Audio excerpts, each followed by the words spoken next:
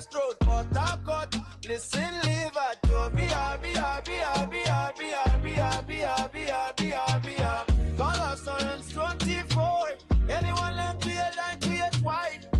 VA come, admin out, you never mind. Today FM 95.1. The voice that keeps this city strong.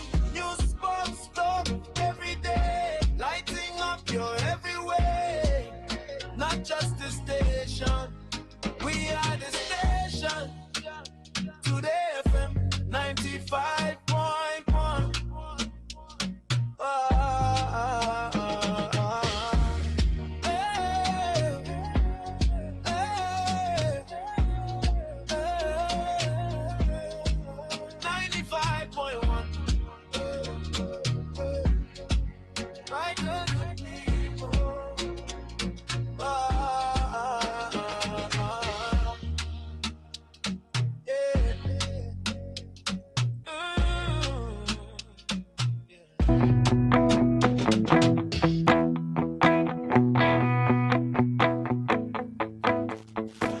Thank you all for staying with us. Let's get through some of the stories. A number of them I have to raise, okay? Daily Post. I have no plans to leave NDC for APC. Senator Hanga. Pictures went viral a few days ago of Senator Hanga visiting President Tinubu. So this piece may just be necessary. In a confusing political twist of events, Senator Rufai Sani Hanga, who was speculated to have concluded plans to defect from the Nigeria Democratic Congress NDC to the All Progressives Congress APC following a series of meetings with top figures of the ruling party, including President Bola Tinubu, has said he remains a member of his party. I still remain a member of the NDC and I have not yet made any plans of defecting out. Senator Hanga said while speaking on a local radio program in Kano on Tuesday. He, however, openly stated that his party, the NDC, would not win the presidency because it lacks the acceptance and strength needed to defeat the ruling APC. NDC will lose Nigeria. They can't make any impact, but I'm certain they will win Kano. This I know. And as for me, I am still a member of my party. Well, that's it. 2027, APC denies forcing Peter Obi out of Labour Party and ADC. So that's Netanyahu's statement from that interview yesterday on Channels TV. All right, so we'll listen to that. Let's roll it over. This is a picture story, really. President Tinubu meets new NBA chair Badejo Okunsanya at the villa yesterday. Pictures went viral as well. President Bola Tinubu yesterday received the president-elect of the Nigerian Bar Association, NBA, Mrs. Oyinkansola Badejo Okunsanya, senior advocate of Nigeria at the presidential villa in Abuja. Badejo was accompanied to the meeting by some senior lawyers and other lawyers who were on a campaign team. She was elected as the 33rd president of the NBA just a fortnight ago. Let's move on. Osun 2026, ACORD reacts to appeal court ruling on deregistration of the party. So I'll roll this story over. It's sweet victory for them. I haven't heard of appeals yet, but it of course will be sweet victory for them with the Court of Appeals decision. Let's move on. Is Tinubu going for boxing? APC fires back at Peter Obi's tired comment. Is Tinubu she spoke, yeah? Maybe we'll listen to her another day. Is Tinubu going for boxing? APC fires back at Peter Obi's tired comment. So we listen to Netanyahu speak on this as well. Let's move on. Those crying wolf are afraid of their own shadows, not me. Tinubu defends INEC ahead of 2027. So this was President Tinubu yesterday when he received audience from the leadership of the Catholic Bishops' Conference of Nigeria, CBCN, led by its president, Most Reverend Matthew Ndagoso, at the State House in Abuja. All right, so we listened to the president. We also listened to the leader of that Catholic delegation to the president on their demands and the charge to the president. I can roll this story over as well. Let's go to other issues. Tribune, an interesting story. FCT, police clarify reports of alleged attack on military officer. Federal Capital Territory FCT Police Command of Nigeria has said it is aware of publications circulating on social media alleging that an attack on a 7 military officer identified as Colonel Abdul Salam Uday, are suspected kidnappers within the FCT. So that's their problem, the FCT. The command, while acknowledging the gravity of the reported incident, stated categorically that the incident did not occur within the FCT. According to the publication, the attackers reportedly attempted to abduct the officer or members of his family. During the incident, Colonel Uday was fatally shot, while his wife, driver, and security guards sustained gunshot injuries. However, in a statement issued to newsmen on Tuesday night by the FCT command spokesperson, Superintendent of Police Josephine Ade, the command clarified that upon becoming aware of the publications, the Commissioner of Police, FCT Command, CP Ahmed Mohammed Sanusi, PhD, ordered an in-depth investigation to establish the facts surrounding the incident. Consequently, investigations reveal that the incident occurred in Badna, New Karu local government area of Nasarawa State, and not within the jurisdiction of the FCT Police Command, as falsely portrayed in the circulating publications. The command is concerned that some blogs and media outlets, in an attempt to gain traction, have deliberately attributed the incident to the FCT, thereby creating unnecessary panic, heightening public anxiety, and misinforming residents of the nation's capital. The FCT command has been proactively ordered has also proactively ordered the immediate deployment of operational and intelligence assets to border communities adjoining the FCT with Nasarawa State in preventing any attempt by criminal elements to infiltrate the Federal Capital Territory or perpetrate any criminal activity within the nation's capital. That's the story. So this is just they coming out to say, no, the thing did not happen in the FCT. That's the only issue. FCT and Nasarawa can almost be confusing. The boundaries are just almost not existent. You drive a certain way in Abuja, you're already in Nasarawa State. You drive a little, you're back in Abuja. So that's why these people missed it. But they are insisting that the incident did not happen in Abuja. It happened in Nasarawa State. Let's move on. 2027, Vanguard newspaper. Election must be won at ballot, not in court. Atiku. Former Vice President Atiku Abubakar on Tuesday declared that Nigeria's 2027 general election must be decided at the ballot box, not in the courtroom, following the Court of Appeal's decision overturning a federal high court judgment that sought to remove the African Democratic Congress ADC and other political parties from Nigeria's democratic space. In a statement issued by its media office in Abuja, Atiku congratulated the justices of the Court of Appeal for what he describes as their courage, fidelity to the Constitution, and unwavering commitment to justice, saying the judgment has reinforced public confidence in the judiciary and strengthened constitutional democracy. As the nation advances toward the 2027 general election, political contests must be decided by the votes of Nigerians, not by contrived lawsuits seeking to achieve in the courtroom what cannot be won at the ballot box. According to the statement, the appellate court's ruling, alongside an earlier judgment by Justice Lima of the Federal High Court, Abuja Division, affirming Senator David Mark-led National Executive Committee of the ADC has effectively brought to an end all litigation challenging the party's leadership ahead of the 2027 general election.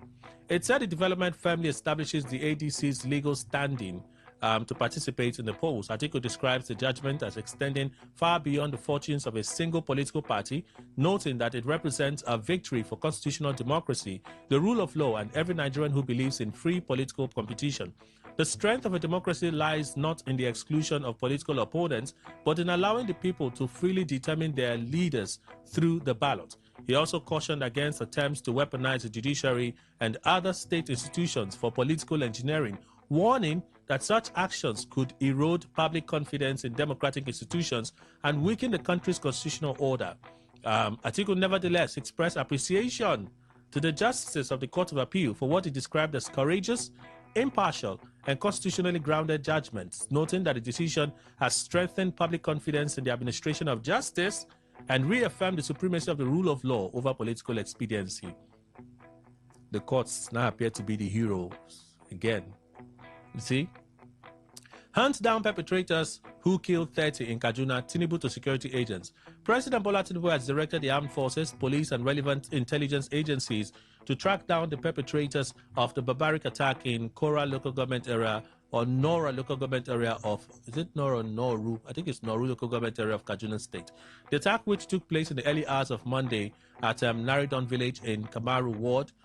See, that's why they're confusing me. It's Karu Karu, not Karu local government area of the state, led to the gruesome murder of about 30 people, including women and children. In a statement by his spokesperson, Bayo Nanuga, President Tinubu described the assault as an unprovoked act of terror against defenseless people, stressing that those who seek to destabilize the hard-fought peace and security which Kaduna State has enjoyed in recent times will not go unpunished. The president extended his heartfelt condolences to the bereaved families as well as to the governor, Uba Sani, the government, and the entire good people of Kaduna State, reassuring the state government and the affected communities that the federal government stands firmly with them in this hour of grief and remains resolute in tackling security challenges nationwide. So that's the president's statement. Fubara has corrected his mistakes. It's okay. Yeah, fine. It's just an electrical thing. Fubara has corrected his mistakes. Wike, well, that's what I was talking about. You see? So let's move on. Appeal court nullifies order for deregistration of ADC for others. That's the next story. This is one of the stories I'm hoping we can talk about today. The Court of Appeal in Abuja has vacated a judgment that directed the Independent National Electoral Commission, INEC, to deregister the African Democratic Congress, ADC, and 4 other political parties accused of failing to meet constitutional requirements. The appellate court, in a unanimous decision by a 3-member panel of justices, held that the order which the Federal High Court issued to the electoral body on June 15 amounted to a nullity. It held that the High Court wrongly assumed jurisdiction and made the order on an incompetent suit that was filed by a non-juristic entity. According to the appellate court, there was no valid suit that could have warranted the consequential order that directed INEC to derecognize the political parties. It noted that the trial court failed to properly evaluate evidence placed before it, stressing that proof that the parties won various seats in previous elections were ignored. It also held that the High Court acted in defiance of an order that directed it to stay proceedings in the case. It held also that the High Court ought to have dismissed the substantive case for want of jurisdiction and merit. Consequently, the appellate court, in its lead judgment delivered by Justice Abba Mohammed, held that all the affected political parties remain duly registered. It allowed separate appeals filed by the political parties and awarded monetary costs against the National Forum of Former Legislators, NFFL, which had filed the case against them. Aside from the ADC, the other parties whose registration the appellate court restored are the Action People's Party, APP, Action Alliance, AA, Accord, AP, and the Zenith Labour Party, ZLP. It will be recalled that the appellate court had on June 16 ordered a stay of execution of the High Court judgment, even as it slammed the trial judge for disregarding the judicial hierarchy. The panel berated Justice Peter Alifu of the Federal High Court in Abuja for disobeying an order it had made on May 22, directing him to stay proceedings in the case pending the outcome of an appeal by the parties. Well, it held that Justice Alifu's action was a form of judicial impertinence, stressing that the Supreme Court had previously held that a judge who acts in such a manner is unfit for the bench, as the conduct amounts to judicial rascality.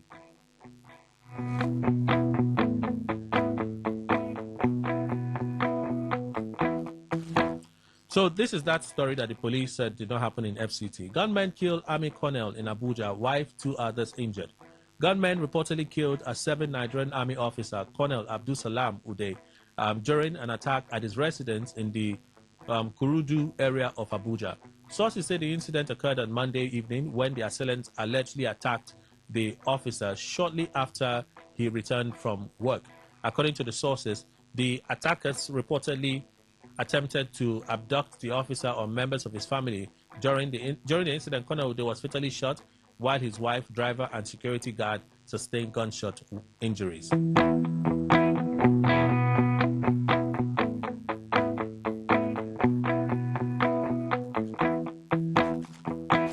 So that's pretty much what that story is. For want of time, I have to move on to other stories, all right? The cable newspaper, this I'll read tomorrow, hopefully. Showray drops bid to compel SSS DG to testify in cybercrime trial. That ongoing trial. So we'll read this tomorrow. Let me roll it over. FD to establish Housing Finance Authority to boost affordable home ownership. The federal government says it will establish a National Housing Finance Authority as part of reforms aimed at expanding access to affordable housing finance for Nigerians. According to the News Agency of Nigeria, the Minister of Housing and Urban Development, Muta Dama, announced the proposal on Tuesday at the Stakeholders Validation Workshop in Abuja. Dama says the authority would be created under a proposed national mortgage industry policy to improve access to mortgage financing, reposition the Federal Mortgage Bank of Nigeria, and expand participation in the National Housing Fund. He said the reforms would allow traders, artisans, and other informal sector workers join the NHF with monthly contributions starting from 5,000 naira. According to the minister, the initiative is expected to promote financial inclusion and enable more Nigerians to access affordable home ownership opportunities. Dama equally said the real estate sector contributes about 13.4% of Nigeria's gross domestic product (GDP), valued at about 41 trillion naira, making it the country's third largest sector after the rebasing of the national accounts. So let's move on. Oyo takes delivery of 7.7 billion naira surveillance aircraft to boost security. A trending story as well, with videos and the pictures of Sheyi Makinde getting that flight delivered. Oyo State government says it has taken delivery of the two long-awaited security surveillance aircraft more than a year after purchasing them. In a statement issued on Tuesday, Oyinlade announced the arrival of the aircraft at Samuel Adoke Akintola Airport in Ibadan, the state capital, saying they would strengthen aerial surveillance, intelligence gathering, and rapid security response across Oyo and neighboring states. The arrival of the aircraft marks another step in the state's efforts to strengthen security operations through improved intelligence gathering and aerial surveillance. Governor Sheyi Makinde had on July 18, 2026, confirmed that the aircraft had arrived in Nigeria and were undergoing reassembly at the Nigerian Air Force's hangar in Lagos. So those are the stories. Those I'm unable to read today. We'll read them tomorrow, God willing. We're due for a break. We have global math instructor joining us this morning. Let's have him introduce himself. Good morning, sir. Welcome. Good morning. Yeah, my questions, yeah? How are you today? I'm very well. Very well. I'm CEO of Global Mathematics Foundation, Ikpeama Oliver. Yes. Am I correct? Yeah, you're correct. Welcome, sir. Thank you. How's work? Well, It is well. Tell us about your brand, the GMF. What exactly do you do? Good. Good morning, Port Harcourt. Good morning, Rivers people. How are you doing? I hope you woke up well. I hope you're enjoying the rains. It's a blessing. We are blessed in this part of the world. We're the most blessed people in the world, if you ask me. And always listen to Today FM 95.1, Port Harcourt, Voice of the People. It's a great place to be. You learn a lot from them. I learned a lot from them too. I learn a lot from them. Please go on. Okay, yeah. So I am from Global Mathematics Foundation.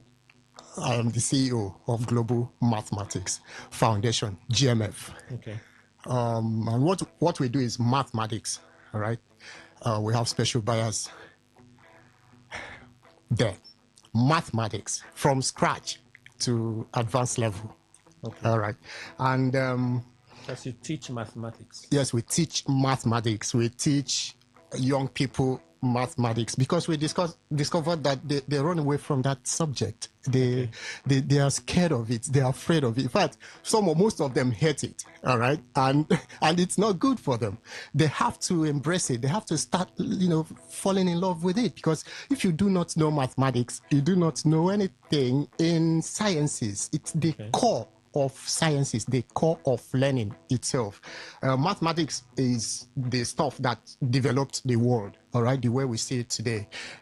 America, Europe, the Asians, where all of these places were developed, with mathematics, and we have people who contributed in that area, like Newton, Einstein, all right, Gottfried Leibniz, Leonard Euler, René Descartes, Galileo Galilei. In fact, let me open with a quote by Galileo Galilei. He says, "Philosophy is written in that great book whichever lies before our eyes. I mean the universe. And we cannot understand it until we learn the language in which it is written. It is written in the mathematics language, without which one wanders in vain in dark labyrinth. And this is great. So it means that if you do not know mathematics, in fact, you develop in proportion to your knowledge of mathematics. If you look at great countries around the world, these are the countries that are great when it comes to mathematics, right? These are the people who created everything we use today: laptops, computers, drones, aircraft, spacecrafts, mathematics. Mathematicians won the war. Mathematicians put men on the moon. Mathematicians created everything you use, your phones, the smartphones, applications, and programs running in them. Everything is mathematics, and it's amazing. It gets me bristled and livid when I see people running away from it. And that is what I vowed in my own generation to stop, at least to contribute my own quota to stopping it. Stopping people from running away from it. Young people have got to embrace it. If you have to do medicine and surgery, for instance, or pharmacy, or nursing, or engineering, all of those STEM courses, you've got to be grounded in mathematics. All right. Okay. I find a lot of people who say, I want to do medicine and surgery, I want to be a medical doctor, but I don't like mathematics, and I am laughing at them. I am sympathizing with them because they do not know what they do. If you want to become a medical doctor, for instance, you have to embrace mathematics. If you don't know mathematics, you can't know physics. You can't know chemistry. So if I allow you, I know you just go on and on. I've got a lot to say. But people will want to know why you have come. Okay. People will want to know what you're offering them. Okay. Please. Okay, now what we offer is this. This is long vacation, right? People are going to rest. A lot of people say, let the kids rest, let them watch TV, let them watch cartoons, let them press their phones, as we say in our local parlance, but surf away their lives on internet. But all of that have got to be curtailed, right? We have to get the kids to study mathematics these days in this season. Okay. And that's what we're offering. We're offering mathematics for all levels of learning, right? Okay. Starting from primary school, secondary school, university level. Anybody who is interested in learning mathematics, especially those who are vying for professional courses like medicine and surgery, pharmacy, engineering, and stuff like that, nursing, stuff like that. We want to sit them down this time around and put them through a drill, teach them the real thing concerning mathematics, right? And get them to begin to do these things by themselves, right? Okay. We are offering it in this season, and we have limited space. It's not a crowd thing. We're not gathering a crowd, right? We need just like about 10 boys and girls who are interested, who have the zest, for mathematics to come around. So we sit them down and then teach them mathematics the way it should be taught, and get them to start doing these things by themselves and stop cheating. Yeah, because cheating has destroyed us, and we've got to stop stuff like that.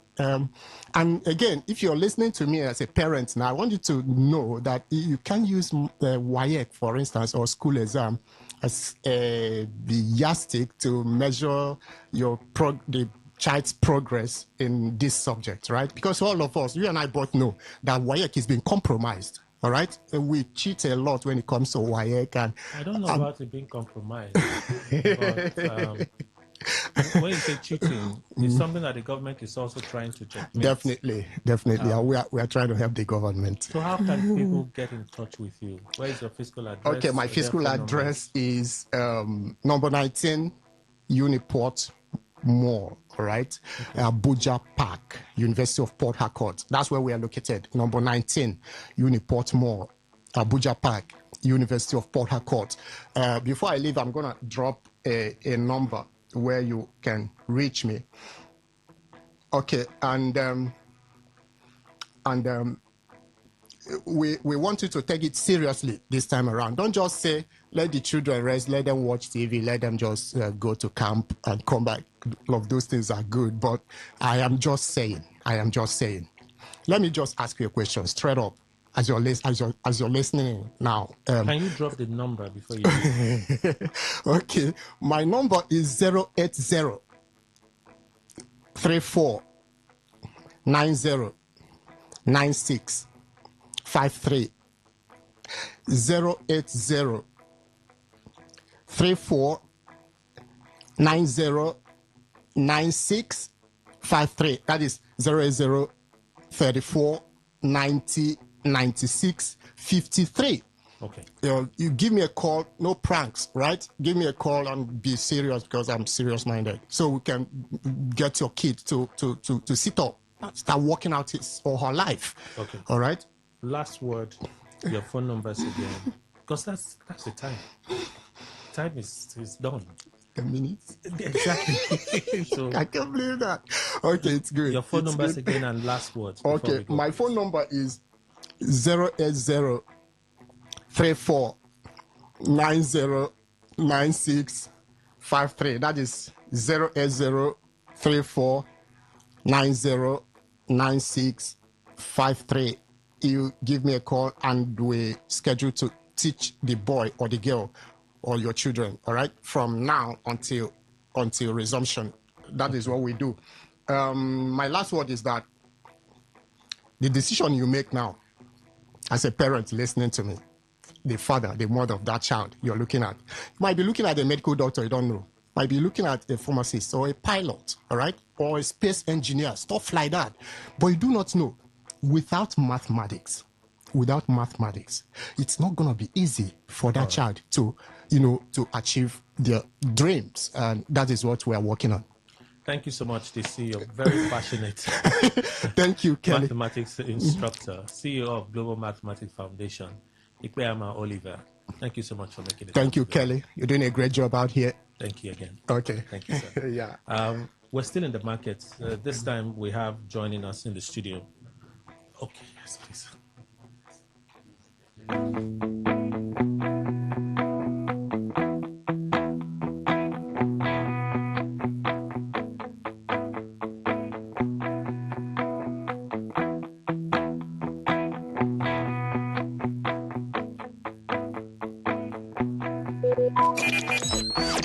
Talk radio. I listen to a lot of talk radio. 95.1 FM.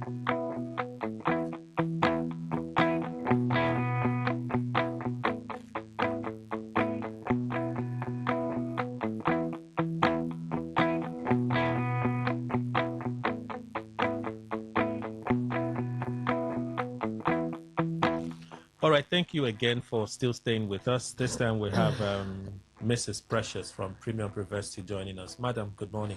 Good morning. It's raining education in the station, in the studio this morning. Oh yeah, we just had a math instructor, Yeah. and now you're going to tell people about the other options to JAM. Yeah, That's direct entry, UTME, and the exactly. rest of them. Tell us what you do at Premium University.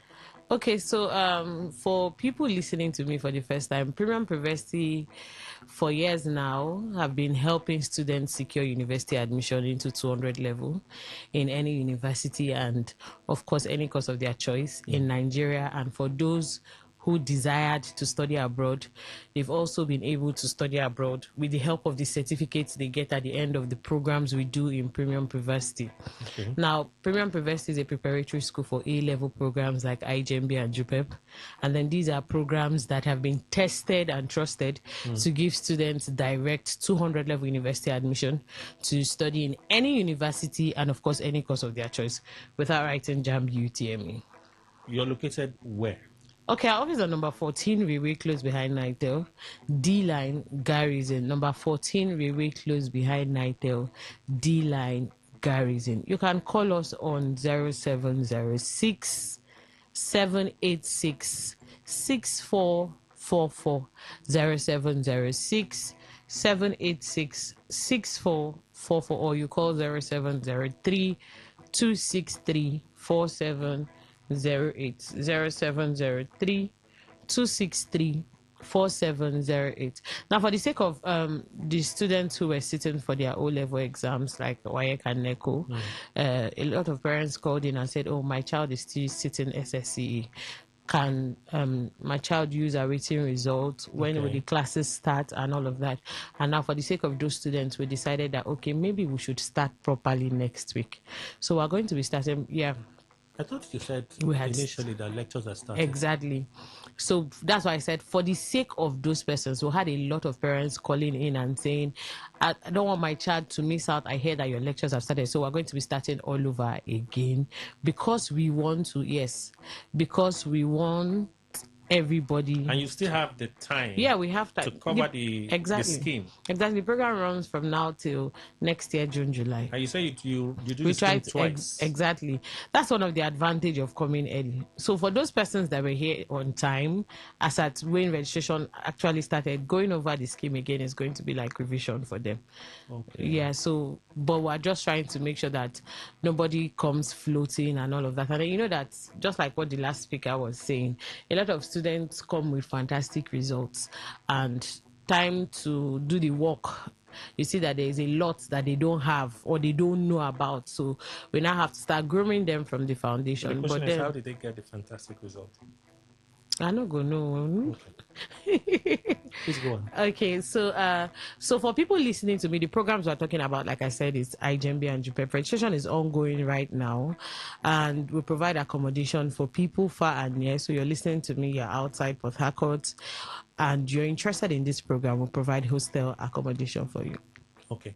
So let's get into the details of this program. People may be wondering, is this legit? Yeah. Are they legit Programs, yeah. Okay, so for programs like for IGMB has been there since 1979. And IGMB is Interim Joint Matriculation Board and is moderated by Ahmadu Bello University Zaria. Now, what that means is they are the regulatory body, because some persons will say, I don't want to go to Zaria to school. These programs are nationally recognized. With the certificates, you can go to any university and study any course of your choice. Same as JUPEB, Joint University Preliminary Examination Board. Of course, it's moderated by University of Lagos. And then these programs also, like IGMB, they give you direct 200 level university admission to study in any university, any course of your choice without writing JAMB UTME. They were introduced by the federal government to help cushion the effect of university admission, as yearly we'll have students who roll in and out of JAMB, some unable to pass the JAMB, some unable to pass post-UTME, and then the others, for some reasons, maybe choice of institution or choice of course, they're unable to gain admission into the university. So these programs were introduced as alternative to JAMB UTME. I like to think it as a better alternative to JAMB UTME, because you do not need to sit for any JAMB-based exams. And one of the struggles students have is the JAMB-based exam. I tell people A-level programs like IGMB and JUPEP, it's not like JAMB UTME that one day determines what the next 1 year of your life is going to be. I mean, with A-level programs like IGMB and JUPEP, you have 1 year to plan yourself, which is the period of the program. So that means every exam you're going to be writing is while you're doing the program. So you have a long time to prepare. People would say, oh, the program is difficult. I know people who did the program and then didn't do well. Now, I like to ask, where did you do the program? Because some people go to places where the schemes are not covered.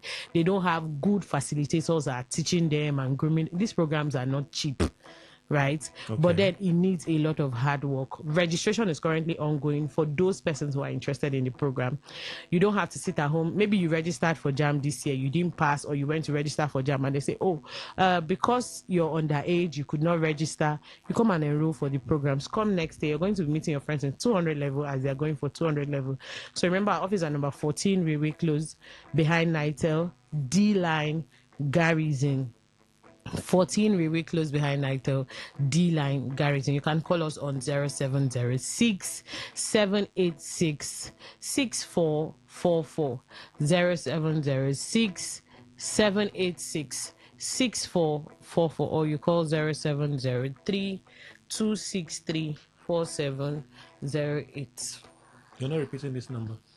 0703 263 4708. So let's talk about premium privacy. The you talked about payment plans sometimes because Yeah. when you just said that it's not cheap, it could scare some people. Not cheap in finance.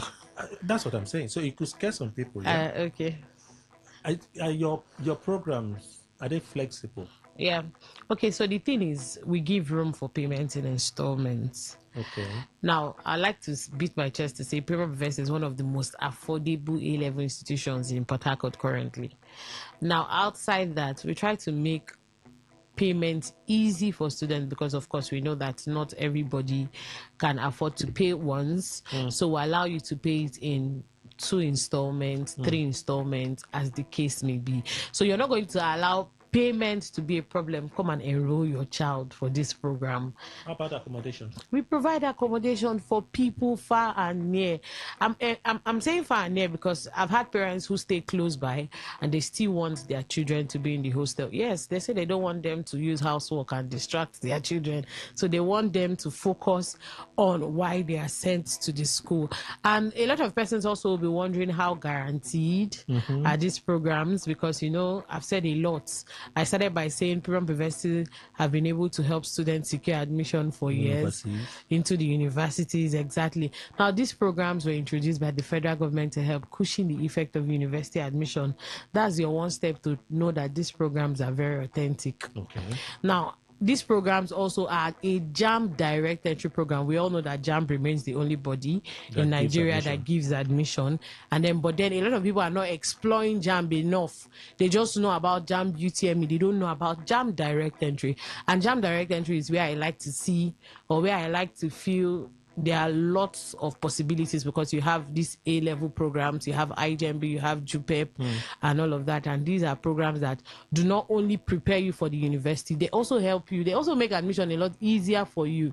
Now, with all of these, Premium University have been in existence since 2017. And for these years, we've come to understand that there is a pattern when it comes to university admission with young ones. Okay. They are very, very specific on their choice of universities, their course, and all of that. As much as we have guardians and counselors who groom these students, because a lot of people, students will just come and say, oh, because my friend wants to do medicine, I want to do medicine. They don't know if they can or if that's the academic strength. We have to pitch them to the right direction and all of that. Not changing your mind.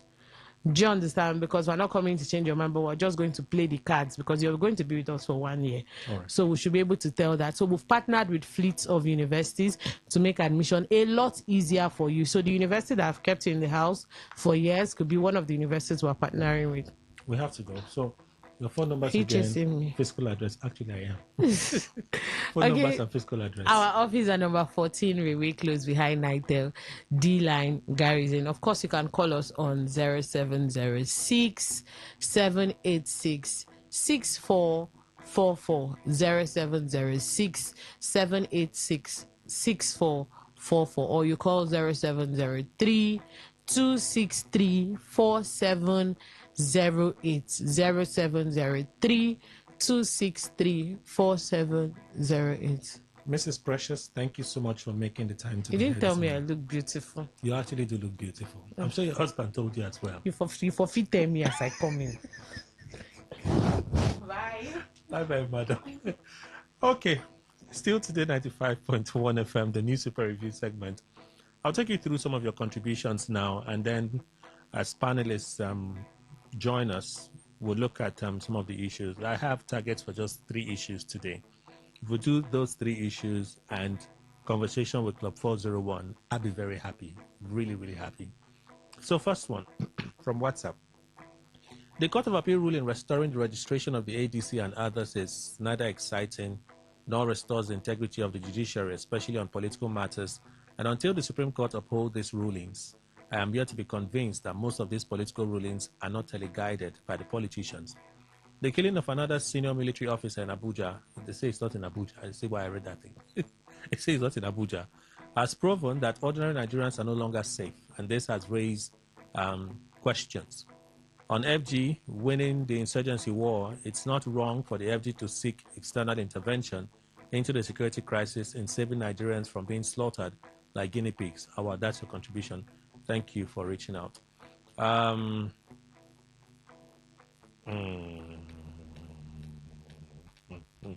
Positive man. I see your message. It's private, so let's leave it there. Seated with the presidency from the morning hours. Okay, seated with the president from the morning hours to the evening hours. I ask, has it made any positive changes in the nation? Is it possible to sit in office from morning till night doing nothing? In the end, it is still what it is. Nothing to show us. For President Tinubu, you chose to inherit liabilities. Questions: were you forced to be president of Nigeria? Are the kidnappers still not killing people? Okay, he said God will judge. Engineer Madisoki from Ruma Paraliakpo community. That's a contribution. Thank you. Okay. Okay. All right. So, Dr. Dennis Oyagwara, I'm looking for how to read your message. Because when they do all this, oh Kelly, this, I don't read those things. Let's stay on the substance. It would help me a lot to just get to the substance. Okay. Dr. Dennis, I guess I'll read this again, and if I can find areas to share with the public, I'll do so. Appeal Court ruling on ADC deregistration. Please help me tell the ADC people not to rejoice much, because the evil people, Jaja Foru Modara. That's how I just move on. Remarks made by President Bola Tinubu on INEC is laughable, does not hold water, and INEC is not neutral because all their doings are in favor of the government at the center. I believe INEC can never be trusted to conduct free, fair, and credible elections until election results from the polling units and the use of beavers is made legally compulsory. Wanatek Clinton West. The beavers is compulsory. Yeah, for the record. Oyo receives 2 surveillance aircraft. Louis from Rupoku.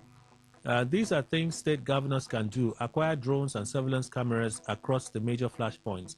It's very simple and very achievable. A single camera is more valuable than 50 security men. Even if acts have been committed, you already have a resource bank to pull resources, necessary info from. The job would be already half solved. Then drones for surveillance of the geo-fenced area, then surveillance aircraft. Once the allocation is established, it shouldn't be too difficult for any state. But Obi will tell you he will move into every bush himself when kidnapping happens. You can imagine how a cake it sounds. Louis, that's your contribution. Thank you. Okay. Please, what will be the penalty for the lower court who ordered for the deregistration of those parties? Can those judges be sanctioned for such mischief and misconduct? Sakalo, that's your question. It's a good question. The NJC, they look into petitions and complaints like this. If they make a decision going forward, we'll totally tell you about it. I totally and completely do not agree with the president's claim on INEC being independent vis-a-vis INEC's records in many elections prior. Kano, that's your contribution. Thank you. They're not joking with anybody as they think, but they are merely joking with their integrity. Wike welcome Fubara. Yes, the frying pot with a full boiling oil on it, looking for what to fry, would never reject the slices of yam or potato thrown into it. I feel so sorry for Fubara's political journey this time. I feel he's like the deer who willingly gave itself to the lion to devour after much stress of hunting it for food. What would the lion do? Calm down and decide where to start from in devouring it. Bright Oswago, thank you so much. Sim Fubara will not be so naive.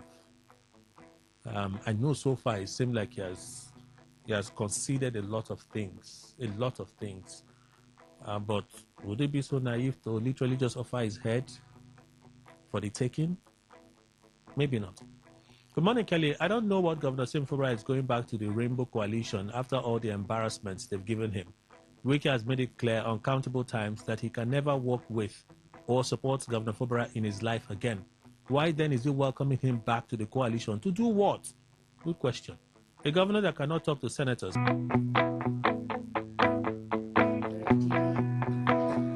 All right, thank you. Thank you all for staying with us. Let's stay in the market for a bit. We have guests this morning from Vantage Markets joining us. Good morning. It's the full studio. Good morning. Good morning. So let me have the ladies introduce themselves and then the man, because I know he's not gentle. We're talking money. So where do we start from? You can start from here. My name is Lydia from Vantage Markets. And My name is Oma from Vantage Markets. And my name is Ugu from Vantage Market. so tell us about Vantage Markets and the Smart Traders Workshop. Sure. Before I go, let me help you answer that Smart Traders Workshop. I think we were here yesterday. My colleague was here yesterday, and a couple of people called in, and there was one question that was asked by Mr. Felicius. So, am I pronouncing? Mr. Emmanuel. Mr. Emmanuel. So he was like, he has an issue that when it comes to trading strategies, right? He has numerous trading strategies, but anytime he uses those trading strategies, that they may work for a while, right? Then after a while, he sees that the market changes. That why? Why is it like that? And I asked him a question. I said, okay, how long have you been trading with this particular strategy? He said, he used one that was like in January, that his friend told him about another one around that kind of April. So he now started using that one. Then somebody again told him about another one last month, and he started using that one. Let me answer that question publicly. It's not about having multiple trading strategies. The market is the market. It's not our father's land, so we cannot be comfortable there, right? What you need to prioritize are some key elements. For example, your risk to reward, ensuring that your risk management is held on tight. Okay. Number two, always match your trading strategy to your personality type.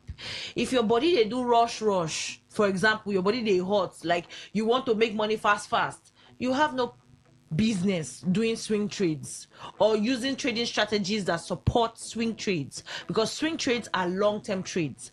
If you're a patient kind of person that your own is abeg jeje laye, you have no business scalping or doing any trading strategy that supports scalping.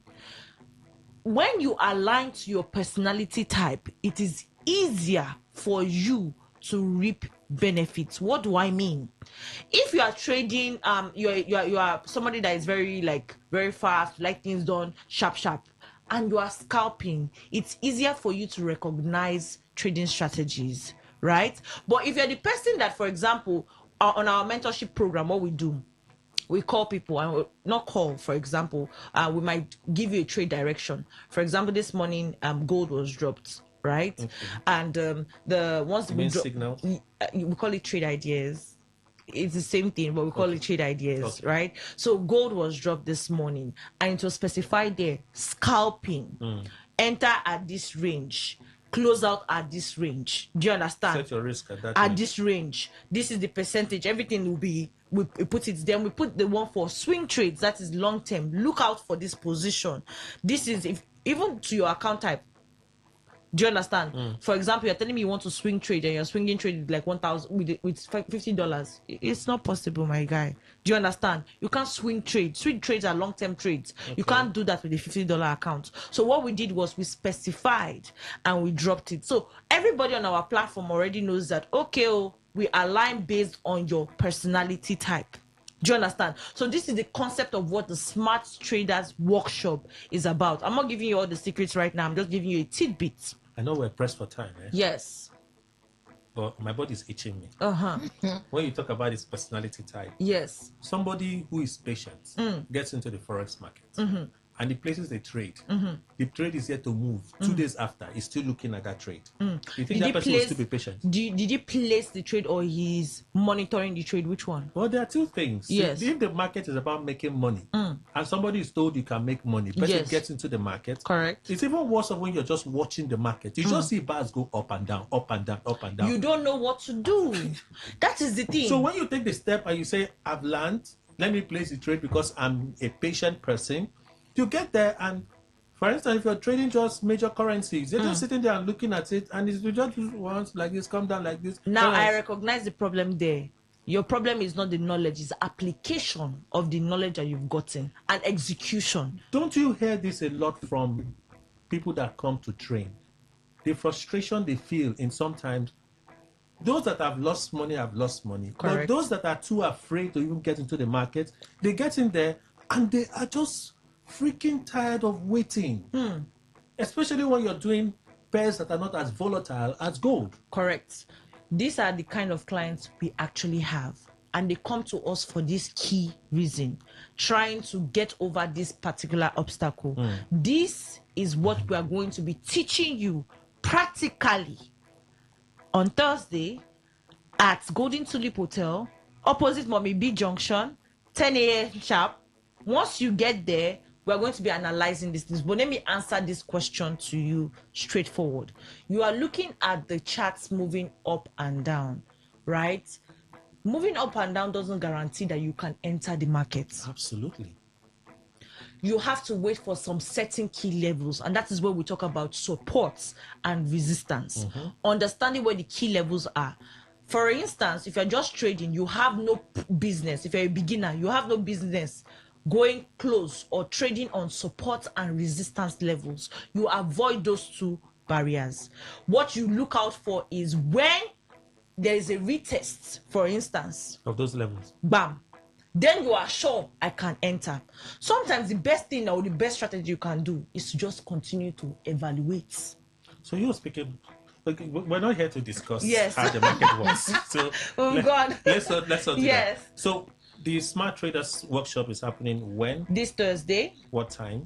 10 a.m. sharp, The and venue? it's happening at Golden Tulip Hotel, Okay. the one at opposite Mommy B Junction, the former Stadium Road. That is where it's going to be taking live. We're going to be having our experts come in. We have somebody coming in from Dubai that is going to be analyzing the trade. So this is not a seminar. That's why we call it workshop. It's the most biggest workshop you've ever seen. Traders gathering to come and trade. Okay. All you need to do is to register so that we can reserve a seat for you. The place is very packed. So we need to reserve a seat for you. You are going to send us PH1 to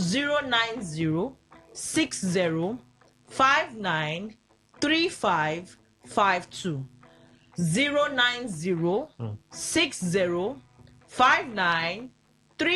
09060593552. Send us PH1 to 09060593552, and we'll send you a confirmation message after that. So often the times you've been here, you've talked about some of the things that would-be attendees should look forward to, right? I still remember the $30 funded account. It's the money you remember. Money is important. the $10 million support account. Tell me, It's in he credit. said It's in dollar. credit. It's in credit. He said dollar yesterday. He said dollar Credit. I yesterday. said credit facility. But it's in dollars now, right? Yes. Hey, the dollars now. Bam. Hey, let's But talk about it's, that. It's credit. So it's it's not not- that when you come, we'll give We'll you give this you, yeah. money. It's credit. It's a credit Meaning their facility terms given and to those condition who are apply attend, but to based this. on terms and condition before you have access to it. We'll meet you somewhere. It's not that we're taking the whole money to give to one person. Just in case the English is looking very difficult, it means that when you come and you say you are ready, we'll give you that in additional capital. For example, I want to start with 100,000 naira. We add another 100,000 naira for you. Oh yeah, go and trade, because we understand that the market works on volume. The more money you have, the more money you can make. So we'll add to what you have, and that is what she means in credits. That means we'll add for you. No, that wasn't so difficult at all. How about the $30 funded? It means if you have like If you bring 3 people, 3 qualified people, they come along with you. You've registered, you're bringing 3 qualified people. They come, they register, they fund their own account. Then we use that $30 extra and include it in your own trading account. Oh, you don't give them, you give it to you put it in their account. yes, Yes. their trading accounts. So they can go and I multiply. thought you give them as cash. They No, can no. go and multiply. Cash. Will I give you fish? $30. No, I am not giving you fish. I want you to become a fisher of men. So you take that $30 and multiply with what you're going to be learning and what you're going to be adding for yourself. It's value we are giving. Okay. Aside from that, we have other things that we're also going to be doing at the venue. There's a raffle draw where you can win amazing prizes there. We have our CRT strategy that is valued at $5,000. sorry, the CRT strategy is valued at $1,000. Then we have the dynamic indicator that is valued at $5,000 for all participants. Okay. You'll be getting that free of charge. We won't be charging you. The only thing that we need to do, somebody asked one question when he called, it was like, if you're giving all these things for free, how are you people not making your own money? We make money when you trade on our platform, and that is what we need to do. So that is why you need to be at Golden Tulip Hotel this Thursday by 10 a.m. sharp, the one opposite Mobi Junction, former stadium, number 23, Kensarowa Street. That is where you need to be this Thursday. That is tomorrow, 30th of July. And for you to attend, you need to send us PH1. PH1. Send us PH1 to 090 60 59 3552. 090 60 59 3552. The number again is 090 60 59 3552. Thank you so much, guests from Vantage Market, for making the time to be here. Thank you very much. Thank for you very having much us. for The having news us. update next. Please stay tuned.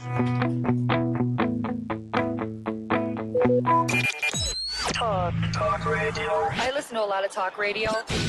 95.1 FM. Today, 95.1 FM. Port Harcourt. News update.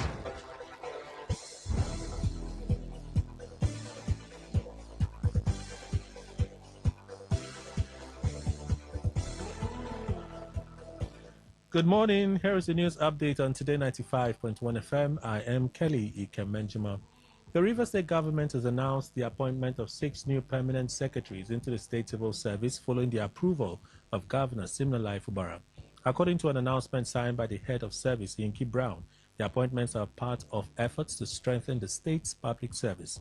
The new appointed permanent secretaries are Freddie Indigbara, Fortune Akpila, Promise Oguze, Ibisoye Lolomari, Wakwo, Ibiemebara, Joseph Uzoma, and Mercy Dagogo Iboroma. The appointees are scheduled to be sworn in by Governor Fubara at noon on Wednesday, July 29, 2026, at the State Executive Council chambers. The same signed by the head of service, Ingi Brown, said the appointments take immediate effect and form part of the administration's commitment to enhance efficiency and leadership within the Rivers State Civil Service.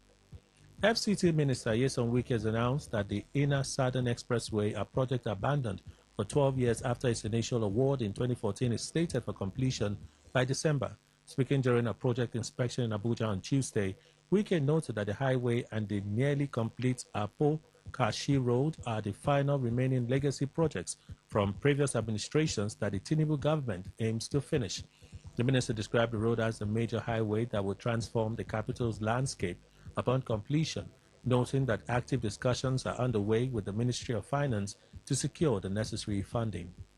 A federal high court in Abuja has dismissed a suit challenging Abubakar Malami, Senior Advocate of Nigeria (SAN), as the African Democratic Congress ADC governorship candidate for Kebbi State.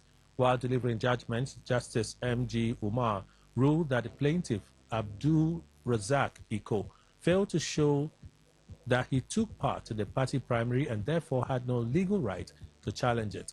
Justice Umar dismissed the suit entirely for lacking merit after ruling against the plaintiff on the issue of standby, leaving Malami's candidacy valid.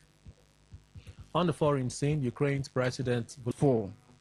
And our address is for number 120 Airport Road, Igritali. And don't forget, you can also search us on Google and other social media platforms at Nons Luxury Homes Limited. Na im be our name.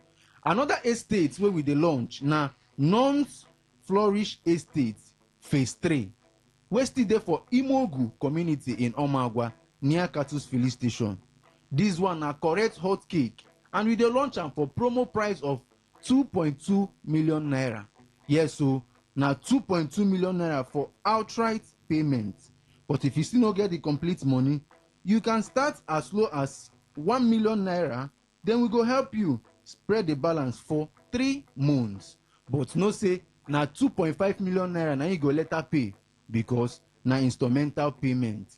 Nons Flourish Estate Phase 3. This one are the Oga Pata of them all. This land has been fenced around. It has good road network. It's in a good neighborhood.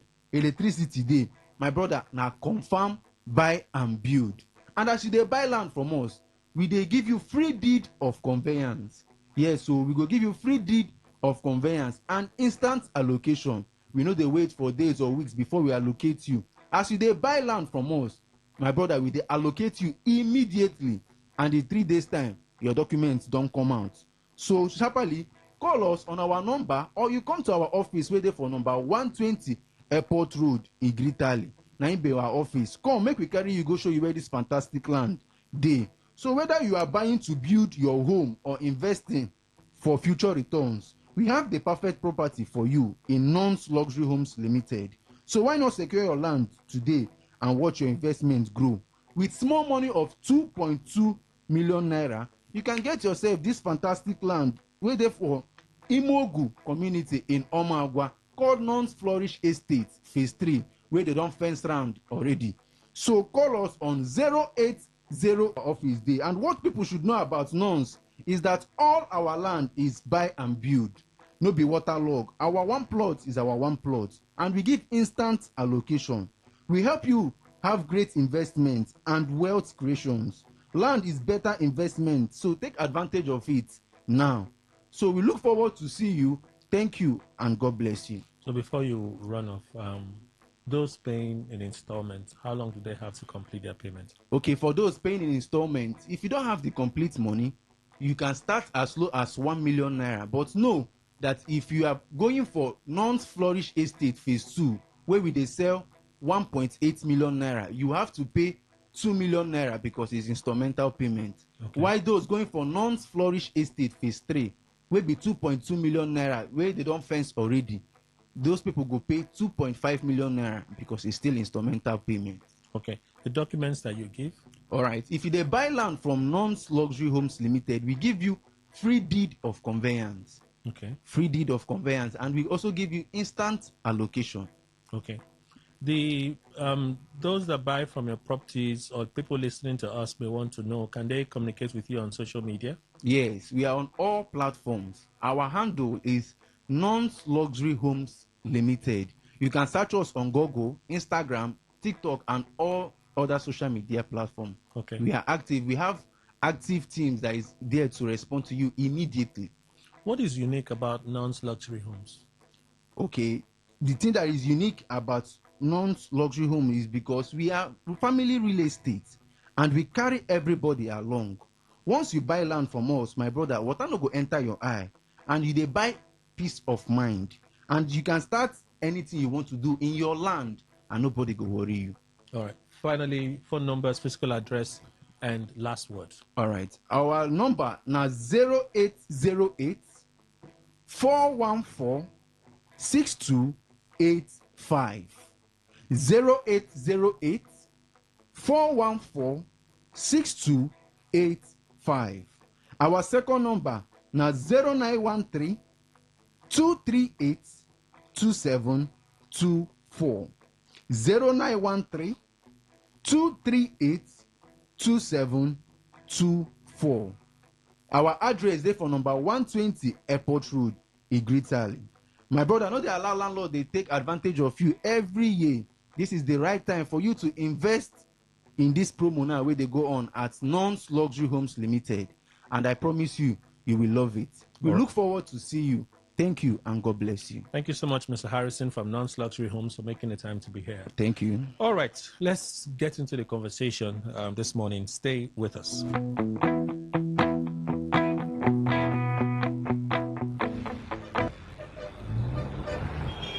Live from the Garden City of Port Harcourt, Nigeria. This is Today 95.1 FM.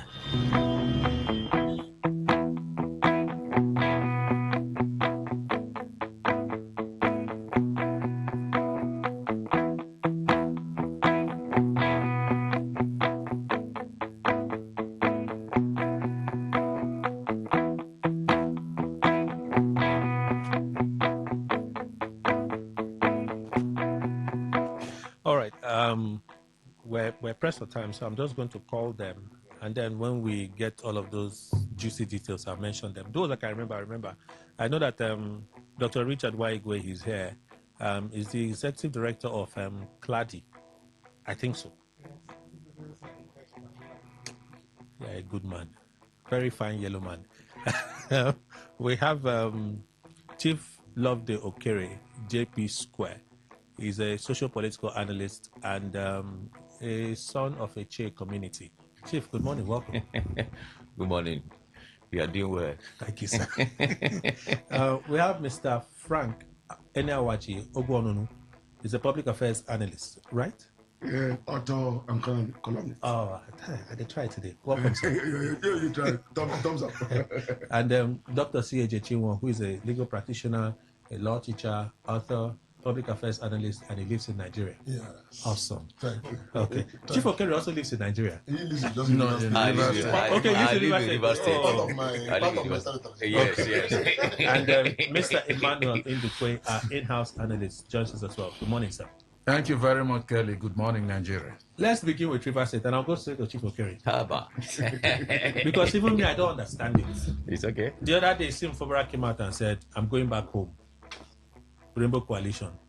Me, I sense it that somebody would have called him to say, make sure you talk that in there, or make sure you say it there.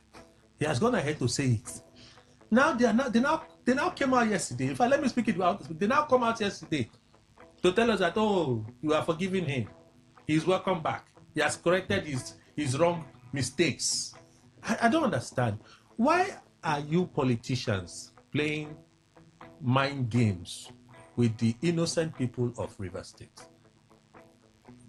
That's the only way I feel like asking this question. Why are you politicians playing mind games? Like when Nyesom Wike did his local government tour, the thank you tour, he said it clearly that we will not repeat this mistake.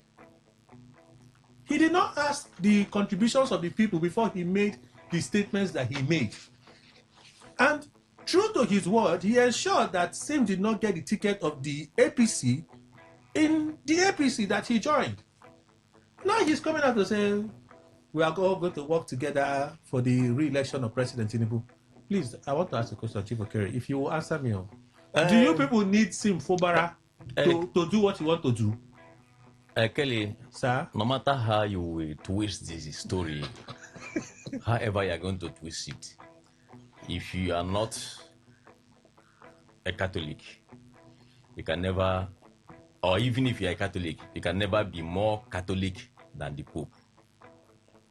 Those people who you feel that the politicians are trying to confuse or do whatever. I don't know the language you use. Me. It is because people are confusing us. It is because you are drinking Panadol on another person's headache. Yes.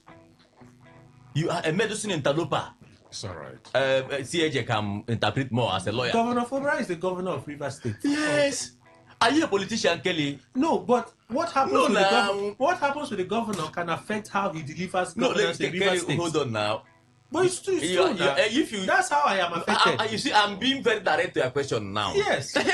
Because what we're talking now is politics. Because we're not talking where Governor Sen Fobara is no longer the governor of River State. Governor Sen Fobara is still the governor of River State. But we're talking about political intrigues here now. Do you people need the governor? Do you people need the governor? Your Rainbow Coalition. Do you need the governor? Okay, are you satisfied with the answer I've given you? No, I'm not. That's why I'm asking another question. You are bringing on do you people need the governor? The governor, Similaye Fubara, is a Rivers man. Is a member.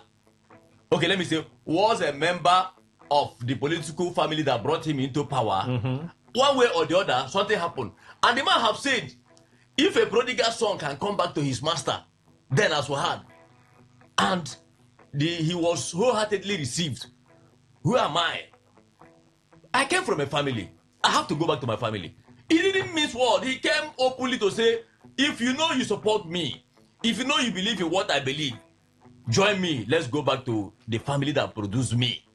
I want to ask another question. The man is not talking about them, and he has made it open that I am supporting Shinda. Chief Okere. Yes. This is not the first time that Governor Fubara was announcing returning to the family that he was part of. It's not the first time. When you fall. When he made that announcement, yes. Even Wike said the same thing he's saying now. Yes. Are you not tired of the go front? No. Come back. We can't be go tired. Come back. We can't be tired because is that progressive? when you are walking and you fall down, you stand up. If you fall, you stand up. You will only be defeated when you fall and refuse to stand up. As simple as ABC. Not stand up. So as long as, even if it's not Governor Fubara, any other person can go. We are talking about Governor Fubara now. In this case, it is Governor We are Fubara. talking about Governor Fubara because he's the governor. Yes. Thank you. You remember the life of the one who was acting? Can I remember his name now? Who was acting as the PDP factional chairman? Ewo. You remember him? You remember he was the one of the striker for Governor Fubara. So they went for an event today. But tomorrow he was in Onega. But at least that one is not doing. I go today, I come back tomorrow. I go today, I come back tomorrow. I have given you one typical example. No, it's not. The example doesn't tally. It doesn't tally because I'm talking of one that I said there is peace. We are going back. Tomorrow he comes out. There's trouble again. We are not going again. Who are you blaming? Are you blaming Governor Fubara? The same way Governor Fubara says, I'm going back today. That's how Jason Wike, forgive me, your police will come out and say, oh, we wholeheartedly embrace it back. Yes, as long as there is a fall and rise, as long as there is a fall and rise, there must be a constant airing and forgiveness. Dr. Chinwe. he can only adopt what I've said. It's my master. I feel a little traumatized by what politicians are doing to us in Rivers. Well, you don't need to be traumatized. Simple. One thing you learn, and what is very important, especially in this work you do, is understanding the psychology and operation of people. Ima will always tell you politicians are the same. And I wrote an article once. I said politicians and the kingdom of God. They are ones who act like the children, the Bible says. In malice, they are little children. In understanding, they may be men or may not be. So I have come to realize the politician that today is your major opponent, that you hit at each other. Sometimes, and that's what we the supporters are being told, be very careful. So I don't go and hate your brother, your sister because of a politician. Because the politicians realize that what is important to them is the interest they have. And the interest will govern them. Actually, the battle between Wike and Fubara is a battle that shouldn't have arisen. Fubara never said, I'm not loyal to you. Fubara never said, I don't appreciate you. Fubara never said that I'm not for the different. But you see, there was that lack of control of the man who had advantage, Wike. It will happen any day. Like I've said here often, if Wike does to Fubara to anybody, his son, if his son is governor, he does to his son what he did to Fubara, his son will act the way Fubara did. Chief, do you agree? Let me finish now. No, let me just ask Chief Okere. It's a Wike man.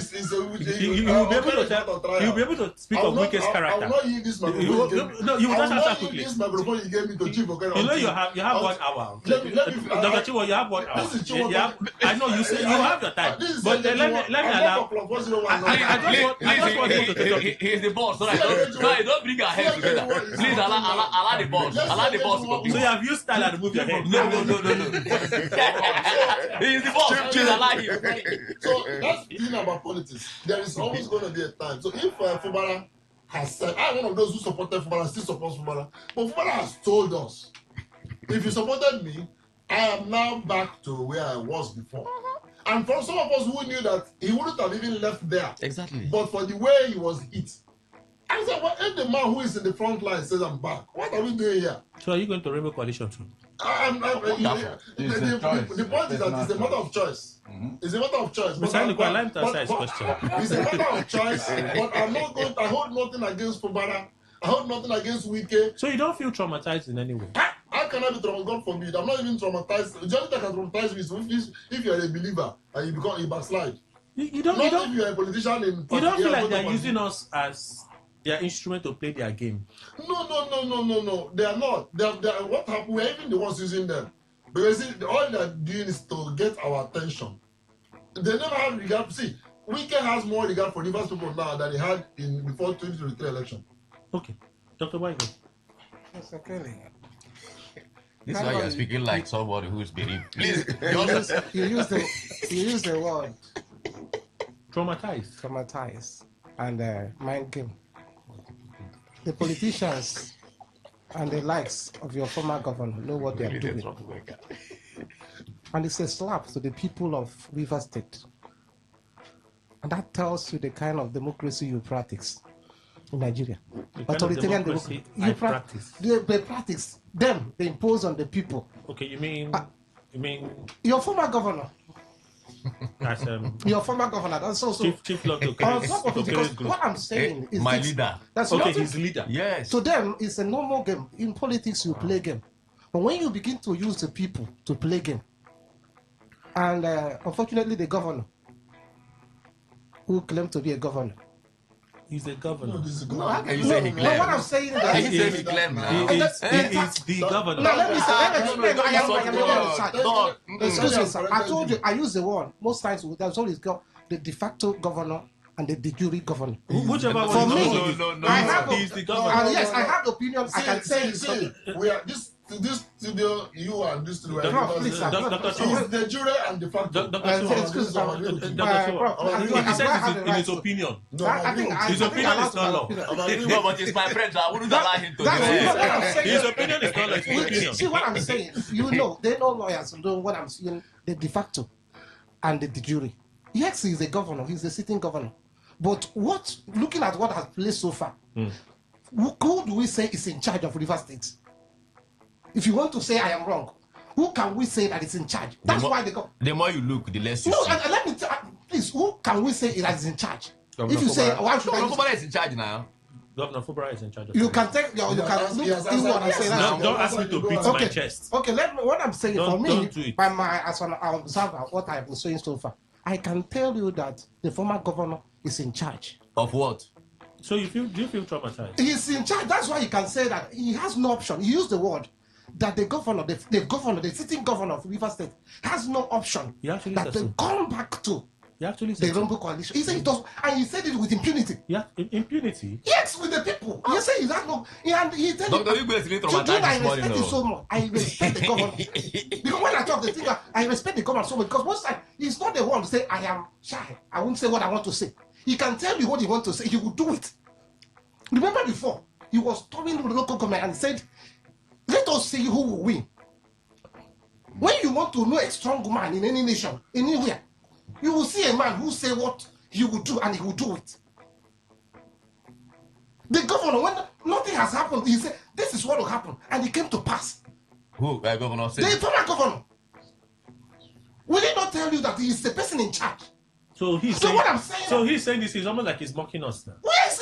He's mixing up politics with governor. Okay, I tell you what. See, in politics we know this, but that's why we begin to differentiate different kind of democracy. Are we practicing a full democracy, flawed democracy, a hybrid democracy, or authoritarian democracy? Okay. And I can tell you we are on a authoritarian democracy. That's why somebody who is not a governor, I understand, he's a de facto governor, and whatever he says, and that's I support him. The governor has no option that to return to the and at the end of it all, he's just like a puppet. That means you're not traumatized. Well, at the end of it all, whatever they give him in this return, he takes. If they say you cannot get anything, you have no option. What will he want to get again? So what am I saying? So who's saying that? I'm not right to say what I'm saying. Please give us 4 minutes, and then we'll switch to Conversation Club 401. Let me take the view of Mr. Frank Ogono. Well, I read a book. I thought I would use that book to support my study. The book entitled Primary Colors. When I bought the book was not talking about primary colors. The book was pure politics. American politics. It was then that I came to know that American politics is even more deadly than our own politics in Nigeria. But they do it clinically. Now, what we're discussing this morning is politics. But when it comes to issue of governance, that's where we may having aberration. Because ordinarily, this is the time for political nesting. They are nesting and they know what they are doing. And the way politics is played in this part of the world, the theory is there, the practice is there. And what should be actually, like what's called Governor Wike, should be the practice. How he should, as a governor, run the state. But today, our position and condition is about, we are looking at the way he came on board, the foundation. But when I listen to the FC minister talking about SIM, he was so relaxed for the first time. It was the voice because he was. If you look at it, because when he's so passionate talking, you see how his voice will be so high, as if sometimes if you're not careful, you will not hear all what he is saying. But this time, his voice was so clear, which means there was a kind of peace. So what I want to say is Governor Sim, who has seen what has happened. And for me, I said somewhere, Sim has taken the option of going back to the roots. Again, to whether you like it or I hear people say it's not Sim's not a politician. For Sim to be a governor, is a politician. So he also had that political instincts to see what to do, to also elongate his political stay in Nigeria or in River State. Because one thing I have come to know, for Sim to have gone back, they keep talking about agreement. There might be an agreement made for him to say, okay, I will come back, because Sim has not been giving any ticket. Okay. So ordinarily, he would have lost out. But for me, I feel that there was a kind of agreement too, which will also sustain his political, maybe mission after being a governor. So it's politics. I don't say anything. It's politics. So for me too, actually, as a Rivers man, I was, like Doctor was talking, I was also worried. But at the time, I've come to know that it's politics. And politics is about what you get to sustain your family. Sure. What you get to sustain also whatever you want to. Okay. So it is of a truth. Politics. That is politics. So ordinarily, in governance, that's where people are also worried. What will be the position for River State now that Sim has gone back to the Rainbow Coalition? That's our fear. But we pray. Why is that a fear? The Rainbow Coalition is not evil now. Is what? It's not evil. I'm talking members of the coalition are people from River State. No. I'm talking about the governance. That's where people are now saying if he may have as authority to lead River State, the influence of going back to the coalition can also affect his own government of River State.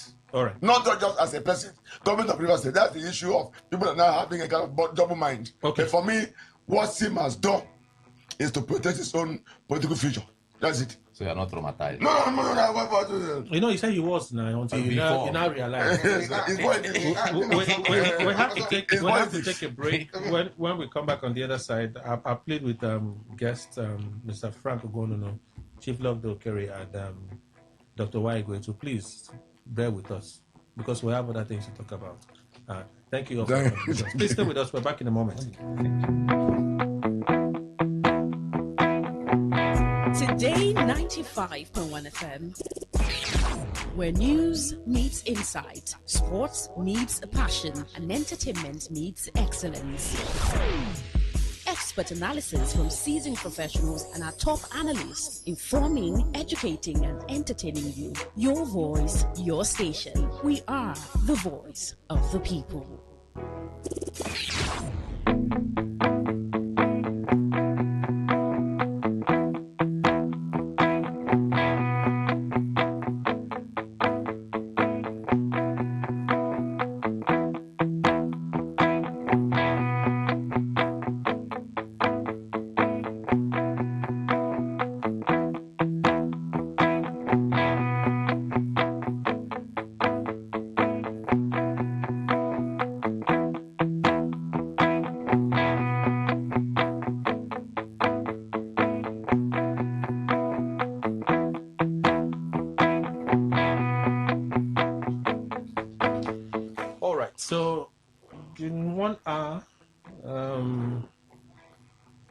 when you add the news to it, it will be about 1 hour, 5 to 6 minutes.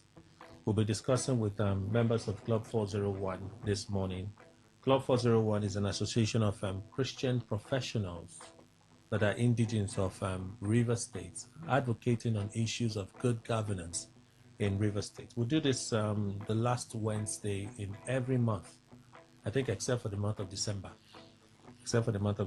But every month we do this, and today will be no different. Areas of focus today will be education, school security, inspection and supervision of teaching staff in public schools, and then we also have a commendation for the governor. We have Dr. C.A.J. Chinwo, who is the president of the club. It's been a long time he was here. Welcome, sir. Thank you, Kelly. And Reverend Barrister Tony Onoruwom, member. Anoruewom. No, you have to get used to this name because probably a situation where you are slaughtering it that way. I don't know where I'm going. Anoruewom. Thank you for having me. Okay, I'll get a mastering of it. Welcome, sir. Thank you, sir. Let's begin with the first area of concern for the club this month. Need for regular training of teachers on the ethics of pedagogy. Is that pedagogy? Pedagogy. Yeah. Which will help teaching. The unprofessional teaching habits in our schools. Yes, sir. So you're raising this as a concern. Perhaps you have discovered something. Yes, we have. What did you discover? Let me begin with the club president. Well, thank you, Kelly. Club 401, like we said, we are very concerned for the sustainable development of River State. Okay. We don't just raise any issue and start talking about it. We do studies, investigations, and then we arrive at certain positions and decide to advise government or criticize situations and make a suggestion that should make things work. We have gone around schools in River State, and we have realized that River State is beginning to earn a reputation that is not consistent with our history. Okay. And that reputation for exam malpractice, is reputation for students not having debts, reputation for the wrong reputation for the wrong things. Our educational system. We used to have River State students excel from the very earliest times. They tell you the River students who were part of the first set of students in UI, University of Ibadan 48, those who were part of UNN, they all excelled and all that. But it is no more being so today. There are not many River State students who are getting scholarship, federal scholarship on merit. There are not even NDDC sometimes seems to bend back to make sure that River State is properly represented. It ought not to be so. And that is because we are seeing that the teaching situation for our students in our primary schools and secondary schools are not really what it ought to be. And often the commissioners for education have talked about it, they have talked about policies and programs, but we think that it's high time this begin to be properly emphasized. Okay. Many of us who were in primary school in the 70s had teachers from River State who grounded us. Not only grounded, they grinded us and then grounded us and molded us to be what we ought to be. And we found we could compete with anybody anywhere in the world. We had Rivers people going out anywhere, but it does not seem to be so now, except and particularly with public schools. And you see, no nation thrives without public school. No nation's education thrives based on the fact that parents could afford to pay the highest fee to send your children to elite schools. No. It is from the public school you measure the standard of education. And the public schools educational system in River State is very low. And we are disturbed in Club 401. And in our investigation shows that it's not just the building structures. Yes, the Amechi government built a whole lot of structures for the schools to take off. But if you don't have teachers, the personnel, then it will find that such vision will perish. And that's what is happening today.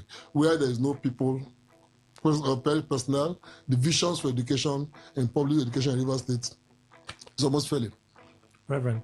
Well, as our president has noted, you see, it's not so much about people going to school. It's actually coming out. I think when we were all in school earlier, school is about character and learning and formation.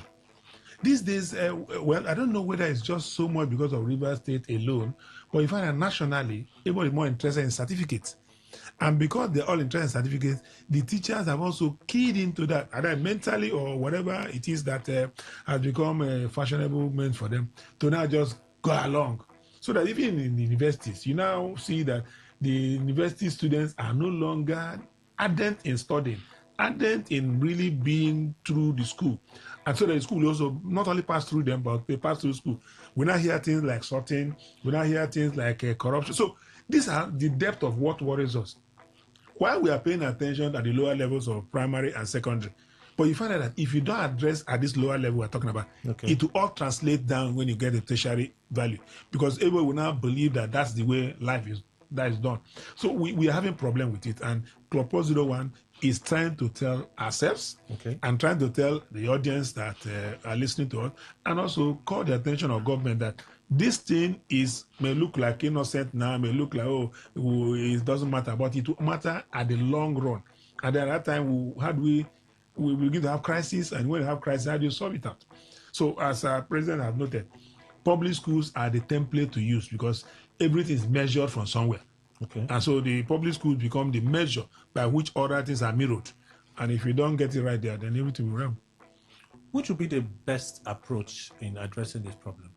You've talked about training of the teachers on the ethics of the job. Yes. Which would be the best approach that the club would recommend? The best approach the club is recommending, of course, is to build training of teachers as an essential part of their life and service. You know, teachers should not be something that I was qualified, I had a B.Ed, and I was employed to teach. And you say it goes on. See, curriculum almost changes. Curriculum relevance for society development changes almost every 5 years. And so you have to retrain teachers. That is not happening.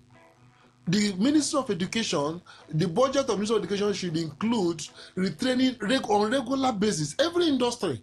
You go to the oil industry, regularly their staff are being trained within. Yesterday I was in a training program for occupational health people, and they invited me because I run a service training organization, and they invited me to come and address them, give an opening address. And I said, look, we are not bringing you here because you are not nurses or trained in occupational, you don't have a occupational degree. No. But there are certain things that make people complain about your service. If those things are taken proper care of, your degrees will manifest. Your knowledge will manifest. Like you still mentioned, character and learning. If those things are not properly taken care of, why do we have teachers today that, in spite of their having PhD, having masters, having B.Ed, some of us, the people that taught us in primary school, if you saw them, were just standard school, secondary school graduates. But the qualities they had, we can't forget. You understand? You still see us remembering with nostalgia those teachers that taught us, that dressed well, that came to school early, that maintained integrity, that you couldn't go and bribe them. There was no such thing taught, and that they taught with devotion. These are things we think that the government should realize, that you can't overlook this aspect of things, and that Club 401 is concerned. Because we're having I listened to a program like somebody said that today is raining education. That person didn't even know that they were Club 40 is also coming with education. So so they have said, I heard them say it. Now you are having students who have scored 80%. Oh yeah. But who are not worthy of 8% in terms of valuation. Objective valuation. We must change that. Club 401 is praying, especially this is part of our agenda setting program. We are doing for whoever this government and whoever emerges, whichever government emerges next year, 2027. That education should not just be that we build building, or you bought computer, or you employed teachers. Education should include training the trainers. And training them on the fundamentals of building character and learning. So that our children can be those that anywhere in the world we can be proud to say, I was brought up in River State. So this will go down to a large extent on policies. Policy Not only policy, we got Nigeria and strict enforcement of and those enforcement. policies. Yeah, because Nigeria is full of policies. I mean, you go to government cupboard, you see policy booklets and all that. No, they don't even look at it. But we're talking about enforcement now of policies. And so, for instance, there is no reason why a teacher should, in one session, not be able to attend the continuous training program, at least one, in any school. Government should, it need not be that you must go to presidential hotel, that you must go to Lagos. We can organize, let's say, those in a particular ward. There may be 2-3 schools in a particular ward. You must attend a program like this in your ward. In a local government, you must attend a program like this. If they can now bring teachers from wherever and then exchange programs, these are things that will make the teachers also feel happy that we are professionals. And then they will go and impart that. So we are concerned that should be the situation. That is one option. The other option is that the universities that are raising teachers, their curriculum should be made better. For instance, University of Nigeria, Uniport has education faculty. University has education faculty. Your content, because you are going to build children, your curriculum content must improve. And you know one thing that's happened? NUC has given every university about 30 to 40% local input. Okay. Yes. I mean, I was in the program when I was surprised to even hear that.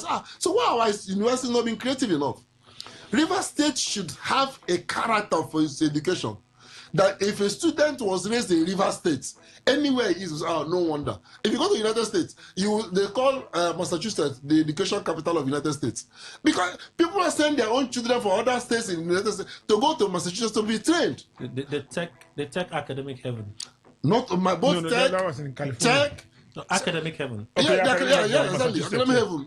And not only, but in every way, people want to go to Massachusetts. I sent my children there.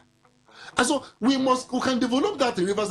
You want to send your children from Sokoto, from Kano, from Lagos to go to primary school in Rivers State, even if it's public primary schools. I mean, when Amechi built the primary schools and Zebuda was advertising it, people from outside this country want to send their children to our primary schools. But what now happened is that we didn't follow up on that. So not bidding were there, but the next government didn't follow up on that. So people say, well, it's the usual Nigerian way, build houses and leave it. Otherwise, what you had there, computers and all that, if we had followed up on developing the teachers, by now, people will, in short, the public primary schools will, their growth will slow down because the public school that we want ought to be. Teachers must be made to be happy and to be professional. Reverend, you have some when we are talking about education, if you are taking, if you have followed up all along, Rivers will be 60 next year. And so we're actually making sure that each day or each time we come to a program, we set up an agenda in the part of our security and all that. So today we are talking about education. And education is key. Why we are passionate about it is because it's at the root of everything. Education is at the root of everything. So when as your topic said, the pedagogy of the ethics of teaching. So the teaching has ethics. There is a way to do it. If this is not done in that right way, it will not come out well. No matter how much you do, if you don't do it the right way, you will not get the best result. So our concern is not so much as if there are no teachers. Our concern is not as if there are no schools. Our concern is not as if there are no structure. Our concern is, are we doing the right thing the right way? So that if things are not done the right way, in the right manner, you come out with wrong result. So that you find out all that the government has invested or all the effort people are making will not come out with the way it should come out. Okay. So that's our problem, yes. School security. Are we talking about raising the fence of our school premises? No. Getting military men to come and stand guard there so we don't have abduction of school children. Is that what? Well, at the heart of it is that. At the heart of it is that. That's physical security. To avoid a Orire situation. Yes, it's at the heart of it, yes. When it started in Castina State or in Borno State, nobody in Oyo State would have thought that it would happen to get to Oyo State. When it started in Oyo, it will be foolhardy to think it can never get to River State. That is one. And apart from that, even in the best of situations, every nation that is serious takes care of the security of the children in their school. When we were in primary school in the 70s, in my community, state school Origo where I attended, you can't, at a certain time, when just little bamboo crossing, the gate man crosses there. He can't cross. He can't go in there unless you are permitted, maybe by the headmaster signaling him. Otherwise, he'll tell you, wait here. I had a story I've told my students too. When I went to take secondary school entrance in comprehensive secondary school, I heard of the story. Comprehensive students who were there, they will tell you or confirm it because I heard it from them. There was a gate man. The principal, Mr. Abraham, also had told him, the road to comprehensive. From there, we go beyond the community. The estate. Yes, comprehensive. So the man told him, after 6 p.m., you must cross this, but nobody should pass here. And the old man, they showed me that old man when we went to community trans there in 1980 or 81. 1980. Community trans 1975, 76 to enter secondary school. They said that this old man, the principal told him nobody should pass through here. And when it was that time, the man crossed the bamboo. Nobody will pass. He didn't know somebody now was driving past his 504. And those are days of gentlemen in government. And the man went to him and said, look, I want to pass. He said, no, he can't pass. Principal said, make nobody pass. And he begged him and begged him and begged him. He said, no, okay, no go pass. Principal said, make nobody pass here. And that be the problem. While he was begging, people now came to come around to know the man who was begging him. That was Commander Saidu. Commander Saidu was the military administrator of River State. But a gentleman. Do you understand? So while he was, the man he calmed all of them down. They say he promoted that man to level 6. That was security in the school. Do you understand? So we must reinstate security. Now that it has gotten to the point where you need armed people, we can't pretend about it anymore.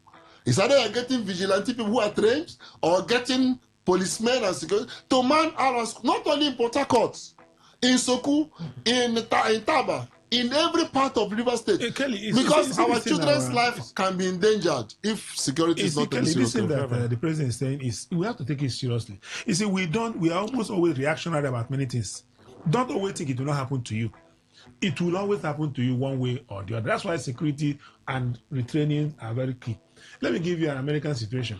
When hijacking was a norm, or if you call it norm, or very rampant in America, America had to train their Marines so that in every flight that leaving or enter America, there was always an armed Marine inside it. And that hijacking came down and probably stopped. So people have to take priority. You don't have to wait for it to happen. We are saying if it could happen in Orire, and Orire, don't forget, it's a rural community. It's not as we're not talking about one city, one large community there. So it could be anywhere. And most of River State areas are rural.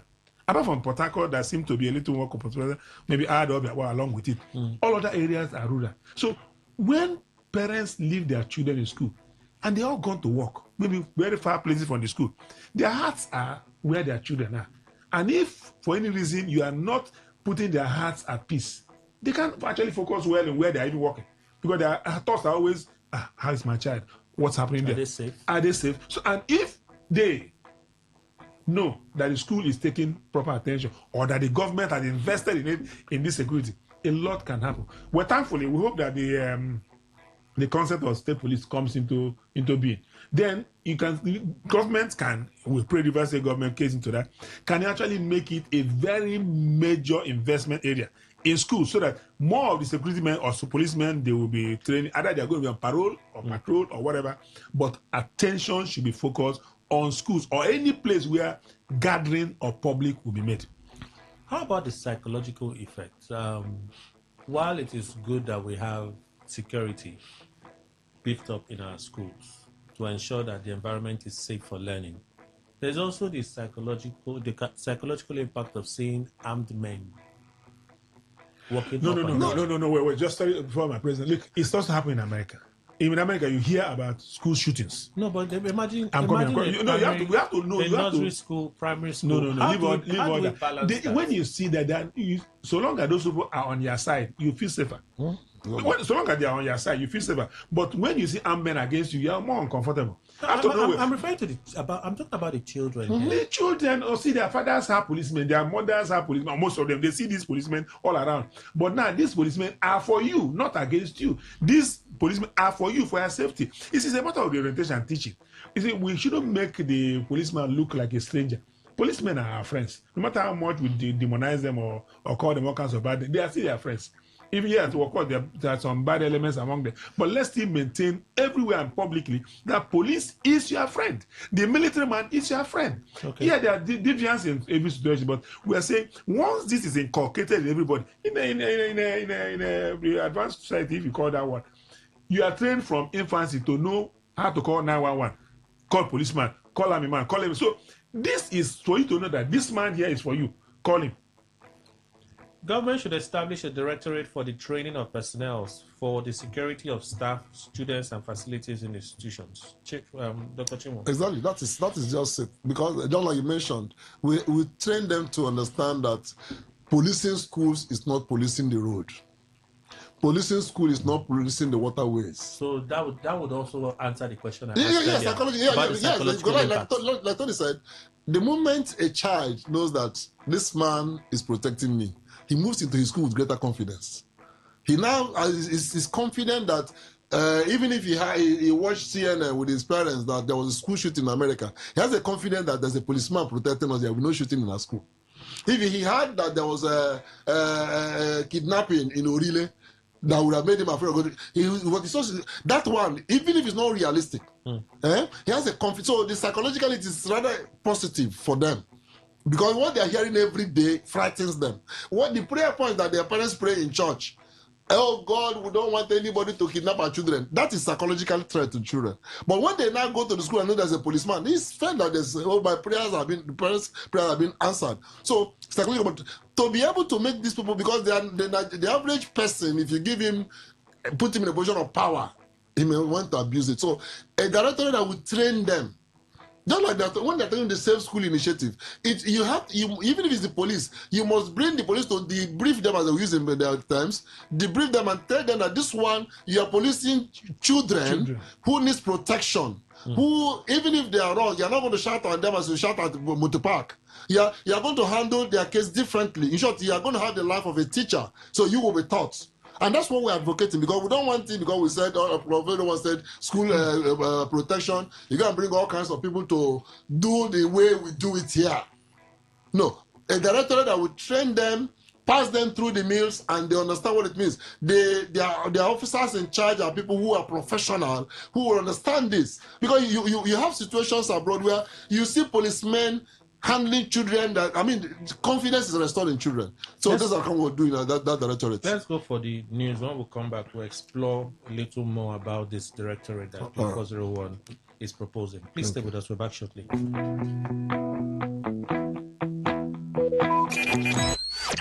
Talk radio. I listen to a lot of talk radio. 95.1 FM. Today, 95.1 FM. Port Harcourt. News update. Good morning. Here is a news update on Today 95.1 FM. I am Kelly Ikamenjima.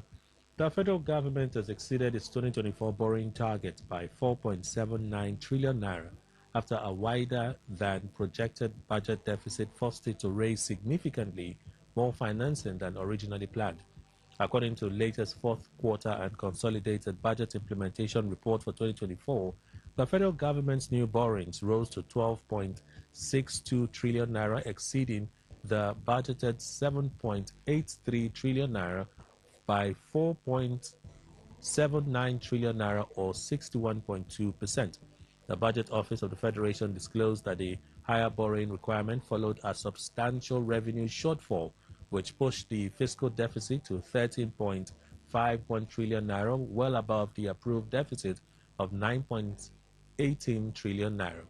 The report shows that aggregate federal government revenue stood at 20.98 trillion naira compared to the budget estimate of 25.88 trillion naira, representing a shortfall of 4.90 trillion naira. The Northern Senators Forum has condemned recent killings in Benue and Kaduna states, describing the attacks as tragic and called for an intensified effort to bring the perpetrators to justice. The forum also backed the federal government's latest security measures, including the planned expansion of the Nigerian army and the recruitment of additional personnel, saying the move would strengthen the country's response to growing security threats. The position was contained in a condolence message issued in Abuja by the forum's chairman, Senator Abdulaziz Yaradua. The statement followed separate attacks in 2 states that claimed dozens of lives and displaced several families.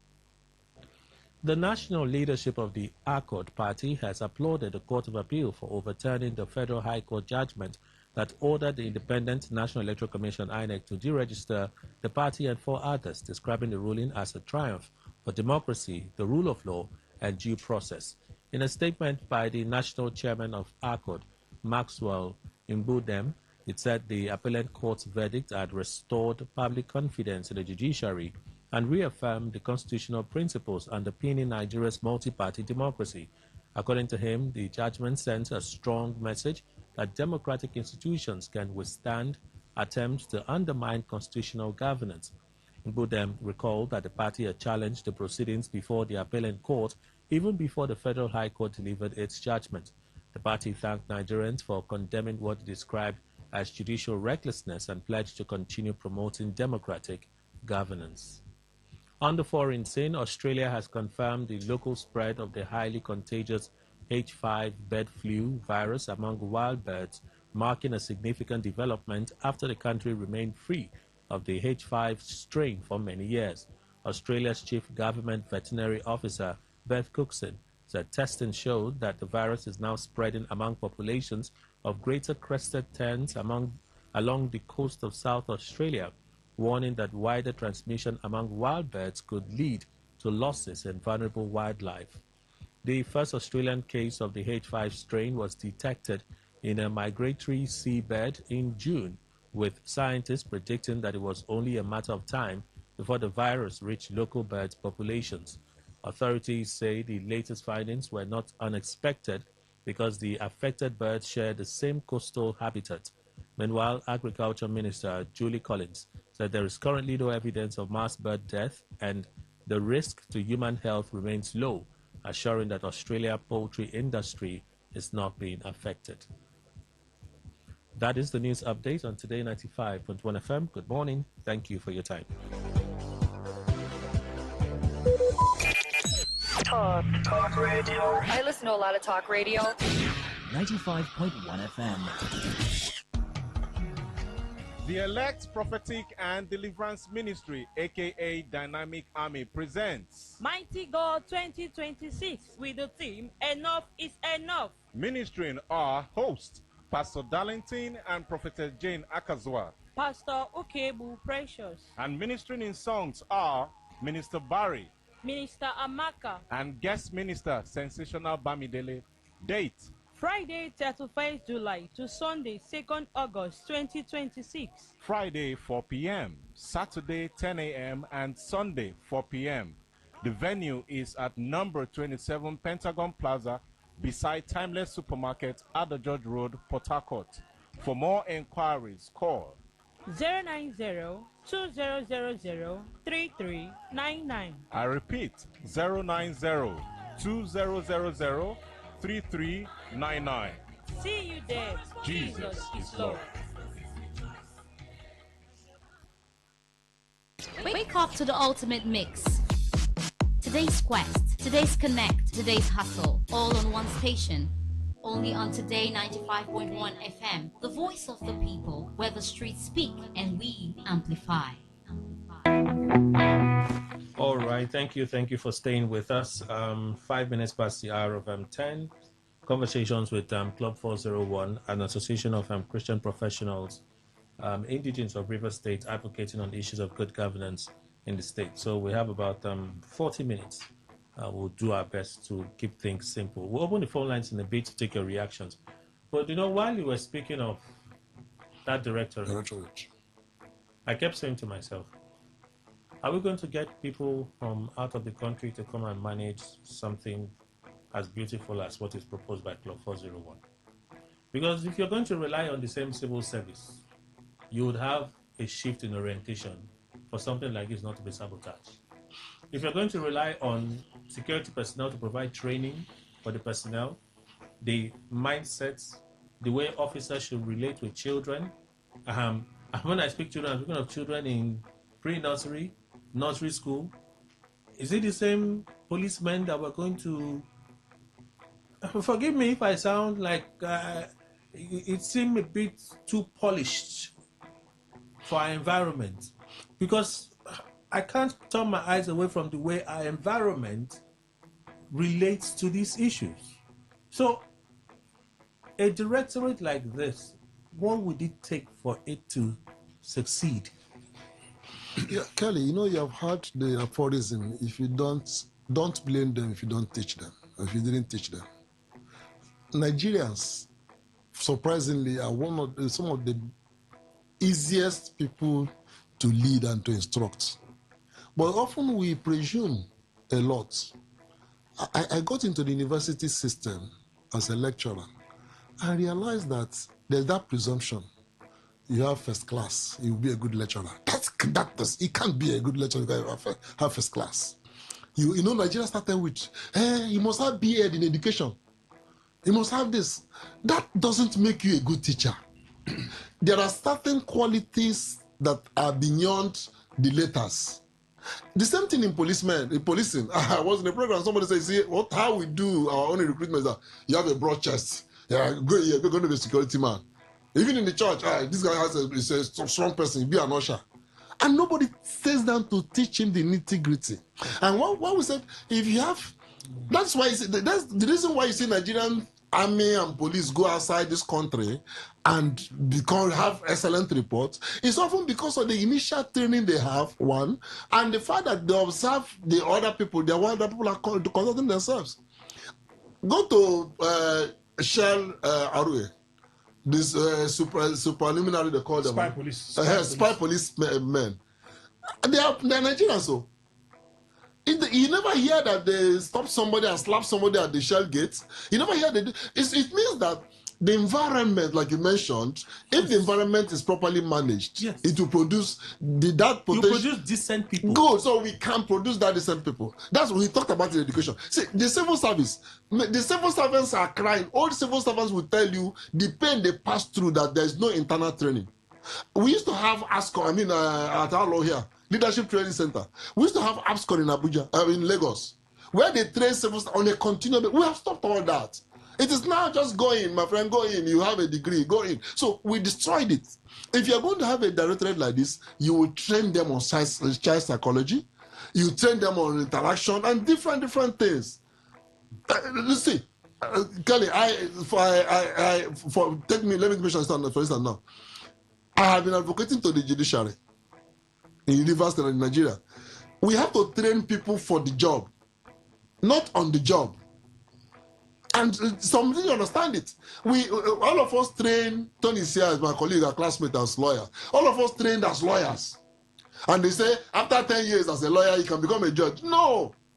None of us had any training as to being on the bench. The nuances and the very things that people complain or praise for are not even on the unwritten things. Or put a wrote the book saying the unwritten codes of the profession. So you train people on that. When you do, the average Nigerian can also turn out to be one of the best in the world. I'm very confident about that. Reverend. Well, I don't know. You see, this thing that my brother has mentioned is actually, we are just being narrow in our discussion because we want to talk about directive. It's all in the facet of the everywhere, whether in the religious circle, in the political circle, in everywhere. Nobody goes through any training session. Nobody knows how do we do it. And that's why every day now elections are taking place. By May next year, elections or swearing will take place. Then we'll spend another round of 6 months training adult staff, training the new elected legislators and all, on how things are done. There's no place they were trained before. And because they have been elected, almost of them just take it in a less fair manner. They don't come for the training and retraining. So you find that it becomes difficult to go very far. I know your concerns are this director who will man them. My friend, we are not going to import people who are going to man them. They're going to be people what? The important is that what's the content schedule of the directorate? When you have to set up directorate, you don't just set it up on the whim of your thinking or whatever. You sit down and consult. what should be the right approach. Once there's a content, what we call syllabus or training schedule, a scheme, you now find that everybody keys into it. It doesn't matter who comes in. And then get professionals to run them. But when you get unprofessional people to run it, if you go to Shell police, as we call it, or spy police, there's a training schedule. There's also the person who heads it. So it's not just anyhow you just train about. So we're only making it look like government doesn't work. Government works. So you see, until you see how, let me take it for example. If there's a major kidnapping that is big shot, let's take Oyo State where it happened. These children of 48 or when they were kidnapped, it took them nearly 60 days or 6 days to bring them out. But another politician had the sister's son or sister, in 3 days, she was recovered. What happened? You see, what I'm saying that it's not as if they cannot do it, the policemen. It's that if you have indeed the willpower, and then these men are trained, if policemen are trained, don't mind what they are doing, just that they have not been motivated or allowed to do the right thing. Most of these things go down. We're saying directed to work. We're saying about our interest today is education. And that these are directed that we need to have a director on security so that all schools, whether they are primary or secondary or even university, are secure so that when parents allow their children to go to school, they actually save them. You see, because this is where the problem comes. These same youth coppers that you hear are being kidnapped, they are kidnapped in school. So you find that it's not so much about children alone. Is it adults also get affected? Many things go wrong with it here. So we've talked about education, the need for regular training of teachers. We talked about school security. Talked about the directorate, the establishment of directorate for the training of personnel, for the security of staff, students, and facilities in institutions. Now is the inspection and supervision of teaching staff in public schools. Because all of this, without active supervision, will still come down to zero. Now you know where our concerns are coming. That's it. That's it. So I agree with you. It's not isolated. And you know, it's a pity that we're in a nation where we're still referring to yesterday as if our best days are in the past. 1996, Bill Clinton and Bob Dole were contesting the election. Bob Dole told Americans, "I will take you back to the past." Bill Clinton said, "No, I will take you to the future," while maintaining the best of America. And the Americans gave him overwhelming support to Bill Clinton. But unfortunately for us, we are in a situation where every past government is better than the present. But we are wishing that will change. You know why they do all this preface? Kelly, when we were in primary school, I remember in Obiabo, every person in Obiabo will remember, we had one Mr. Onwuchekwa from Elelewo. Onwuchekwa was an inspector of education. If you hear that Onwuchekwa is coming to your school, all of us were properly dressed, the classrooms were clean, every teacher was on the best. This is a primary school in the 70s. Now, why are we not having inspectors of education? Why this suddenly that people come and a commissioner will hear somebody over the phone that the teacher school in Rumo they are doing this and that. The commissioner just go and say, okay, principal, all of you. No. If there was inspector, that wouldn't happen. And if the inspector is going to Soku, the teachers will now, and not knowing the day he will come, teachers will sit up. The Inspectorate Division of our Education, Ministry of Education in state and local government, local education authorities must be activated. Whoever gets to go, this government, thank God, we'll have it there to talk about budgeting. This government and subsequent government must restore inspectorate divisions of our school for our educational system to be what it ought to be. Kelly, not only just creating the system, they have people who also inspect the inspectors. Lufthansa used to have an advertisement. They say, we have the people who check the people who check your aircraft. We must have those who inspect those who inspect those who inspect who are inspectors. And you will see that this things will work. Yes, okay. What I'm trying to, I think he will soon allude to it, or maybe he will just call for time. You see, what we are talking about here, do you know that private schools in Rivers State are being inspected by the same Ministry of Education? And yeah, private schools are doing very well because they know that these inspectors are coming. If I become a little bit, I'm coming. So you see, as we say in scripture, they also know it's bad for their business. No. I said in scripture, we had what you did at Capernaum. Do it here. It's a spiritual language, but what I'm saying that you can imagine that these inspectors go to private schools, are strict on compliance, but yet their own schools, owned by the government, are in terrible situation, worse than where they are actually going against. So we are saying that the public schools, as President earlier mentioned, should be the mirror of everything. Should be the because they have more money. These private schools are tasking people to be what they are going to be. But private schools shouldn't be better than public schools. I mean, who today went through public? Maybe Kelly, maybe you were from a novel rich, but you went to private school from beginning to end. But we're saying some of us went through this public school, and we are what we are today because of where we are coming from. It can't be worse than that. So we are saying we need to indeed take inspection and inspectorate very, very seriously. Student reports, results, transcripts, and certificates should be properly documented. Part of it's like a complete overhaul. No. You are just looking at. Sorry. You see, you're just looking at it in one direction. I can tell you today. I mean, it came up in our meeting too. Some people who graduated in what they call COE or now College University of Education, their certificates 20-25 years ago have not yet been given to them till now. You are still going through that kind of. They have graduated. They have not received their certificate today. It's not only them. Almost a habit in almost all tertiary institutions and secondary schools and all the like. Till today, if most of them go back to their school, there are no records for them. It's as bad as that. So we're saying, if we're Kelly, I'm glad you're doing one shout on wow. You have not wowed. In fact, you are going to wow more when you know more other issues we are talking about. Some transcripts, you can't even get it. What I'm talking about is not only for the. I mean, we just want to address. If you go to judiciary, you can't even get a record of judicial record of even 1990. But if you go to England, UK, you can get judgments of 1880 something. Mm-hmm. What you're trying to see here, look, is look. If God, you see, they don't know that everything is business. I can tell you that if universities and schools sit down, as students are passing out, they are digitalizing all these things. It's another round of employment. Digitalization of documentation. So that when you come there and say, I graduated in 1990, they just simply press their name and button. Everything about it comes up. And we're not taking digital advantages. So that you find a child graduates there, he doesn't even know anything about it. And then you go ahead, and that's why I think someone has said it in passing, that these things are encouraged because that's another round of corruption. Because you find that by the time you come and you meet somebody, okay, that place is too far, that place does them, so that kind of nonsense, and that's why they are encouraging the corruption. But I think the president will even expatiate more on it. Yeah, Tony, record keeping is a problem for Nigeria. Big problem. But when it gets to an educational system, is one they say, when good rust, what will iron do? It shouldn't be. My elder brother wanted to do a program at Futo. He graduated in Uniport in 1986. Sorry to mention them, but we have to because it's in River State.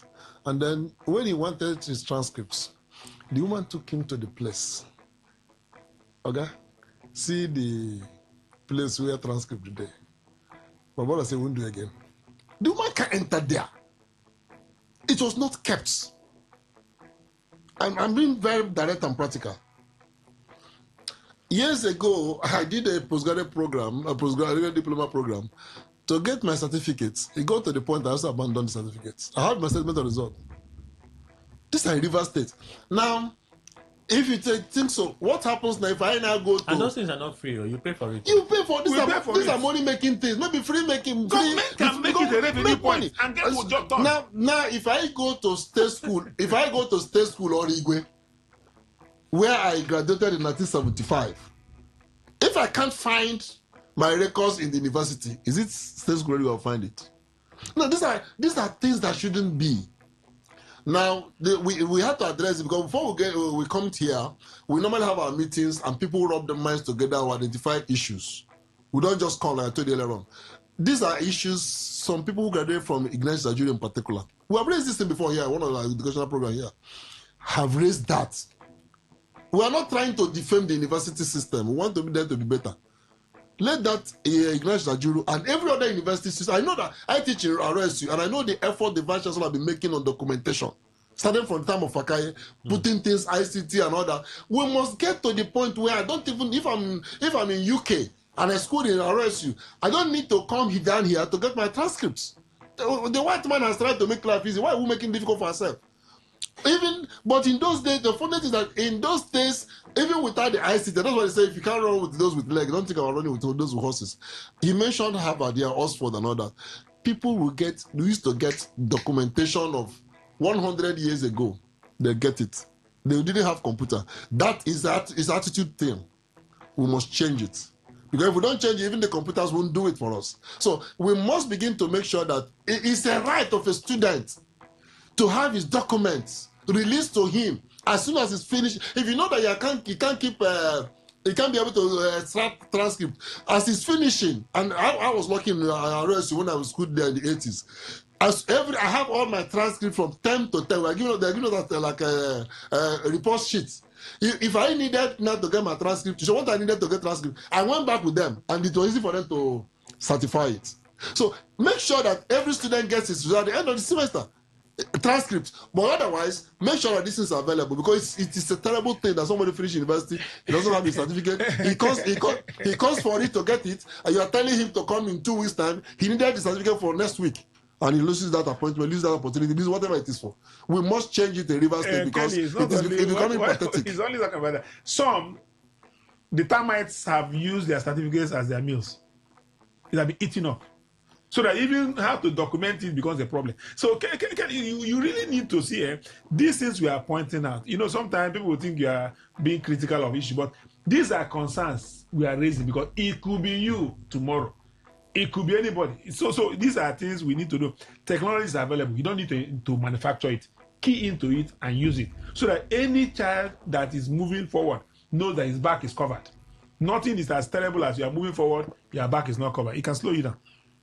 So lastly, the club has commendation for Governor Fubara on the allocation to the education sector in 2026 budget.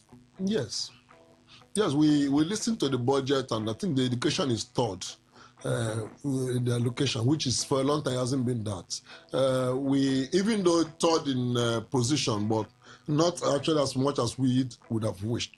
But I think it's a very commendable effort. Maybe for the first time, that's why we were praying for the collaboration and cooperation between our assembly and the executive.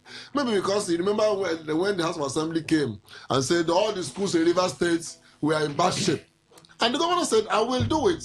So maybe that could have helped the governor to boldly propose that all the schools will be renovated, this and that will happen to education. We commend that. And we pray, and we are going to watch as a club to see that it is done. Our schools, if you go to Eche, a lot of schools in Eche are in very, very bad shape. Schools in Kana are in very bad shape. So schools down Akukutor area are in very bad shape. We have made investigations and all that. It's not even the schools in Obiabo here are in some terrible shape, but here in Obiabo area and Port Harcourt is like heaven. We can't continue like that. All of us didn't go to, some of us went to rural area schools and became what we are today. So we must be able to change that. The government haven't made the budget. That is one thing we know. The government, between proposal and approval and release, we know what time that takes. Let the government put its feet down to make sure that these things are released and these things are implemented. If contracts are awarded, that this contract is not given for election period patronage, that these schools, these things are done. And people will see it. And the budget is not only for infrastructure, should also be, like we said, for training. Should be for recruitment of competent hands, and including the security people and all that. So those things should be done. Educational system should be given priority. But it's not only literacy training now. We must have education system that can transform the society. I was in the 14 governing council of Rivers University when we were inaugurated by the governor. He said he wished for, and his desire is to have a university graduates who will just graduate and be competent employers of labor. And it must start from the roots, from the primary school. So that budget, we applaud it, and the next thing we are going to be concerned, which we are watching, is implementation. Reverend Anoruwam. Home. I'm practicing it. You are practicing very slow. You are practicing very slow. Very slow. So you need to, maybe you go for another training. You know what you do? The A home, just A home. Okay, I'm making progress. This is how I learn. I have to picture And it that's first. the training and the training. So maybe I have trained Chinwon, you cannot pronounce it, and you cannot. So what I'm saying here is that we commend and we also indeed urge you. So we actually look back and say, look, we're worried about this. The governor has done it. So we are saying, having done it, we need implementation. The problem we always have not been with people finding laudable things to write on budgets, but it's implementation. We just hope that this will be done. But as I said, these things we are doing, each time we come before you, we have a sensitive issue to talk about. We are compiling them, hoping that when the next government comes in, we'll go before him or her with this compendium and say, look, Oga, Madam, or Oga Excellency, please, these things we need you for our greater good of our state. That's our whole intentions. All right, let's have you join the conversation. 0810951091. You know what you're reacting to now is the conversation and the issues raised on Club 401, not the other things from the papers. Okay? Again, 0810951091. For messages, 0701-9339-962. 60 seconds, please. Let's make it count. Good morning. Today, 95.1. Yeah, good morning, my brother. Morning, sir. Yeah, my name is Sakuri. Yeah, I've listened to this club 001 of fighting education in River State and entire Nigeria. I want to get one thing clear. Now, I will have a UTM, and a post-UTM. And from what we are hearing of education, especially in River State, is very poor. And I asked a question the other time. UTM, after the child has passed for her jam, postgraduate UTM, you want to assess him again for another one. And at the end of the day, we are having this poor level of education in River State. So what is your take on, please? That is my idea, please. Thank you very much. Thank you, Kure, for reaching out. Good morning. Today, 95.1. Welcome. Are you there? All right, we lost the call. Please call us back if you can. Let me read this message. Okay, another call coming through. Good morning. Today, 95.1. Welcome. Is it hanging now? Why are you hanging now? Okay, let's allow the phone to breathe.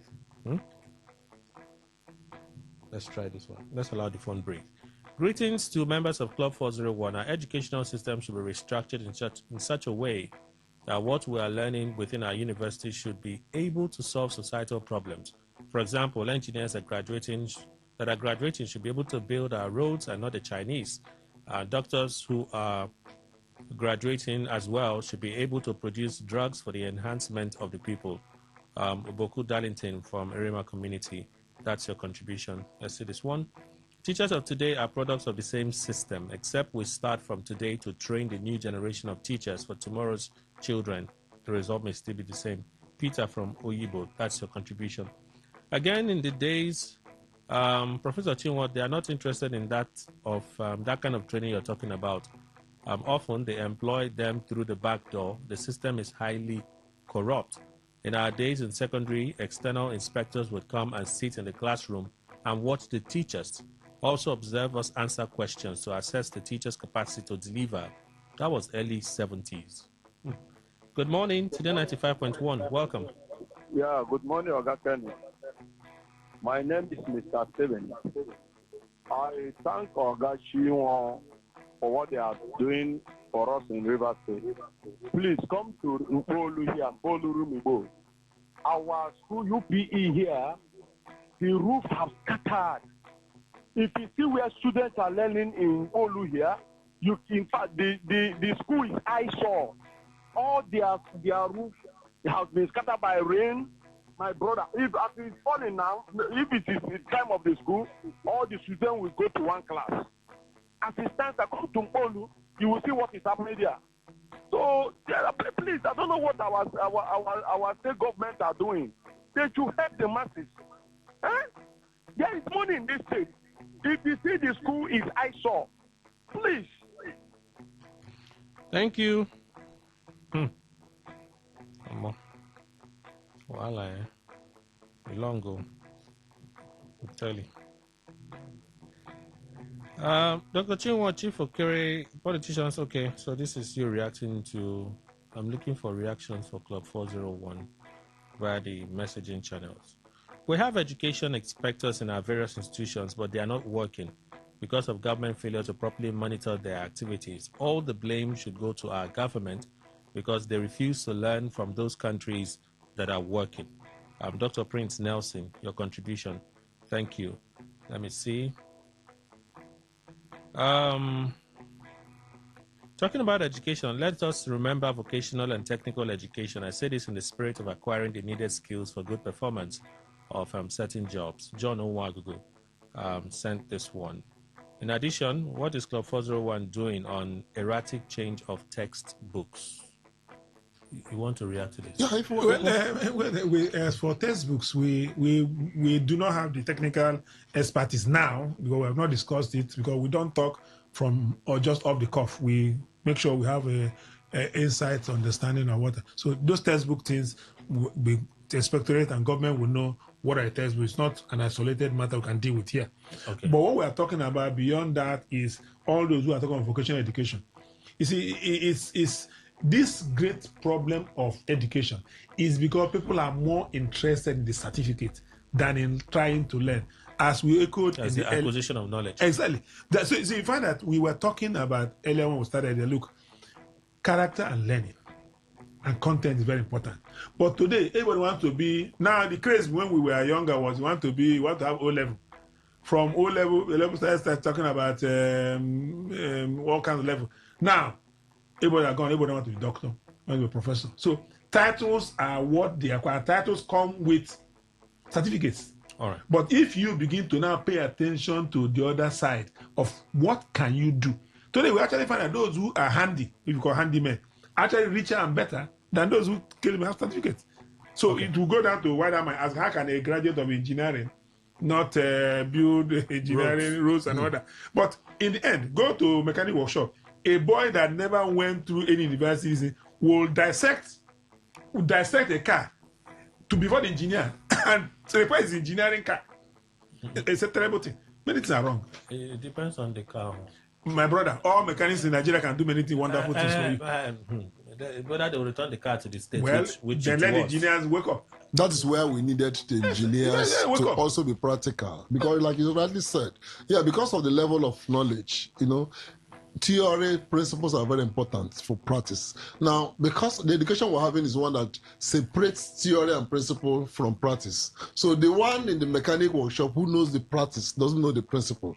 The one who knows the principle doesn't know the practice. We must try to integrate this, and it will start early enough. When people talk about technical education, the time has come when the degree holder in law should have a skill. Would that be a tailor, be a carpenter? And we shouldn't be doing this dichotomy.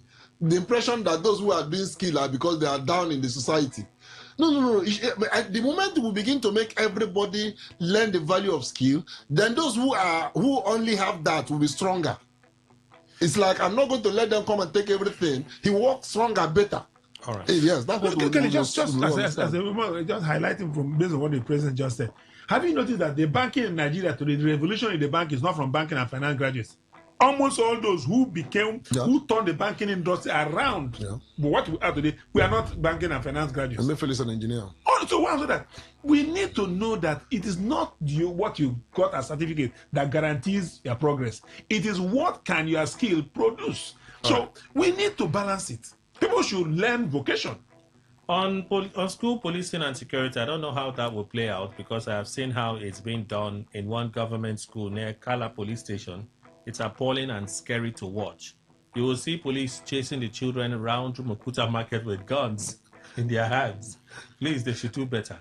Ademola Fumi from Rumukuta market. That's why you're calling for training. That's what training is important. He has demonstrated what I was saying. If you don't train them, the way they are trained in the college school, they were trained. Those who were trained to pursue criminals. Yes. They were not trained to for education. They were trained to pursue criminals. So everybody's a potential criminal today. Carrying gun. You see, when you come to school, you see, visual security is also very important. When you see a policeman standing, look, if you go to, for those of you that don't comply with traffic regulation, once you see road safety afar, You start checking yourself. Road safety is not carrying any gun, but you know that road safety will check you.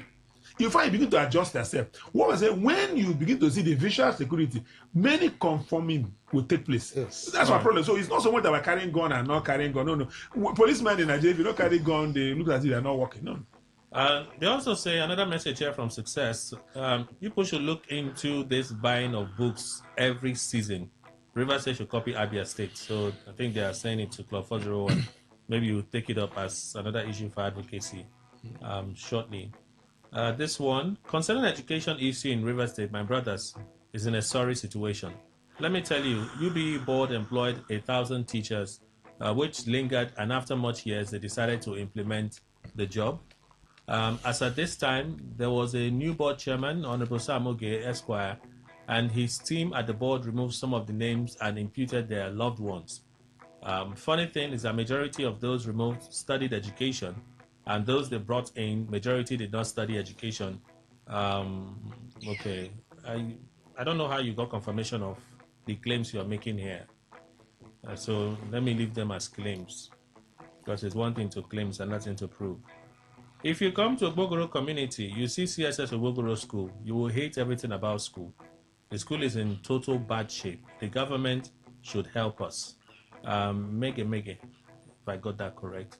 Thank you so much. So there are many concerns about education in River State. You can imagine these are even schools in Ogbogoro and Rumor, right? So imagine what happens in Ahoda East, Ahoda West, in Oba.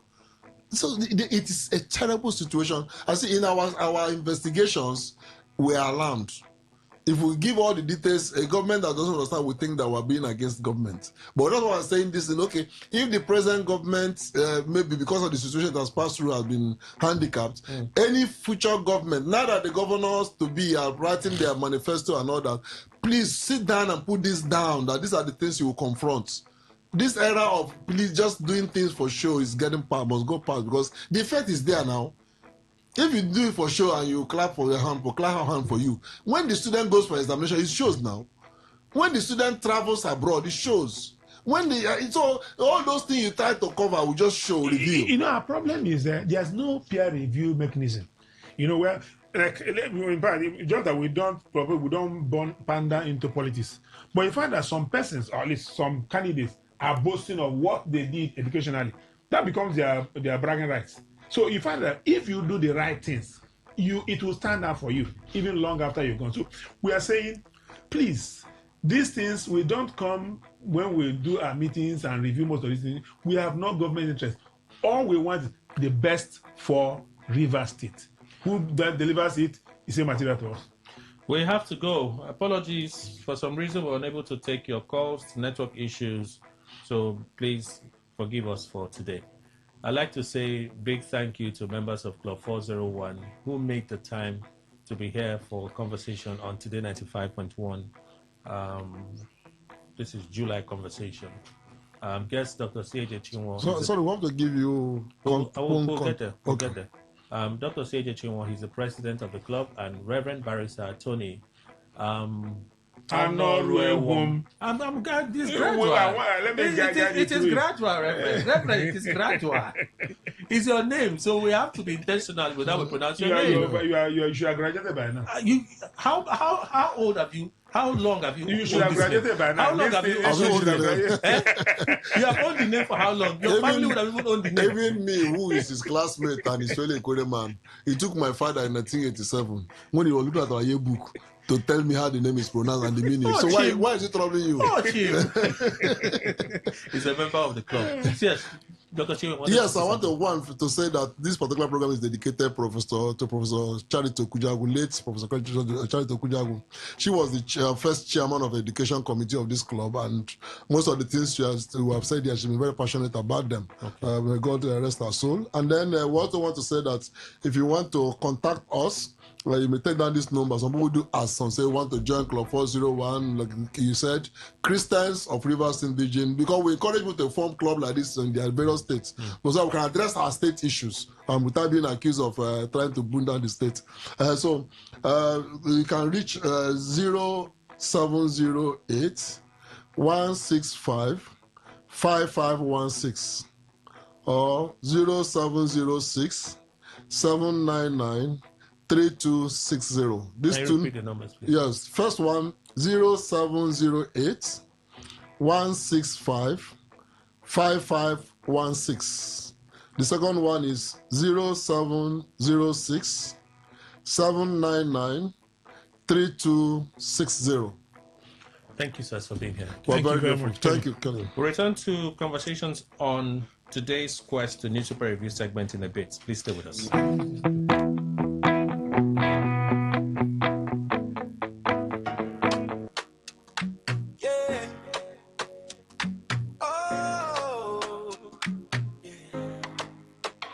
Today FM 95.1 Port Harcourt. Voice of the people. Voice of the people. Hey, rise and shine, it's a brand new day. Today's the station leading the way. Breaking news, sports and talk, keeping every heartbeat on the clock. From Port Harcourt to the world we go, sharing every story you should know. Your voice, your people, your destination. We're not just a station. Today FM 95.1, the voice of the people. Number one, news and sports, talk all day, keeping rivers on the way. Not just a station, we are the station. Today FM, the pride of the nation. Cross rivers, Bayelsa, Pt2, Akwa Ibom, Cross River, we're reaching you. Around the world, we're live online. Every moment, every time. Advertise your business, make it grow. Millions are listening, let them know. Visit us at Today FM Drive off East West Road, Port Harcourt. Listen, live at your Call us on 24. Anyone left to your line to your white. Today come, admin at Today FM 95.1. The voice that keeps this city strong. News, sports, talk every day. Lighting up your every way. Not just the station. We are the station. Today FM 95.1.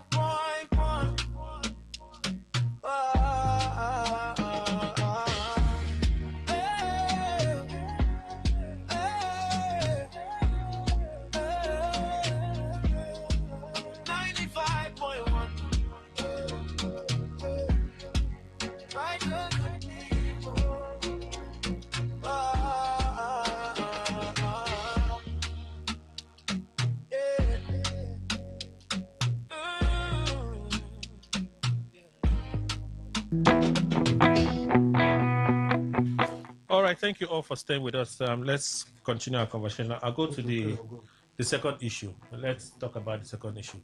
President Tinubu believes that INEC is neutral. He says political parties that are complaining are only, maybe something is chasing them. But as far as he's concerned, he's committed to free and fair elections, and it will play out. But the president also talked about his scorecard. He said a few things. He talked about NEL Fund, how it has eased the burden on students seeking education in higher institutions in the country. He talked about some other things. But he said 4 years is now 4 years. By hook or crook, Tinubu perhaps would take credit that the institutions have not been shut down due to strikes during his administration. Dr. Waigwe, can he brag on that? In terms of avoiding a strike. Yes, I assume they've not gone on a major strike. Yes, we need to give him that credit, because the whole essence of analyzing is to see the truth, and you say the truth. I think in that aspect, his handlers have taken proactive measure to avoid that. And that was part of the promise he made to Nigerians.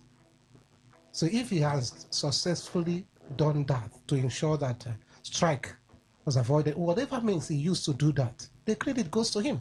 Credit goes to him. Dr. Chimo? Well, I work in a state university, and we have we somehow fortunately have the fortune to set the tone. River State University, universities from outside the state come and begin to envy us.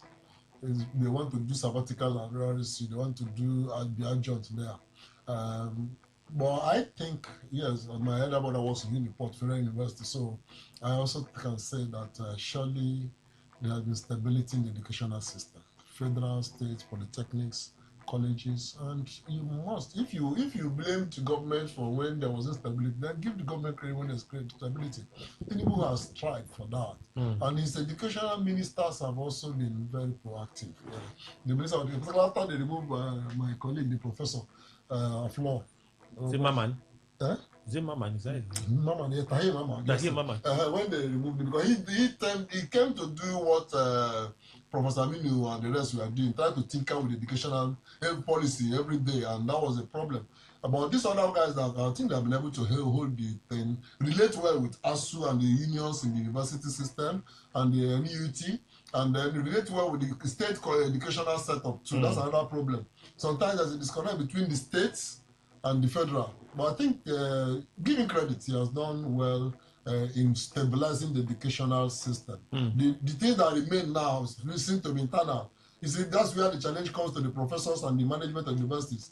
When we are giving you what you want, have you given us what we desire for sending our children to your schools? And that's what we must, all of us, I'm a lecturer, we must all rise up to. Parents send their children to us to raise them to be top-notch. Let's not allow any tendency to pander to mundane things make us not to deliver. We should deliver that, because if your salaries are paid, if the universities, they are not giving all that we need yet, you understand? But if they have gone a little as far as to make us not complain so much, we should be able to deliver high, top-notch education. Sir, Okonono. Well, as of a truth, at least everything is stable in terms of the 4 years. But that doesn't mean that everything in the education in Nigeria is up to date. But in terms of not going on strike, at least he has the pedigree to do that. He has his foot soldiers who are also working on the institutions not to actually go on strike. But we've seen ASU threatening and all the association threatening to go on strike. But his magic wands, I believe, it's working for him, and it's a credit to him. Like the Minister of Education has said, they have 4 years is 4 years. 4 years is 4 years. So far as you can withstand as a student, you can go to school and graduate. We've seen some of us who have spent 5 years, 7 years for a study of maybe 4 years because of the incessant strike actions in Nigeria. So I would say credit to him, but we need more facilities and also improved education standard in Nigeria. Because when you look at our institution, a lot of things are not in order in terms of the workforce, the facilities. We need them to do, but in terms of saying that school is stable or has been stabilized, not going on, there's no friction in terms of going on strike. He has tried that one. 4 years is 4 years. I agree. Kelly, I agree with them. I think they should be given kudos. Whatever means is using in managing it, that ASO has not embarked on such strike that has bedeviled other administrations. He has done well on this, but I think more need to be done. You didn't speak on the Wike Fubara drama. Let me allow you contribute to it. Wike said it's good. He has no option but to return to the Rainbow Coalition. Kelly is, for me, I expect him to say so. And when I always say politicians are the same, it looks as if I don't know what I'm saying. They have a character. Should I call it? It's not unique. Let me not use the word unique. They have a character of being chameleonic. Politicians, all of them. When it favors them, they change. It does not favor them. They will criticize. It's just like you listen to judgments given in courts. I think this morning you were reading Atiku. Thank you very Judiciary, much. not the heroes of our democracy. Thank you very much, because it favors him. That is the... See, Atiku tomorrow will wash down everything and say, no, judiciary is no longer the last hope of mankind or whatever. That is politicians. So Wike will do what a politician is want to do. That's just what made him to say Fubara. And of course they know. I said they all know what they do. And because of that, as he said, he will, Fubara himself knows that he was walking out of line. If not, why is it that he later came back? If he's annoyed, whatever they have done in punishing him, he has accepted that. For me, I won't question why he's saying all these things now. That is the way he has to go. Chief Ikimi from Edo State, when he came back, when he left, was it a PC or so, he went back to PDP. He said he has returned to his family. But he was a principal officer in APC. So that's the way they do. For me, there's nothing there to talk about. Did Tinubu speak fairly when he said INEC is neutral? It has no influence in INEC. Opposition parties like the one of our dear academic to my left that continues to complain that the APC, they're after us. The APC, they're after us. He said, it's their own shadow that is chasing them. It's not me. A fair statement, Dr. Waigwe. Exactly. I think you have been here in Nigeria. You are not just flying from America. But you also know that we don't agree on a lot of things now. That's why. That's the the truth of the matter is that we need to call a spade a spade. So far, perception is important in politics. Okay. And when you come to most of the institutions in Nigeria, including INEC, anybody who wants to say the truth must acknowledge the fact that they are not independent. INEC so far, particularly the disappointment we had after several promises from the person I respect so much, who was the INEC chairman then. And at the 11th hour... Yakubu? Yes. Oh, wow. At the 11th hour, the whole promises he has told globally to say, canvas that this is what we are going to do.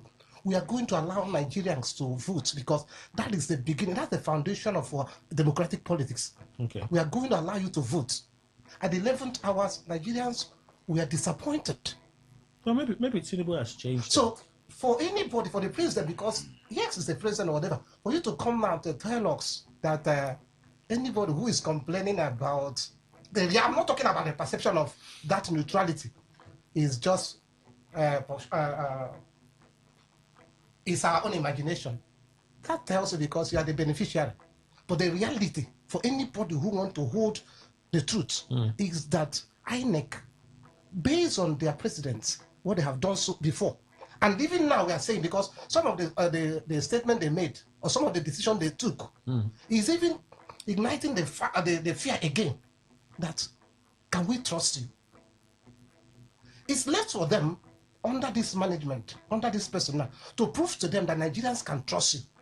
But the perception and the reality shows that INEC as one of the institutions is not independent. Okay. It's all going on. Well, what do you expect Mr. President to say? To say that INEC that is that even that he was one that appointed the chairman of INEC, and you wanted to tell the world that INEC is biased or is not neutral. That's what he has to say as a political leader. But if he says the contrary, then there will be a problem in this nation, even of the INEC credibility. So it's a rabble rouser. That is it. For me, as a Nigerian, wow, I will not give 100% credibility or even transparency to INEC as it is. But as Mr. President, that's his duty to say. But if he does the other way, then there's a problem. He cannot come and begin to lambast maybe the INEC chairman that is not the INEC institution, that they are not transparent, they are not independent. He cannot do that. For him as a political leader, that is what he needs to do so that also he will protect the interests of INEC. But politicians and those of us who are the electorate, we are not seeing INEC as put things in order. So my president has said what you need to say, And that is the best. If not, it will also cause more confusion. All right. In this country, if he says the other way. Dr. Chinwo. Yeah. Normally, everybody who is a competitor and thinks that the game favors him will not speak ill of the umpire, particularly before the game starts. You never heard Argentina in any match say that any referee was wrong. Why did you choose to use Argentina? I'll just watch football now. I just watch World Cup. We just watch World Cup. So everybody most of the people who watched they saw the kind of calls referees made in favor of Argentina, and it was pathetic. But Argentina never accused any referee. They are the best in the world. But yes. What you're saying is a lot, though. Yeah, that's it. I mean, FIFA knows, and FIFA knows. FIFA knows, and then when Argentina robbed them at the end of the day, that's when FIFA president came out lambasting Argentina for. He now said, "Look, you played throughout 90 minutes, didn't even make an attempt at goal. You caused trouble." But you see, when there are people accusing Argentina, FIFA president was also coming out to defend. Now, coming back to the issue now, sure, the president, I don't even want to doubt him. That's what a president will say. By name, it is Independent National Electoral Commission. So anybody sitting on INEC seats ought to be independent. Unfortunately, is it because of those who appointed? I don't want to even blame those who appoint them. I don't want. See, if you are a man of integrity and you are appointed to an office, and they say pervert the role you're supposed to play, pervert it. You can say, no, I can't pervert it. Let me resign, do what you want. Or you stand firm and not hope for a second time. Because Nigeria, you appoint somebody that is hoping for a second time. or again, if it's going to cost your life, you either say, let me leave it and get out and save my life, or I will do my work. If it takes my life, that's okay. That challenge comes to everybody. It comes to the president himself. As the president is there, he's facing pressures within and without in this world not to do the right thing. But if he does right thing, we'll clap for him. If he does wrong thing, we'll blame him. I don't want to look at those who are threatening him. So my problem is with INEC itself. If you are INEC and you put your feet down, people are praising Professor Wosu today because in the heat of the military pressure, even the military men have contacted me that Wosu didn't give them that square. So why can't we be? If I were INEC chairman now and a Tinubu was pressuring, I said, Your Excellency, you told Nigeria that we're independent. Please let me be independent because everything that happens now is me they will blame. And that's it. So I agree with the president. INEC should be independent. If they fail, we'll hold INEC. And again, the next time we hold is judiciary because judiciary actually has been not positive in supporting INEC because a lot of the rules, I participated in the elections tribunal last time. The laws are clear. The judiciary perverts the interpretation and justify the INEC. Kelly, President Tinubu said what any president in the world will say. No, that you see, it's not possible that he also spoke the truth. No, he did. For me, he didn't. At least I've been on this, and I have monitored Nigerian elections for many, many years. Kelly, Humphrey Nwosu seemed to be a person, maybe by principle, by choice of principle, to have maintained a little bit of independence on his own, not that institution, INEC. Because if it were on that institution, I'm sure there would have been pressures upon pressures for him to comply. But he didn't. So, President Tinubu telling us, I mean, you know that there would have been an uproar if he had come out and said INEC is not independence. There would have completely been an uproar. So why would you say the one he would say, Nigeria would be very easy for him to be governing as or managing as president? So INEC is not independent at all. It exists in name. Is there? Is just something appellational. Yes, INEC is independent. I think the name is Independent National Electoral Commission. Simple, independent. Are you not reading it there? It's there, but that's as well as it ends. So lastly, I'd just like a reaction to the Court of Appeal ruling, striking out or dismissing the lower court decision. Reversing the lower commission. Okay, reversing the lower court decision. That decision. One of the things when we analyzed and people wondered was how the courts establish jurisdiction in that case because the parties were said to be non-interested parties. I think you mentioned that, Dr. Igwe, Yes. why Igwe, when we talked about it. So-called former legislators. Yes, that how were they National formal- affected? How were they affected by these parties? Because that was the same thing when the Court of Appeal ruled in favor of INEC in their appeal of SDP and YPP case. The Court of Appeal also said these parties, especially the YPP, did not even participate, didn't do primaries. So how is it that the court granted them such merit for a party that had nothing to lose in that case, But now the Court of Appeal has said the ruling that the registered supposedly order for the deregistering of the ADC and 4 other political parties set aside. Judiciary is stepping up, yeah? Dr. Waigo? Mr. Kelly, I think that ruling, to me, to anybody who wants to be patriotic, makes me to be happy to be a Nigerian. And to see have the hope that, do you know that even though we talk about the judiciary, they can be remedied if you have people of integrity. This is what you were saying that you have because Atiku is praising them. But read that statement. Read what they do. Anybody who knows what truth is will tell you that indeed they were dispassionate in their statement. What were they looking at? They said, we issue order. I'm emotional. We issue order. We issue order that in the first place, you are not supposed to hear this. You ignored it. That makes you that you are not even qualified to be in the bench. They told him. Second one, he said, we noted, you discovered that the people who brought the matters, it was obvious that they don't have interest in this matter. You went ahead. Indicting you that you are what? You are a political judge or justice. They were all the points they were making. And if you're a Nigerian, you should need to love yourself. Do you know that this last hope of the common masses can be remedied if we have people of integrity? And I am happy. Anybody who doubts what they said should go and read it again. You applaud them. Dr. Chimo. Yes, well, let me also say it here. Since 1991, I've been contending with the wrong things in the judiciary. Not because the majority of the judges or magistrates are bad. No. Preponderant majority are men of honor, from the magistracy to the Supreme Court. But the problem is that they say when one finger touches oil, it's pressed. And so that is why we urge the NJC to be firm in dealing with these people, because they are destroying the names and reputation of very great noble men. I was invited to be a judge. I said I won't be a judge. So I know what that job demands. I didn't say I won't be a judge because I won't be corrupt. No. But I know my psychological, I'm a militant if you put it that way. And the judge shouldn't be that.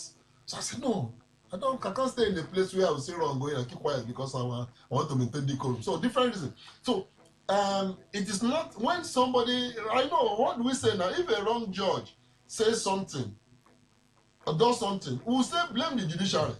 So it's not because we wanted to vilify judiciary completely. So you should take care of yourself. Justice Lifu, who is involved in this, but see, for instance, Kelly, since 2004, I filed a case, a political matter before Justice Lifu. NJC made a rule which I'm challenging that every political case should go to Abuja. Is it 2024? Yes. 2004.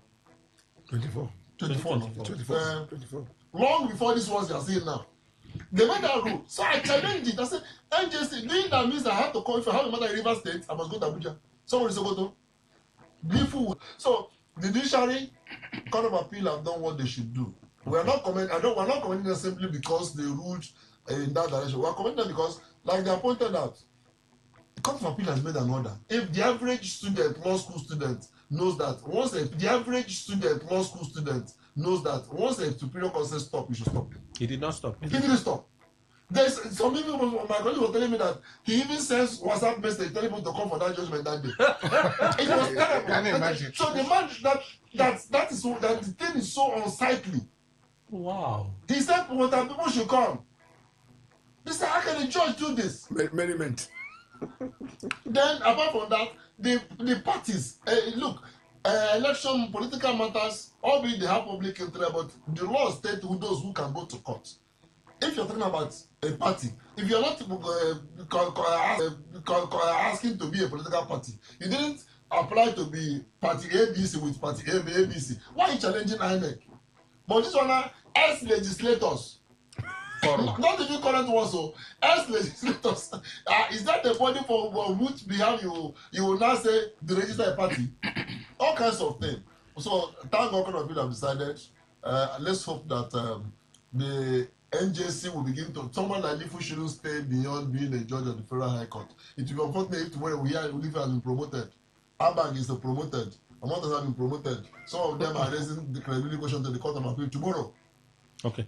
Mr. Ogun. Well, on this case, I would say that it's giving hope to our political system. But of a truth, the way some judges are handling political matters is showing that they are partisan.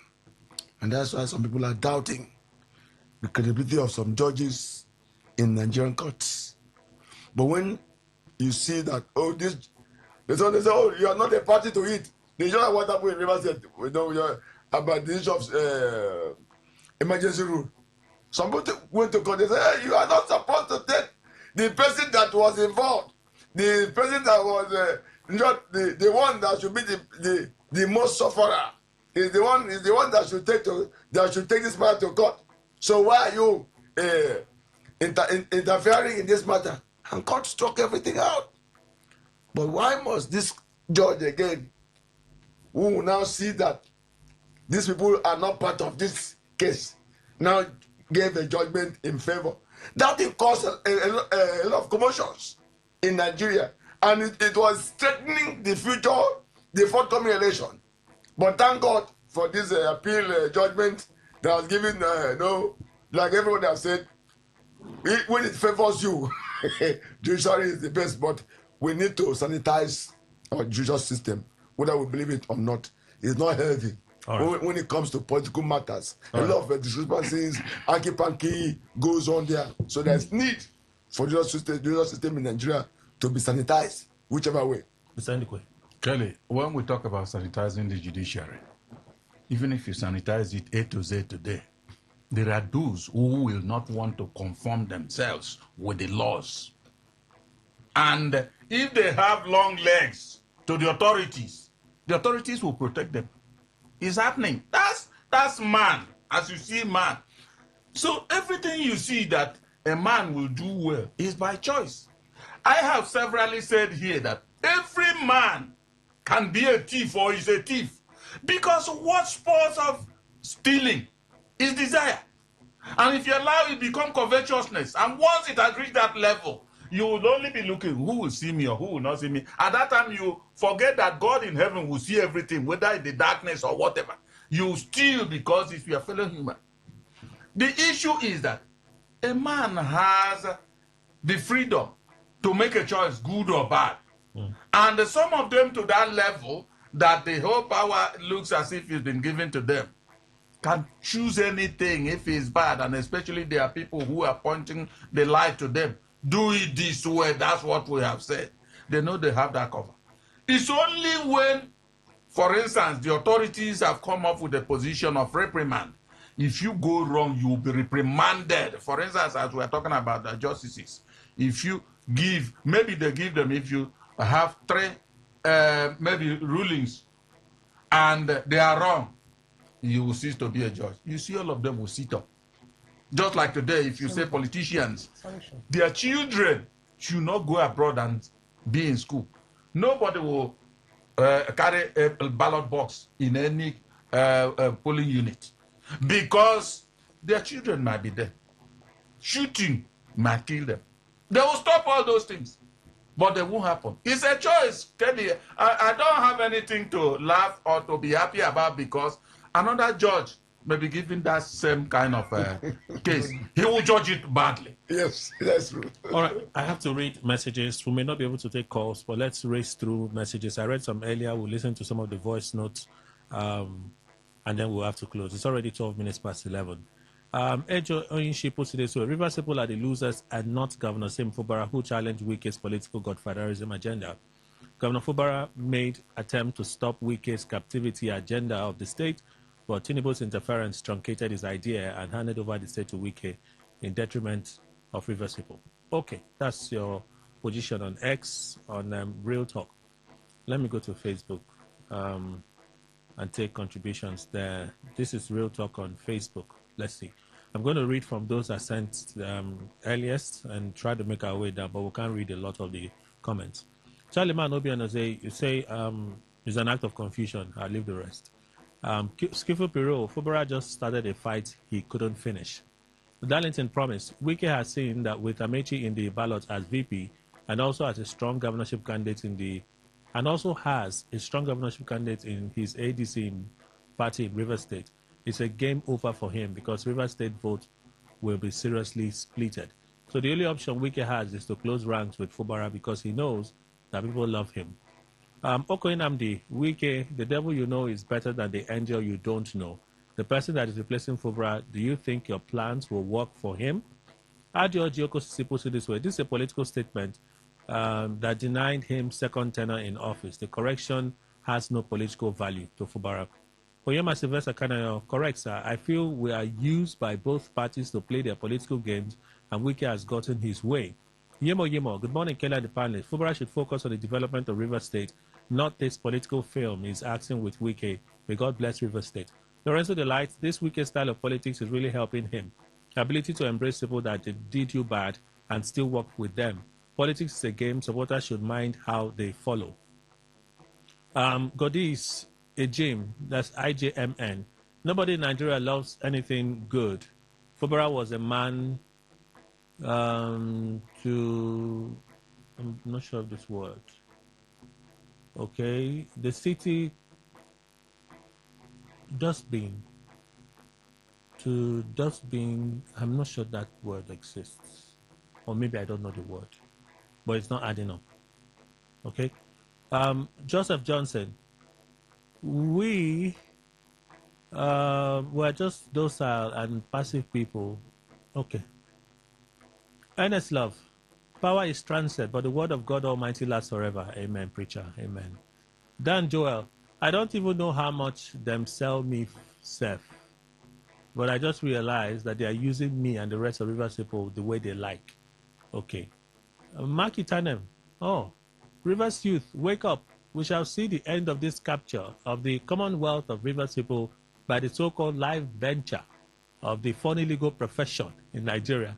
I can just see his face.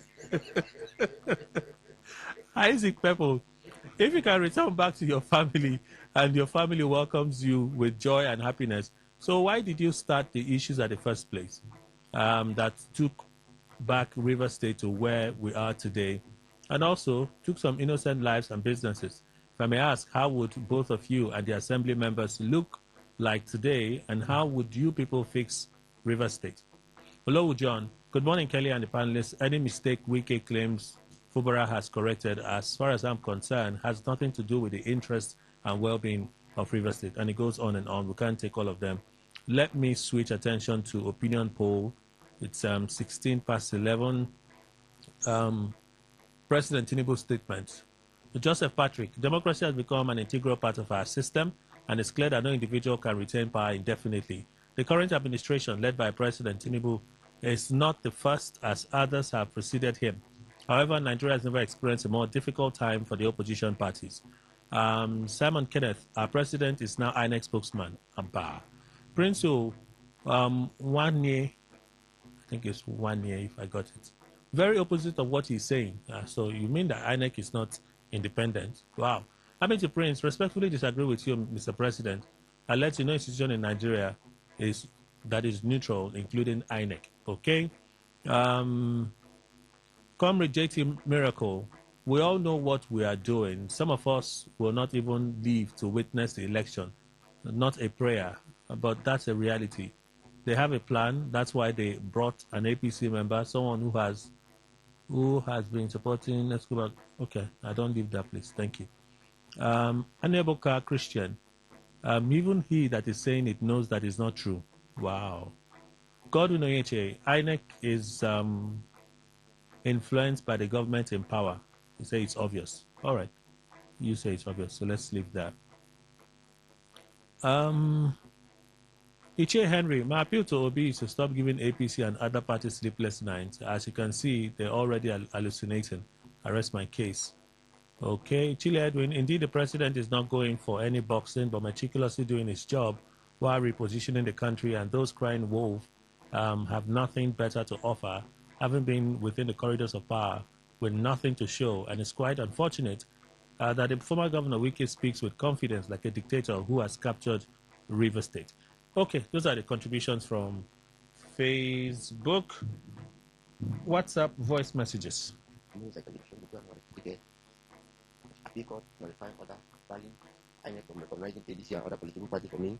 That's a record development. Let AA come to a contest and show their capacity. Not tomorrow they will say because they were not allowing them to be on the ballot. Also, I commend our leader for welcoming the governor to the Rebel Coalition family, but I'm bothered when he says there is no sin in politics because what they did to him carrying the cups around was something else. But I also believe, assuming this fight go the other way, they would have accept, just like consider everything as normal, just as our leader did, because that is life. Nobody knows tomorrow. And I welcome our governor back, but I'm begging him, all this while the street goes along Ikore Road, none of them have been working. I'm begging on him, please, you are back to your family, work for Rivers people. God's time from Port Harcourt. Mr. Kelly Kemejima, good morning. This is Godwin from Oigo.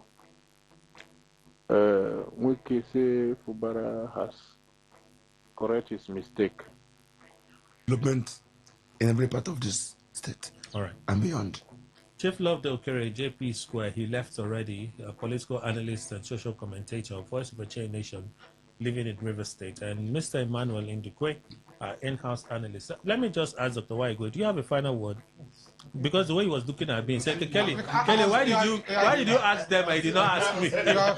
I like this. You have been passionate. So, thank you for returning. I want to especially say to my governor, with due respect, and in my analysis, I do not insult even non-elected people.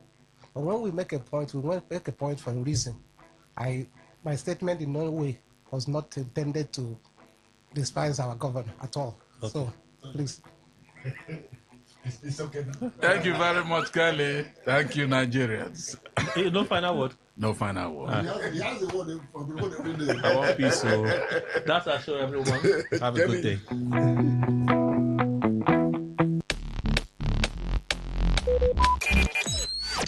Talk radio. I listen to a lot of talk radio. 95.1 FM.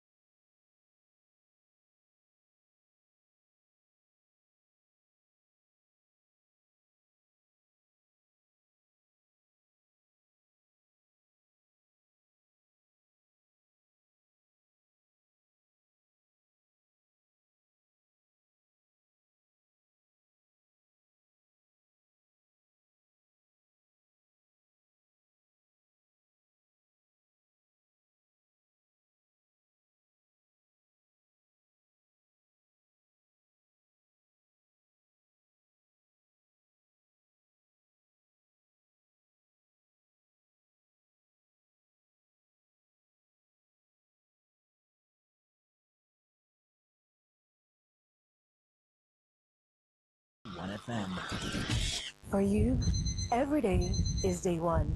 Day one for you to give 100. 100 on the tracks, on the road, at work. Because it's your job to give your all. 100 with the gang and on the dance floor. Truth is, you're not wired to give less. Your future is now. So live it real, loud, full, and free. You live it 100. MTN.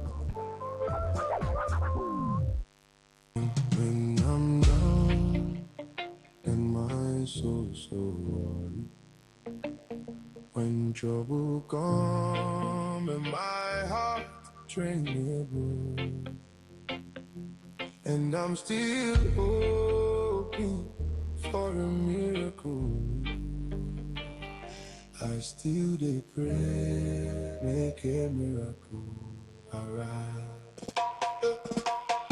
When I'm down and my soul so worried, when trouble come and my heart tremble, and I'm still hoping for a miracle, I still dey pray, make a miracle, alright. Heavy days, but I carry my grace. Tears from my eyes, but this smile from my face. Every step, yeah, I walk by faith. Even in dark, I dey find my way. Through the loss, through the pain. I know fi stop, I know fi break. Cause my time they come. When I'm down, but my heart still dey believe. When the rain fall, but I still breathe. Pocket low over my spirit, no they die. I still they move till my miracle. Alright. And of course, my miracles have arrived because talking to you this beautiful wet Wednesday morning is the best gift I can ever have. It's a showers of blessings dropping all over. And that means our days will be good. Not to worry. The rain is doing its thing, but dropping down lots of blessings from us from above. It's the voice of the yellow Santa Claus on it down on MTN Infocom half hour on Today FM 95.1 FM Port Harcourt. I remain your generously Prince Nnamdi Obi. I'm so happy. The yellow Santa Claus. The only Santa Claus that stays with you all day, all time, everywhere you go is that. Now we have a lot for you today. Amaka will be joining us shortly. I think she's pretty close. A little bit of traffic. Okay, let me use Nigerian term. Go slow. But she's joining in very soon. And then we'll be talking to you about data depletion. It's truly a key focus for us this month of August that we're going into. Yeah, because this is the last Wednesday of the month. Yeah, sure. So the next time you'll be hearing the voice of the yellow Santa Claus, definitely it will be in August. And of course, all through the August down to September, we'll be looking at how you can actually manage your data, what you had to do, and then still have some problems, let us in on it, and we'll solve it. Then we'll also be looking at the value-added service. A lot of value-added services that MTN have lined up for you, our esteemed subscribers. Now, remember, as a customer-centric company, we actually reach out to the best and only the best to sort you out. Remember, it's our 25th anniversary coming through. August is the magical month for MTN. Yeah, we turn 25 in August. Now, we're nothing without you and every one of you listening to the voice of the yellow Santa Claus. But anyway, just to show my appreciation and before Amaka gets here and then we dance a little bit, all right? I will do what I like to do. You know what the yellow Santa Claus like to do in the morning? I like to give a recharge card. Someone was asking me the value. It's 1,000. All right, okay, so I'll give out the first 3 recharge card and then we'll take a time out, dance a little bit because I'm actually in the mood to give thanks to God. A lot has truly happened in my life and in the life of my team. I'm so excited. Our miracles just keep dropping. Then, of course, so the first recharge card is 70628871 99255406. That's the first recharge card. I'll take it again. Don't worry. 70628871 99255406. First recharge card. Second recharge card is 929161 38223571 That is 92916138223571 Can I squeeze in one more? Yes, I sure can. 6605 0669 7952 1943 473 rather. What's happening to this? The call or what? I'll take it again.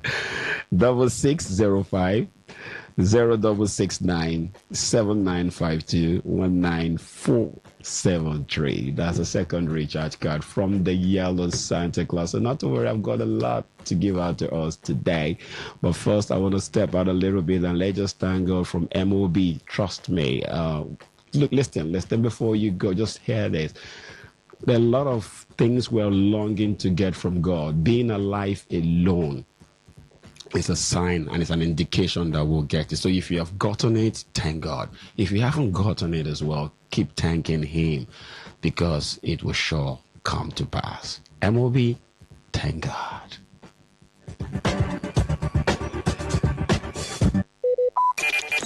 Talk radio. I listen to a lot of talk radio. 95.1 FM. You know, say sometimes people no sabi as their data they take finish. Come, make me wey be phone. Show una see they happen. As my owner they sleep, I go to do things where you no know. If you do, now sign make I do auto update. When you change gear, now correct sign make I do cloud backup. And if you go enter gear 3, hi! Now to allow all your apps collect overnight duty, even when you know the user. You know, say I guess know what they sub for online now. Oh yeah, see what you go do when you wake up. Chineke, hey, that's why sub don't finish. I no tell you. Shine your eye. Make your phone no do oblay on top your data. Monitor your auto updates. Clear background apps and close unused tabs whenever you load data on your phone. Enjoy your data and leave it 100.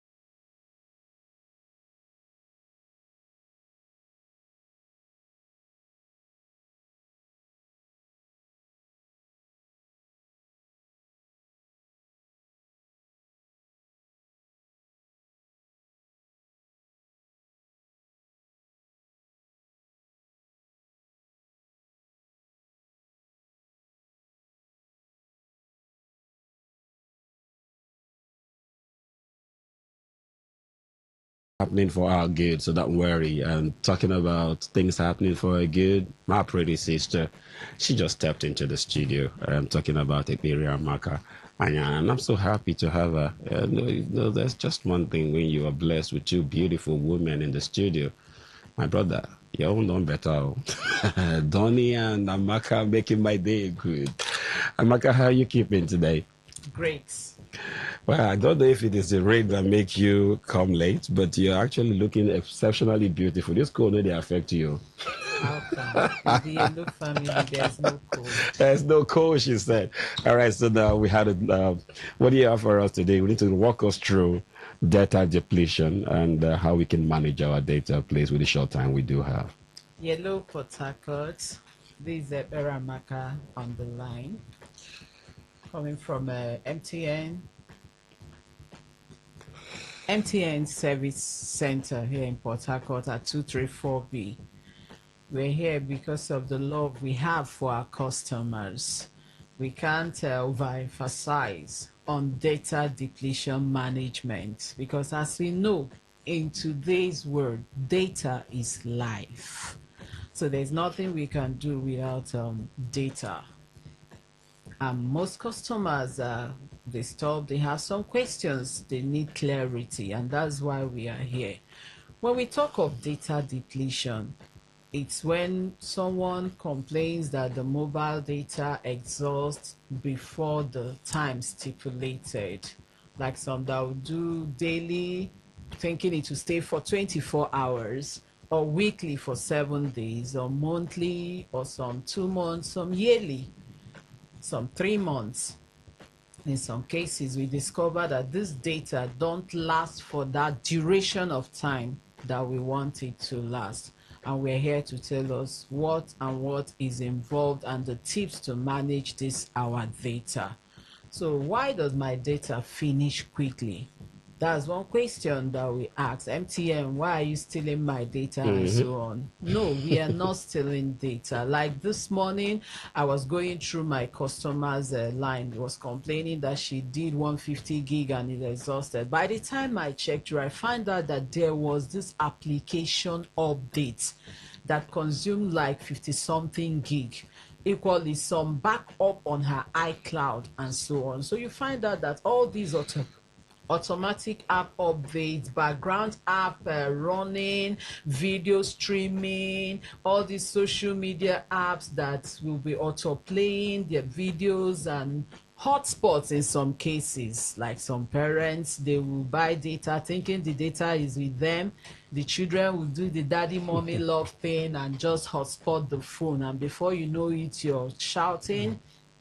MTN is still in doing this. Meanwhile, it's the people around you that are using up the data. So these are the things why our data exhausts before the time, which is the data depletion we are talking of today.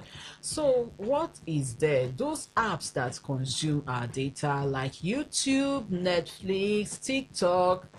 If you have all these teenagers in your house, let me tell you, it is well. Because they can't stay without being on TikTok. They can't stay without this Netflix. And as you're looking, you're paying. These are those things that consume the data. Some can't do without Instagram. Some of our businesses and so on is on Instagram, Facebook, all the Snapchats. All these things are those apps that consume our data. Some of us, we love it, video calls. You want to catch up with those family that are over there, overseas or in other states. While you're doing and enjoying all these video calls, whether on WhatsApp, whether on Zoom or Teams, they are consuming the data. Or even for offices, by the time we subscribe during team meetings, Zoom meetings, some that you can do even with voice, you want to see yourself and so on. These are the things that consume this data. And equally, some app downloads and updates. I know that for those of us using phone, like for Samsungs and so on, if there is need for updates and you've not done it, you find that you can't enjoy the phone. So for us to enjoy all these data can consume more than you expected. Not that anyone is stealing your data. So you might ask me, how can I reduce this consumption? Yes, it's possible, but the truth is, if you really want to enjoy your data, by the time you know the volume of data that is needed is to get that volume of data. Because the suggestions I can give you for reducing the consumption might not go down well with you. Like somebody telling you, turn off the background data for unused app. Okay, that one is possible. By the time you might check and see some things downloaded, some app, you're not using it, you can just turn them off. But what if they are the apps that you need? Maybe for your business or for your enjoyment. This life, it doesn't have duplicates. You don't just because of price and not enjoy yourself. So you can go that route. Then another thing is setting the video streaming low. or in medium quality, which I know nobody will want that. Nobody that loves enjoyment will want to go back to the days that we used 2G, 3G, you're using it just to save data. So that's another means you can use to reduce data usage. If you don't mind watching a low quality video or so, you can reduce it. Then your data will last as you wish. Then another thing is turning off auto renewals or auto downloads on your WhatsApp or some other social media apps. If you don't need real-time updates, you can turn them off so that those apps don't do all those updates on their own without your authorization. So these are one of the ways. Then monitoring your usage regularly, like I said. If you check what you have done, if another person has come in to do, like your child has come in to do some download, you will be able to know because you're monitoring it. That's the way. Or in the office, you might just leave your phone if it's not locked, or so somebody can play a fast one on you. So monitoring your usage is equally a way to reduce this issue of data being depleted and you can't give account of it. So can I control the usage for specific app? Yes. Most smartphones allow you to do that. You can restrict background data per app. You can limit the mobile data usage. You can set data warning and limit so that by the time you're going above your budget, you can see how you go about it. These are the ways we can prevent heavy data drain from certain apps. Thank you. That's so, you've heard it. So with all of this explanation, I just want to believe you actually listening to her or you are loving her voice. Please listen to her because people attack the yellow Santa Claus every day. Now, don't get tripped by the beautiful voice. I don't know that you had to regulate your data, turn off background. But I kind of like what she said. If you know the amount of data that you love to use in a month, why not just buy it? But I think, Amaka, I will say this, it might be difficult for the subscribers to know the amount of data they like because they may not have that. So maybe we could just say, is there a way to advise or Yes. recommend a certain level of data? It's possible to know the volume of data you use. All right. By the time you go to like your setting on the phone, all right, there's a place you see data usage. Okay. You'll see maybe in a month you bought like 3 times, you have it 30 days, it will tell you the volume of data you have used. So seeing that volume you have used, you can go purchase it once and have your peace of mind, not the one that maybe you're working, it get exhausted and you need to buy again. Okay. You just go for that volume that you use per month. All right, I think this sounds good. So go for the volume you do use per month. It will do you a lot of good, so you don't have to point the fingers or your fingers at MTN and to the yellow Santa Claus and say, that's the bad guy. Not the bad guy. You used up your data, not me. All right, I can just give out this recharge card, all right, because I know some of them will want to sub right now. No, give her this last 2. I'll give her the first 3. Give her the last 2 recharge card. Now listen to Amaka. 521. Yeah, go ahead. Just call this first. This. Okay.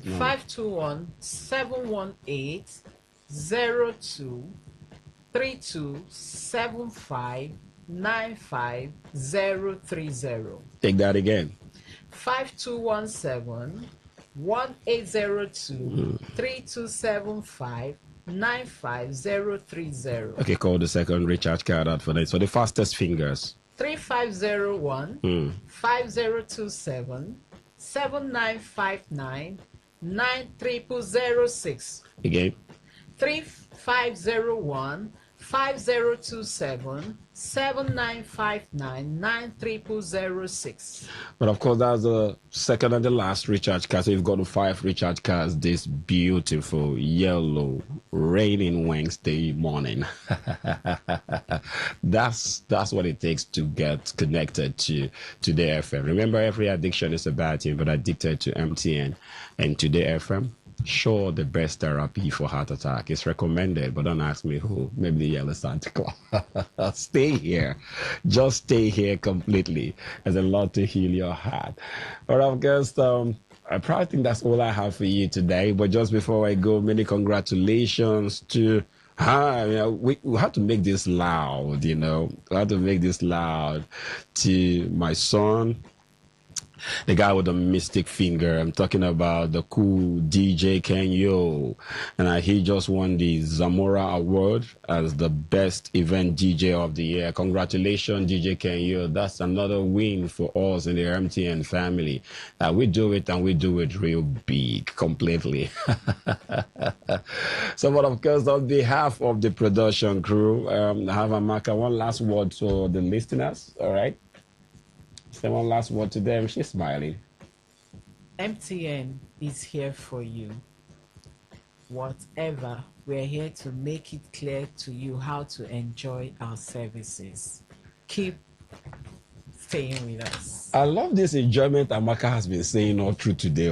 Look, life, you said something that I'm taking home deeply today. Life does not have duplicates. Why not enjoy yourself? Don't let money not to enjoy yourself. Come, listen, enjoy yourself.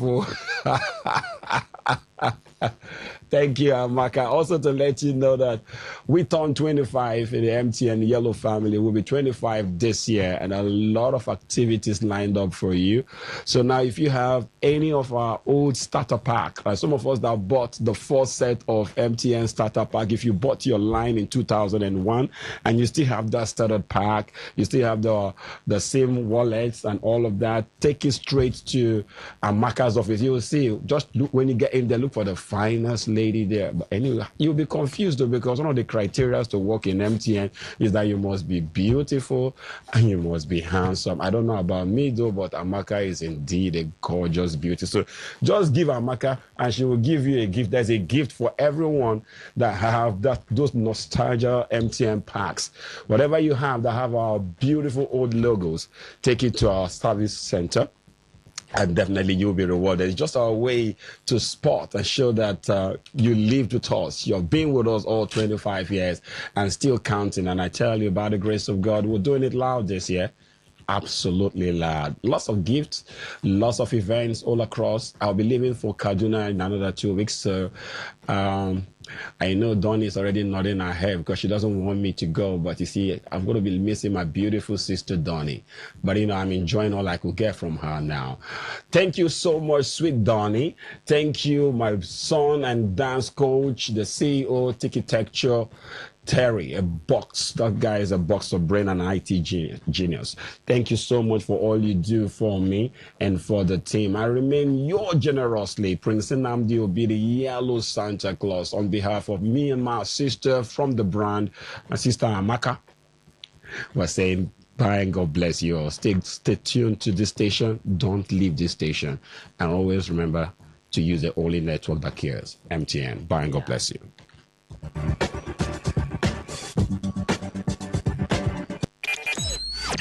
Talk radio. I listen to a lot of talk radio. 95.1 FM. For you, every day is day one. Day one for you to give 100. 100 on the tracks, on the road, at work. Because it's your job to give your all. 100 with the gang. And on the dance floor. Truth is, you are not wired to give less. Your future is now. So live it real, loud, full, and free. You live it 100. MTN. You know say sometimes people no sabi as their data they take finish. Come, make me wey be phone. Show una see they happen. As my owner dey sleep, I go dey do things wey you no know. If you do now sign make I do auto update. When you change gear, now correct sign make I do cloud backup. And if you go enter gear 3, hi! Now to allow all your apps collect overnight duty, even when you know the user. You know say I guys know what's in the shop for online now. Oh yeah, see what he go do when he wake up. Chineke! Hey! Data why is up don't finish, oh. I no tell you. Shine your eye. Make your phone no do oblay on top your data. Monitor your auto updates. Clear background apps and close unused tabs whenever you load data on your phone. Enjoy your data and leave it 100.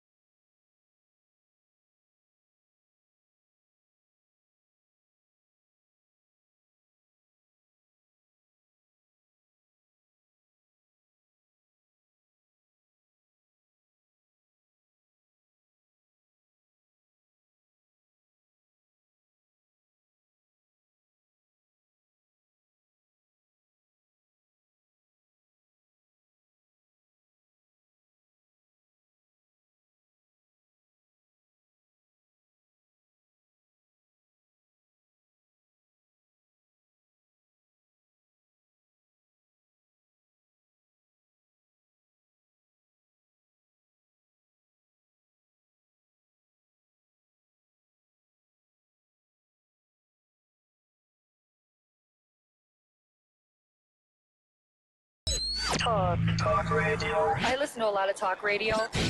95.1 FM. Whether it's happening in Port Harcourt, South South, Nigeria, or around the world, we've got you covered. On air, online, delivering balanced news and unbiased analysis. Today, 95.1 FM.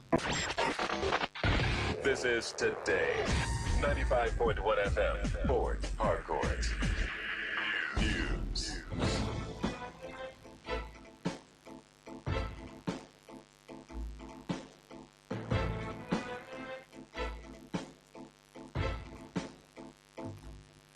Good afternoon. This is the World News on your Premium Talk Radio Today, 95.1 FM Port Harcourt. I am Dawn Wilson.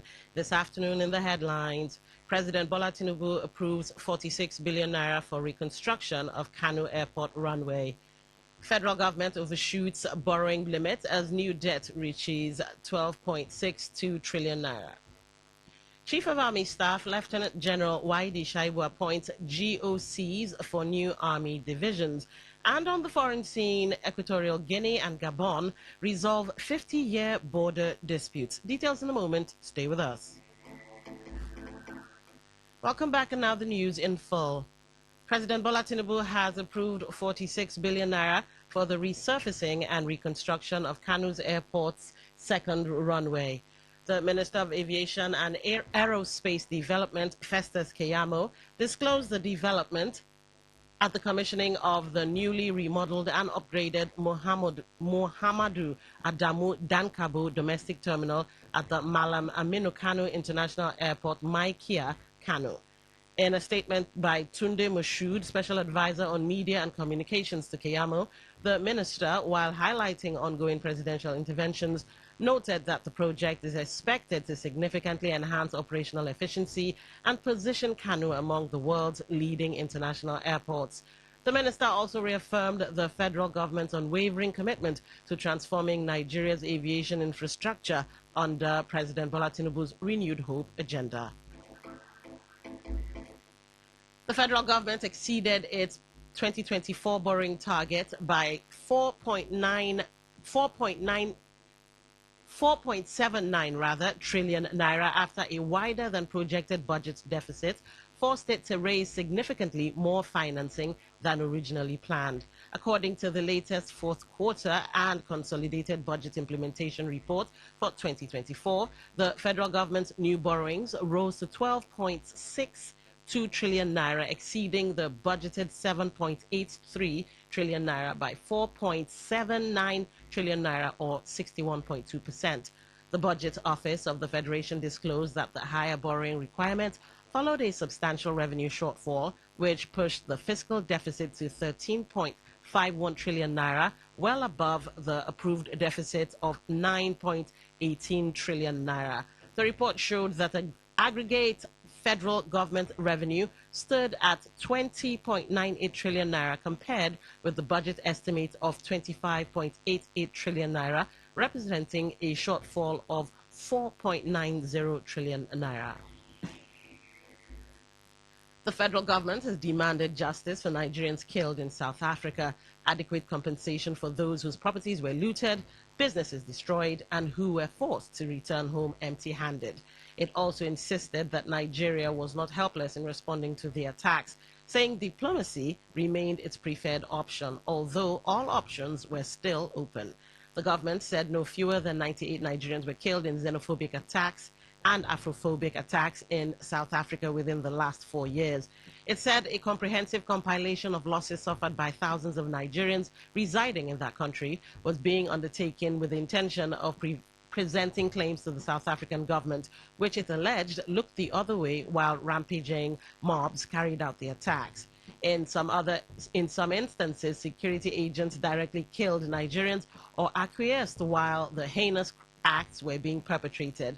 More than 1,400 Nigerians forced to flee were flown back from the former apartheid enclave. The attacks were not limited to Nigerians and Ghanaians. Many citizens of southern African countries, including Malawi, Botswana, Namibia, Mozambique, and Zimbabwe, were also attacked. Minister of State for Foreign Affairs, Shola Enikonolaye, met with President Cyril Ramaphosa's special envoy and Minister of International Relations and Cooperation, Ronald Lamola, in Abuja on Monday to express the Nigerian government's displeasure over the treatment meted out to its citizens.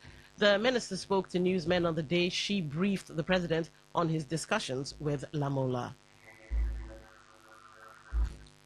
The Federal High Court in Abuja has dismissed the case challenging Abubakar Malami SAN as the African Democratic Congress governorship candidate for Kebbi State.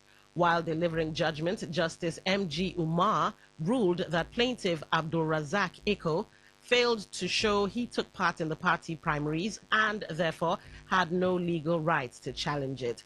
Justice Umar dismissed the suit entirely for lacking merit after ruling against the plaintiff on the issue of standing, leaving Malami's candidacy valid. The decision removes a major legal obstacle for Malami and upholds the principle that only actual participants in a primary can contest its process in court. The Chief of Army Staff, Lieutenant General Waidi Shaibu, has approved the appointment of general officers commanding for newly established Nigerian Army divisions as the military expands its command structure to strengthen operations across the country. The appointments followed President Bola Tinubu's approval for the creation of 4 additional Nigerian Army divisions as part of ongoing efforts to improve the Army's operational capacity, command and control, and response to emerging security challenges. In a post obtained from the Nigerian Army's ex-post on Wednesday, the Nigerian Army said the new formations would begin operations after attaining initial operational capability, while deliberate measures would be taken to achieve full operational capability. The military explained that the phased activation of the new divisions was designed to ensure seamless operationalization, operational continuity, and rapid force the disease or is taken. Yes, those people are hired elders. They are not to job. Those who that make comment in Dokan to come and undo. Those who that make comment in Dokan to come and undo rumosi over their property. Imanda Demenike and the room called Apostle Bartholomew is the most elder there, and the room wall Elder Christian Amade is the most elder there. These people are not online to come and talk about elders of Roma Wall. In room okay, you have just no wonder. So those people are not online. They don't have what I said is what I know. I know everybody in Roma Wall know. Go to that River State substation there, you will see that somebody are carrying Rumosi and the Roma Wall. We jointly sold that place. So from Obirikwere, Rumosi have the 2 sides. Following the ravaging insecurity in Egbema, Ndoni local government area of River State, the executive chairman of the council, Chukwu Shadrach Ogbogu, has allegedly overhauled the leadership of OSPAC. The new leadership of OSPAC are as follows: Felix Bakata as the Commandant General, Sunday Egba as Deputy Commander Administration, Christian Ikeosi, the Deputy Commander Operations, Emeka Agbabere as the Secretary. Others include Chief Sunday Uburu, Chief Chukwudi Orasman, Adela, Royal, Aka, Eze G. Ohia, Fred Obi, Nkem, God knows, Igbo. In a statement released by the chairman himself, Chris John was appointed as council liaison officer to OSPAC, and that the appointment takes immediate effect.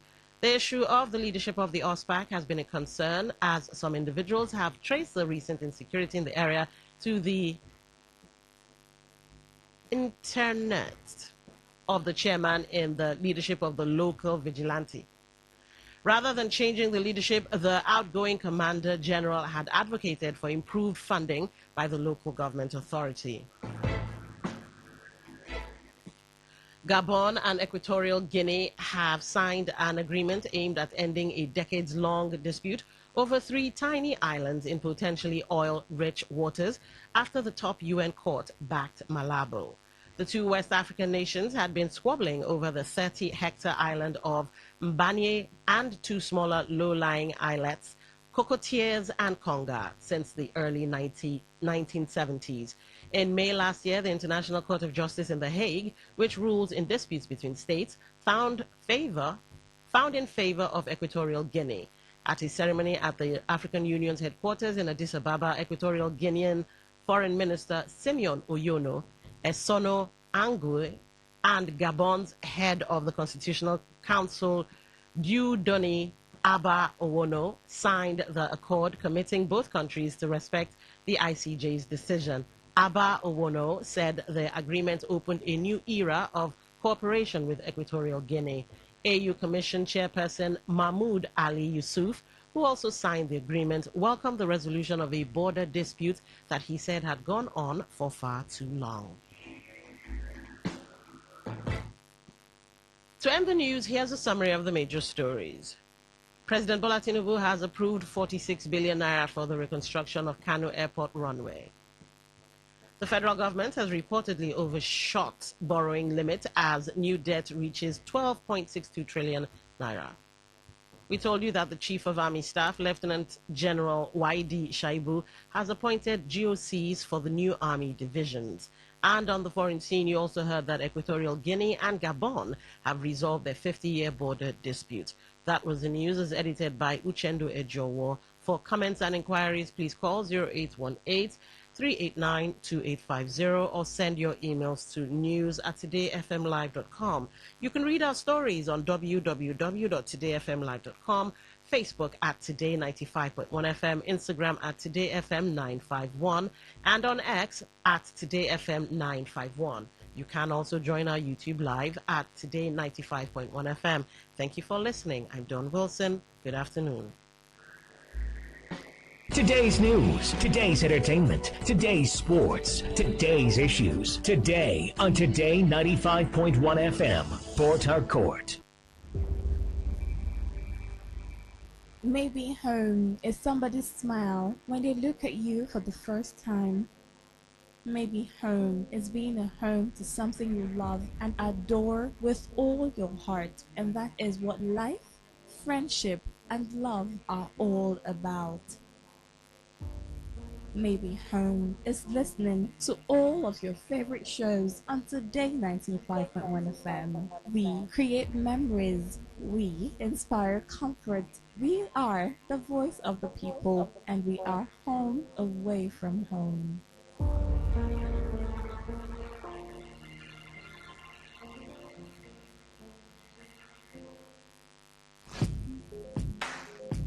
Looking to grow your business? Ready to elevate your brand and reach the right audience? This is your moment to take your brand to the next level with Today 95.1 FM. Your trusted voice, reaching thousands of listeners every single day. From startups to established brands, we create powerful advertising solutions that boost your visibility and drive real growth. Our affordable advertising packages are designed to give your business maximum visibility and real results. Don't just advertise where people are listening. Call us today on 0818-389-2850 or visit our station to book your slot now at Today FM Drive off East West Road, Obiako. Today FM 95.1. Your voice, your market, your success.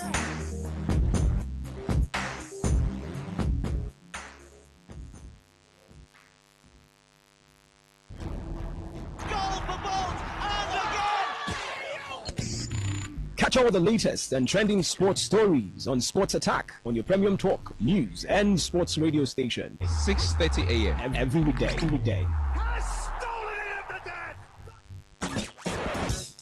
Live your truth. Express your love.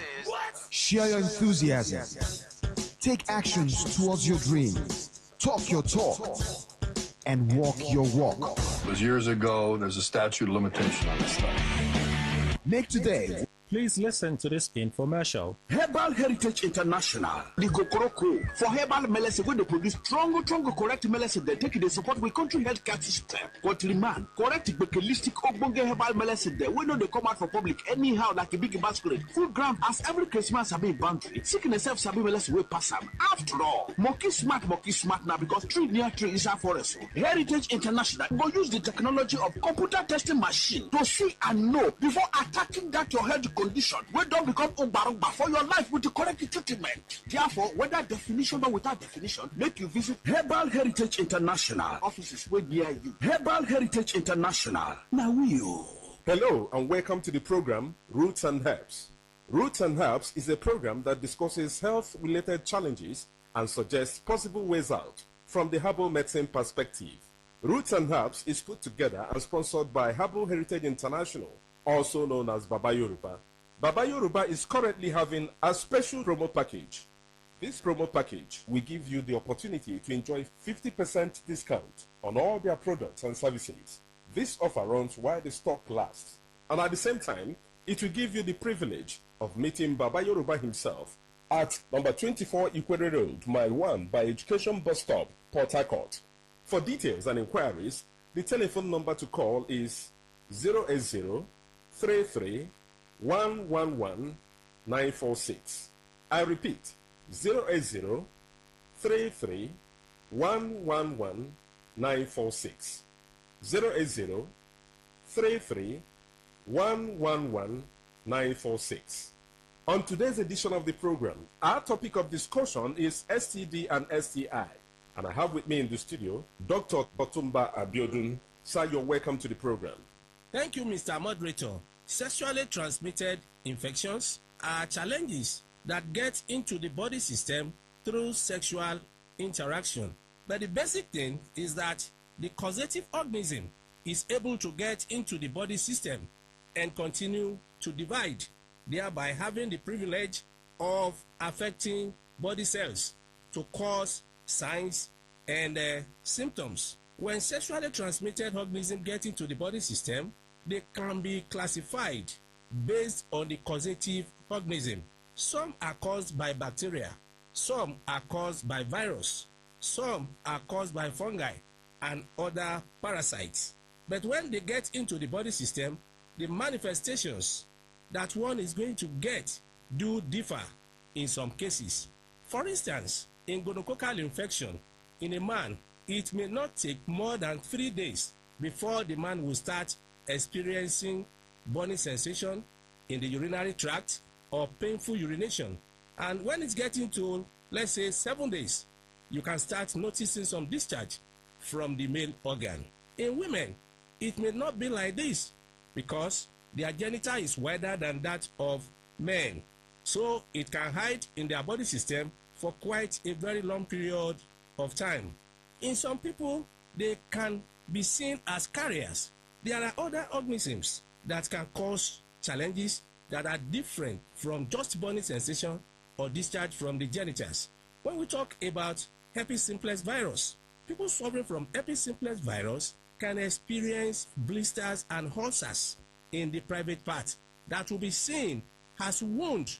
Some can be very painful. Some can even have some discharge in form of blood, and you see that as regular wounds. In syphilis, at the beginning, there can just be pimple-like eruptions around the pubic region, which may disappear over a week or two. But that disappearance does not mean that the organism is totally cleared from the body system. It is during that period that it will be able to go into the body tissue to continue dividing, to encroach the body further. It can go to a latent stage, a stage in which the organism is inside the body as if it is sleeping or resting. But if anything happens that triggers it, definitely one will start experiencing serious challenges. When we have all this and we fail or refuse to take care of the body, definitely complications can set in. In women, when complications are already appearing, there can be serious menstrual pains. In some women, there can be discharge coming from the genitals that can even have offensive odor. In some, it is possible for them to experience serious lower abdominal pains. Most attempts, these do follow their monthly menstrual bleed. In some women, if it is allowed to continue, you discover that the fallopian tube can be damaged, a situation where this area will be blocked totally. That will be seen as blockage of fallopian tube, which can really lead to infertility in women. It can be primary infertility or secondary infertility, as the case may be. In men, when infectious agents are able to stay and proliferate, that is divide, to encroach the body tissues very well, definitely the sanctuaries of the body can be reached. Part of the sanctuaries of the body is the testicles. When they get into the testicles, it can lead to orchitis, a situation where the bulbs, that is the testicles, will become very painful. It can be swollen, and at that stage, the lifespan of sperm cells coming from these testicles can reduce, or they reduce in number. When they reduce in number, that can lead to oligospermia. But if nothing is done, and this is allowed to continue for a certain length of time in the body, it is possible for all the cells to become dead, a situation where we have azoospermia. In such situations, it will be impossible for such a man to impregnate his woman as a result of a sexually transmitted infection that has been poorly handled or that has been ignored. Part of the complications of sexually transmitted infections in men is a situation where a man is unable to stand like a man like he used to do before.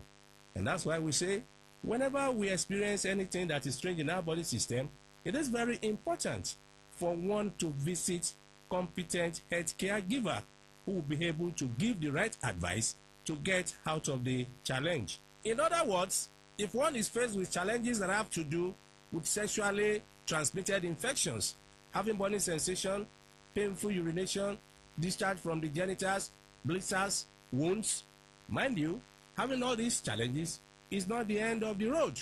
For more enlightenment and advice, the number you can call is 080-33-111-946.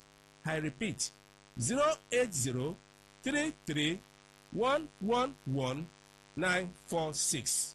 Thank you. All right. You've been listening to the program Roots and Herbs. Roots and Herbs is a program that discusses health-related challenges and suggests possible ways out from the herbal medicine perspective. Roots and Herbs is put together and sponsored by Herbal Heritage International, also known as Baba Yoruba. Baba Yoruba is currently having a special promo package.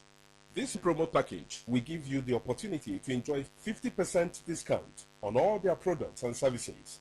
This offer runs while the stock lasts, and at the same time, it will give you the privilege of meeting Baba Yoruba himself at number 24 Equator Road, Mile 1 by Education Bus Stop, Port Harcourt.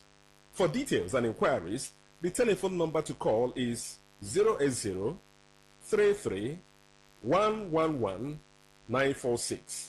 I repeat, 080-33-111-946.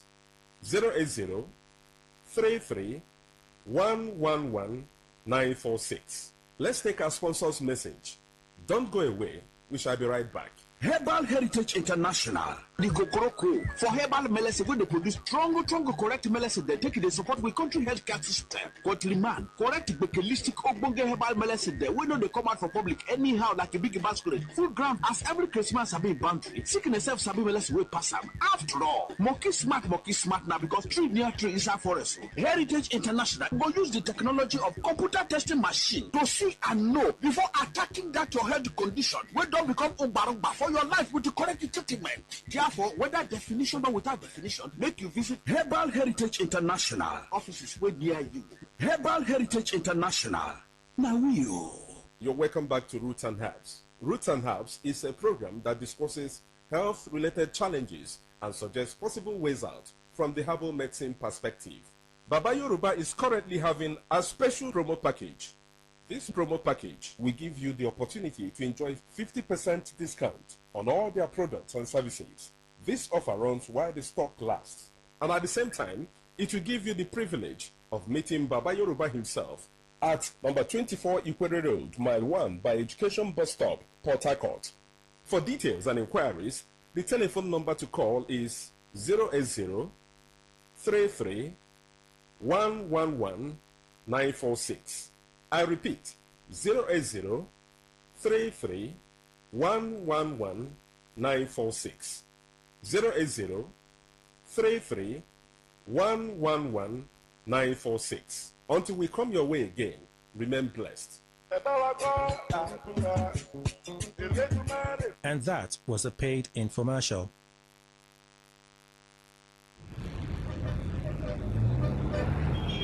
Live from the Garden City of Port Harcourt, Nigeria, this is Today 95.1 FM.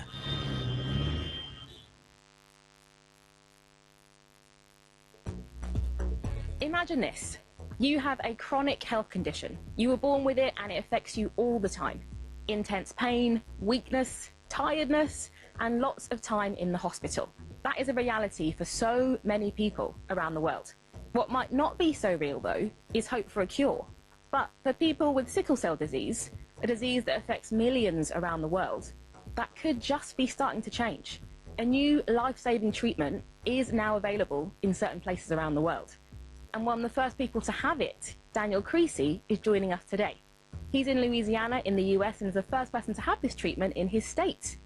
I'm Emma Louise, and this is What in the World from the BBC World Service. Hi, Daniel. Hey, how are you doing? I'm good, thank you. Thank you so much for chatting to me.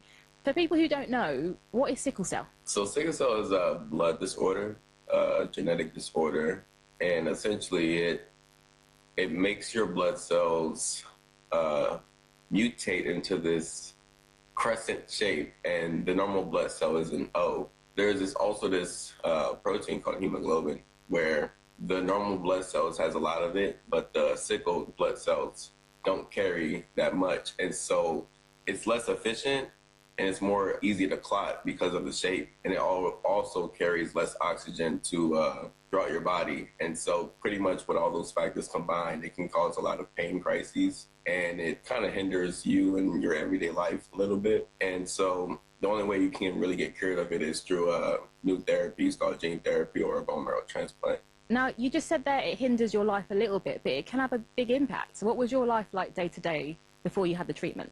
Growing up, I was in the hospital very often. I was in the hospital maybe once a month. And each time I would go to the hospital, it'd be maybe 5 days. And the thing that would cause these crises is just living my life as a normal kid. Like running, playing football, playing basketball, anything that required a lot of cardio would overexert my body, and essentially my blood would get to flowing. But because my blood isn't healthy, this blood flowing would more likely cause a pain crisis. A vaso-occlusive crisis is the technical term. I want to know a bit more about the pain crises. So how much pain were you in on a scale of 1 to 10? How bad are they? I'd say the pain is almost indescribable. It's wow. The best way I can describe it is, well, 1, it's a 10. It feels like a rubber band at any point of your body, pulsating, super tight and then loose, and then super tight and then loose. And it just continuously does that. And there's pretty much nothing you can do other than go to the ER, take pain medications, and like just numb the pain while your body tries to fix itself. Daniel, I'll be back with you in a second, but let's hear more about sickle cell and your treatment. So I'm Dr. Stephen Okoli. I've been looking after patients with sickle cell for about 25 years now. It is most predominantly found in those of African and Caribbean descent, so black people basically. That being said, we do see the disorder in other ethnic groups. So in the Middle East, there's a reasonable amount of sickle cell, and also in the Indian subcontinent as well. Gene editing for sickle cell is basically switching on a gene that normally doesn't work in adulthood. While we're fetuses in the womb, we produce what's called fetal hemoglobin. And fetal hemoglobin doesn't contain the abnormal component that we see in adult or sickle hemoglobin. The whole theory of how this works is that you turn that gene that's no longer working back on, and as a consequence, you start to produce a hemoglobin that doesn't have the sickle mutation. Okay, back to you, Daniel. I just want to really understand what you went through for the treatment. So you said it took a really long time. How long are we talking? I initially inquired about this treatment November of 2023, and I just got cured March of 2026. For how much of that time were you actually undergoing the treatment? April 2025 all the way till March 2026, I was constantly going to the doctor. First, I had to get a port placement in May of 2025. July of 2025, I got my first round of stem cell collections. Basically, you're getting admitted to the hospital. They place a central line in your neck, and then they do 3 days of stem cell collections. Then they wait 3 months. My next round of stem cell collections, where I'm in the hospital for 3 days. And then 6 months after that last collection, which would be March, that's when they finally admit you, give you chemotherapy. You're in the hospital for maybe 6 weeks. And about a week after your last dose of chemo, it's about 4 days of chemo, they inject you with your new stem cells. And I kid you not, the literal process of the reception of your new stem cells is just a syringe and then a push through your IV. And it's literally so anticlimactic, but that's pretty much how the cure works. There'll be people watching or listening right now who have sickle cell, and they might want to know a bit more about the process to get it approved. Did you have to fight for this treatment? Yes. The approval process was the hardest process. The treatment is so expensive. It's over $2 million for the cheapest option. And there's one that's also over $3 million. I opted for the $2 million one. I figured that might be a little bit easier to convince the insurance. You let your doctors know that you want this treatment. At that point, there's not much you can do other than let them know that you're interested. And now you have the all clear. Yeah, no, I'm cured. They actually just had a celebration where day 100 marks the day that my doctors can confidently say that this therapy has functionally cured me. And so now I'm functionally cured of sickle cell disease, and I can live my life normally and fulfill my dreams and aspirations of being a commercial pilot. So, why 100 days?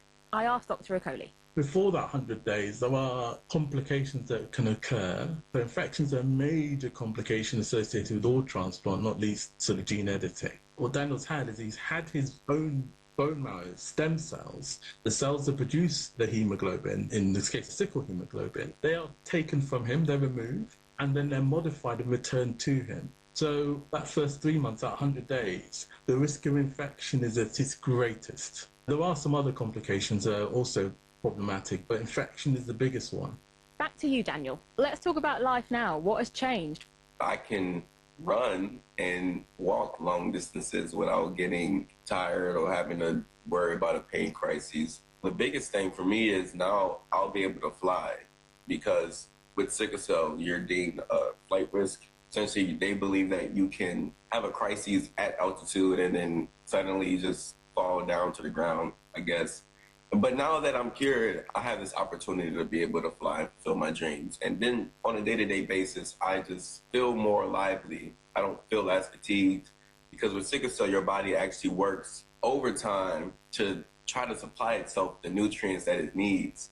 And so I get more satisfied off of smaller meals. My energy is more long-lasting. I just feel great. And that's a simple way to put it. Daniel, it's been so lovely to speak to you. Thanks for being on What in the World. Thank you. So one thing that really stood out to me in that chat is the cost of this treatment. It is so expensive, and I think that's part of the reason why a lot of people aren't getting it yet. I asked Dr. Okoli about that. Sickle is a disorder that predominantly affects those in the global south. And this treatment is, unfortunately, likely to be an option for the vast majority of them. However, there is work being done to try and deliver this treatment in a slightly different way, which is significantly cheaper and more easily deliverable. I'm optimistic that there is now an interest, and I think that's been one of the challenges previously that sickle hasn't really caught the eye of those who make the decisions in these situations. Pharmaceutical companies haven't really invested in developing new treatments for sickle. That is changing. That's all for today. I'm Emma Louisa Manchia, and this is What in the World from the BBC World Service. Talk radio. I listen to a lot of talk radio. 95.1 FM. This is the breakdown from BBC Pidgin. Wahala don't wear trouser.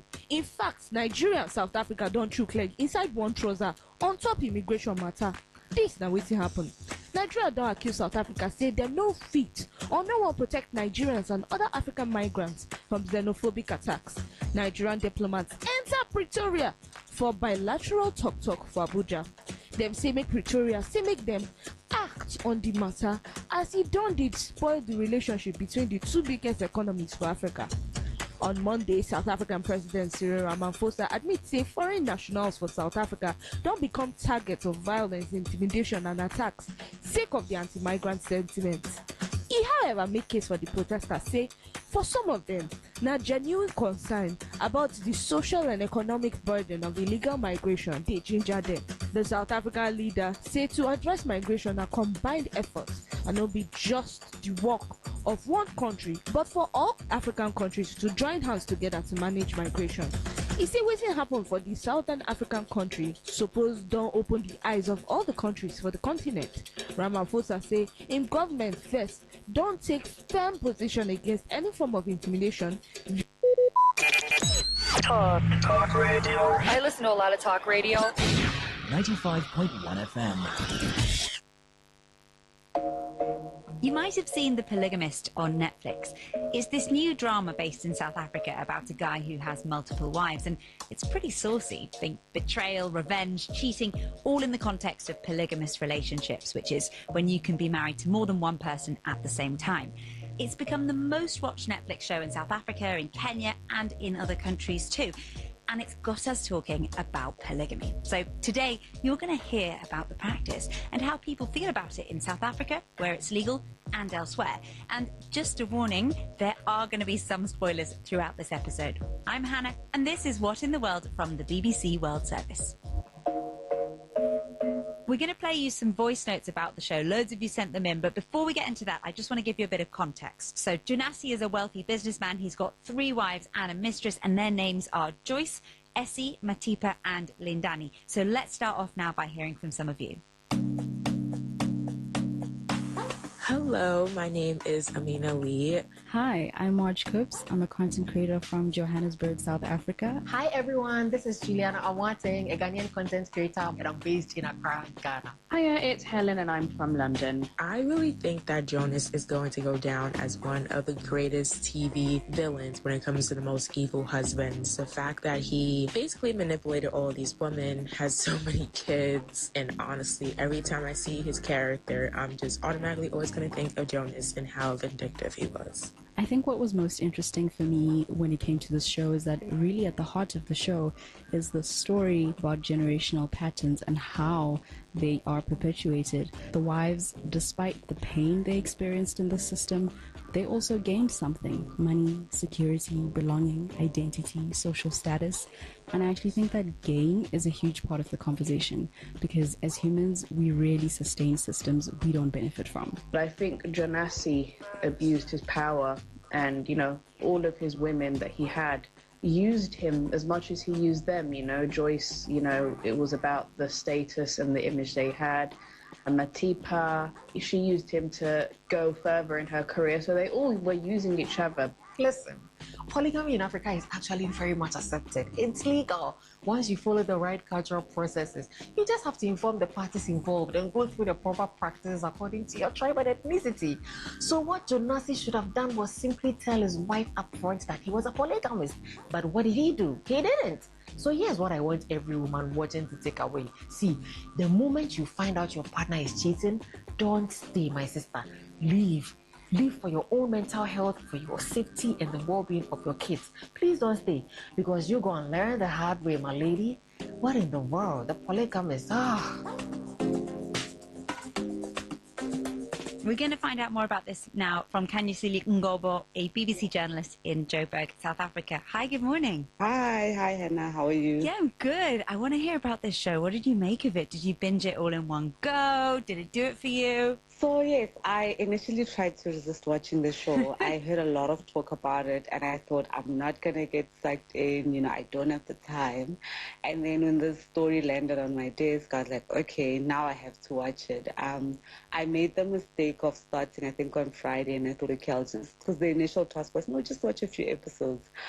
I couldn't stop. I went crazy because I had to know what was going on, and it didn't help that every time I would crash out on an episode, people would tell me, you're not at the best part yet, so I watched it over a day. I couldn't stop watching it until I was finished. Oh, that's amazing. And for anyone who hasn't watched it, can you give us a little outline, no spoilers? That's a tricky one, but I'll try.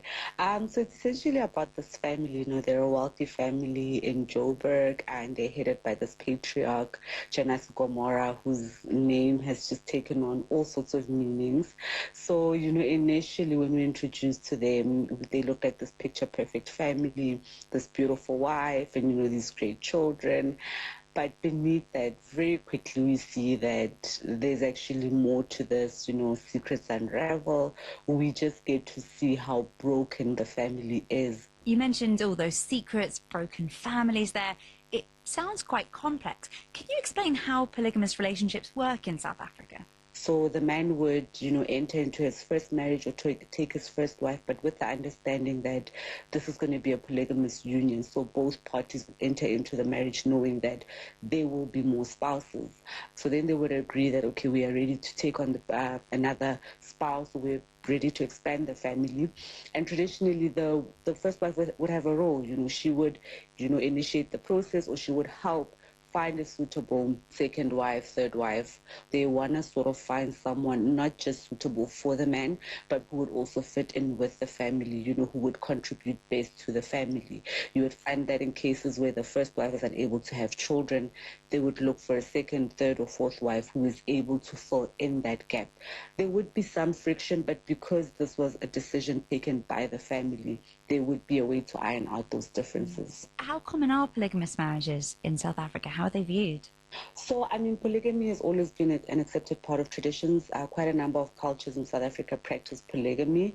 It's always been there, but I think as more and more people move away from a traditional way of living, it's seen a decline. Less and less people are enthusiastic to get into it because polygamy causes a lot of friction in families. There's a lot of tension, there's a lot of heartbreak.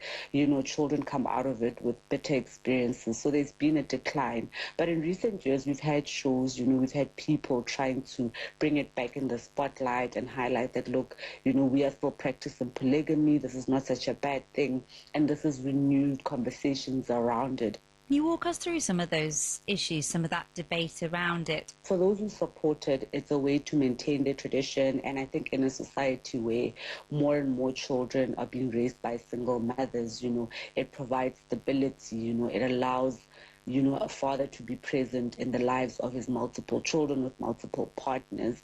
But for those against it, one of the main things is that, how it breaks families. For some people, it's that it's not even being practiced the way it used to. There's a traditional way of doing it, but then there's people who, for them, they have a spouse, but then they have multiple girlfriends. And when they decide that, oh, okay, I want to take another wife, it's used to mask that infidelity. You're forcing the hurt spouse who was being there, who supported you, to now bear with and accept a new wife who came in, through air quote, the back door. So for a lot of people who are against it, that's what they're seeing, but no one benefits except this man at the heart of it who gets his appetite, satisfied. There are often other girlfriends awaiting in the wings, their secret children.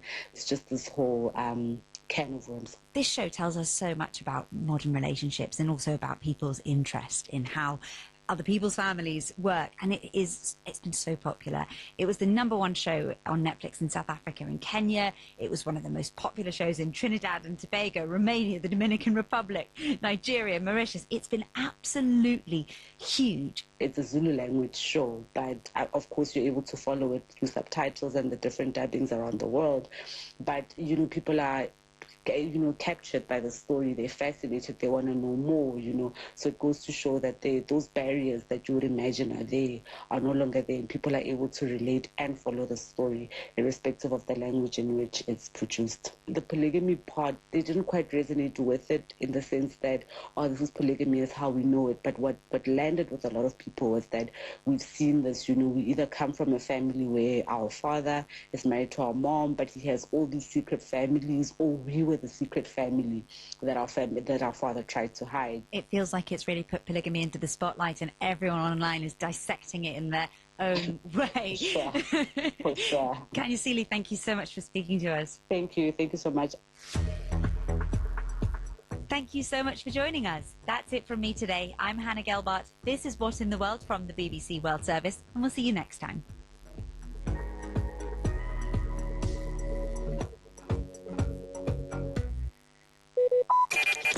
Talk radio. I listen to a lot of talk radio. 95.1 FM.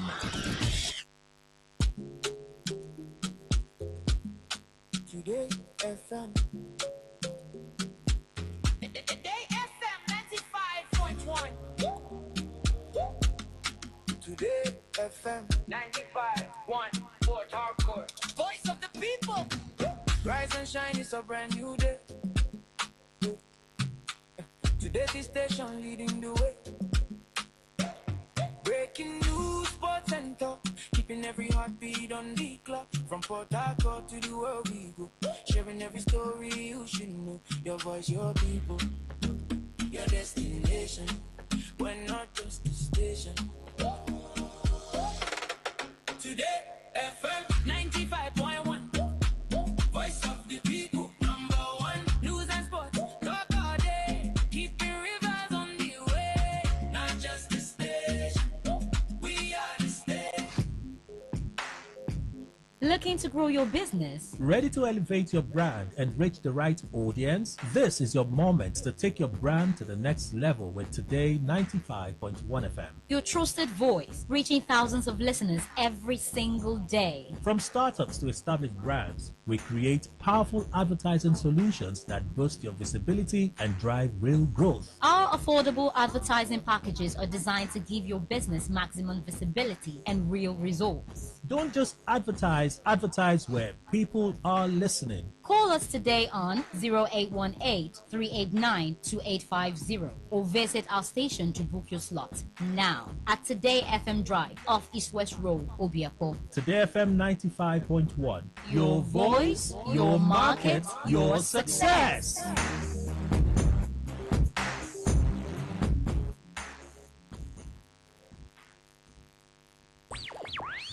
Tune in for a journey beyond the ordinary. Fasten your seatbelt. We are not just a station, we are the station. Today, 95.1 FM, the voice of the people. Today is business. Today is a new trend for your businesses. We give you all the information you need to grow your business, new ideas and innovations that keep you earning more and staying relevant. Every day, we engage in business, buying and selling, trading, and exchanging of services as individuals or as a country. Money goes round, it goes up and down. But have you ever wondered what business is all about? And have you ever wondered how you can stand out in your business? Today FM has got you covered every Wednesday between the hours of 1 p.m. to 2 p.m. Learn all you need from professionals on how the country runs its business affairs and how you can be an outstanding entrepreneur and grow your business. Business Today. Live your truth. Express your love. Share your enthusiasm. Take actions towards your dreams. Talk your talk.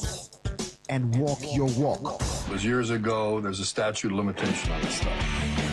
Make today worth remembering as we discuss issues as it affects Nigeria moving forward. Talk that talk. Weekdays, 2 p.m. Exclusively on Today 95.1 FM Port Harcourt. Voice of the people. It all begins with breaking news. Now, make no mistake, this is a difficult mission, and it will remain difficult for some time. then it keeps trending. Events, issues, personalities, all struggling to gain attention. But in the race for deadlines, the intrigues, power play, undercurrents are often missed or underreported. Insecurity here is basically a product of poverty. But not anymore. As the platform on radio steps in to fill the missing links on events, issues, and personalities in the news. We're not afraid of anybody. The platform on radio serves only the hottest topics and trending issues. Only on Today 95.1 FM. 95.1 FM. Port Harcourt. Weekdays, 4 p.m. Get on the platform on radio and be served.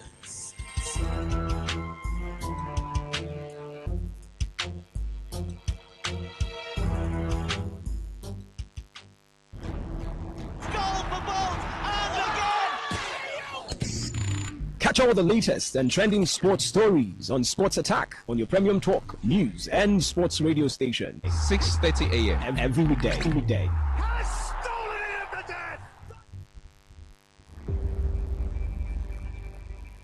Maybe home is somebody's smile when they look at you for the first time. Maybe home is being a home to something you love and adore with all your heart. And that is what life, friendship, and love are all about. Maybe home is listening to all of your favorite shows on Today 95.1 FM. We create memories. We inspire comfort. We are the voice of the people, and we are home away from home.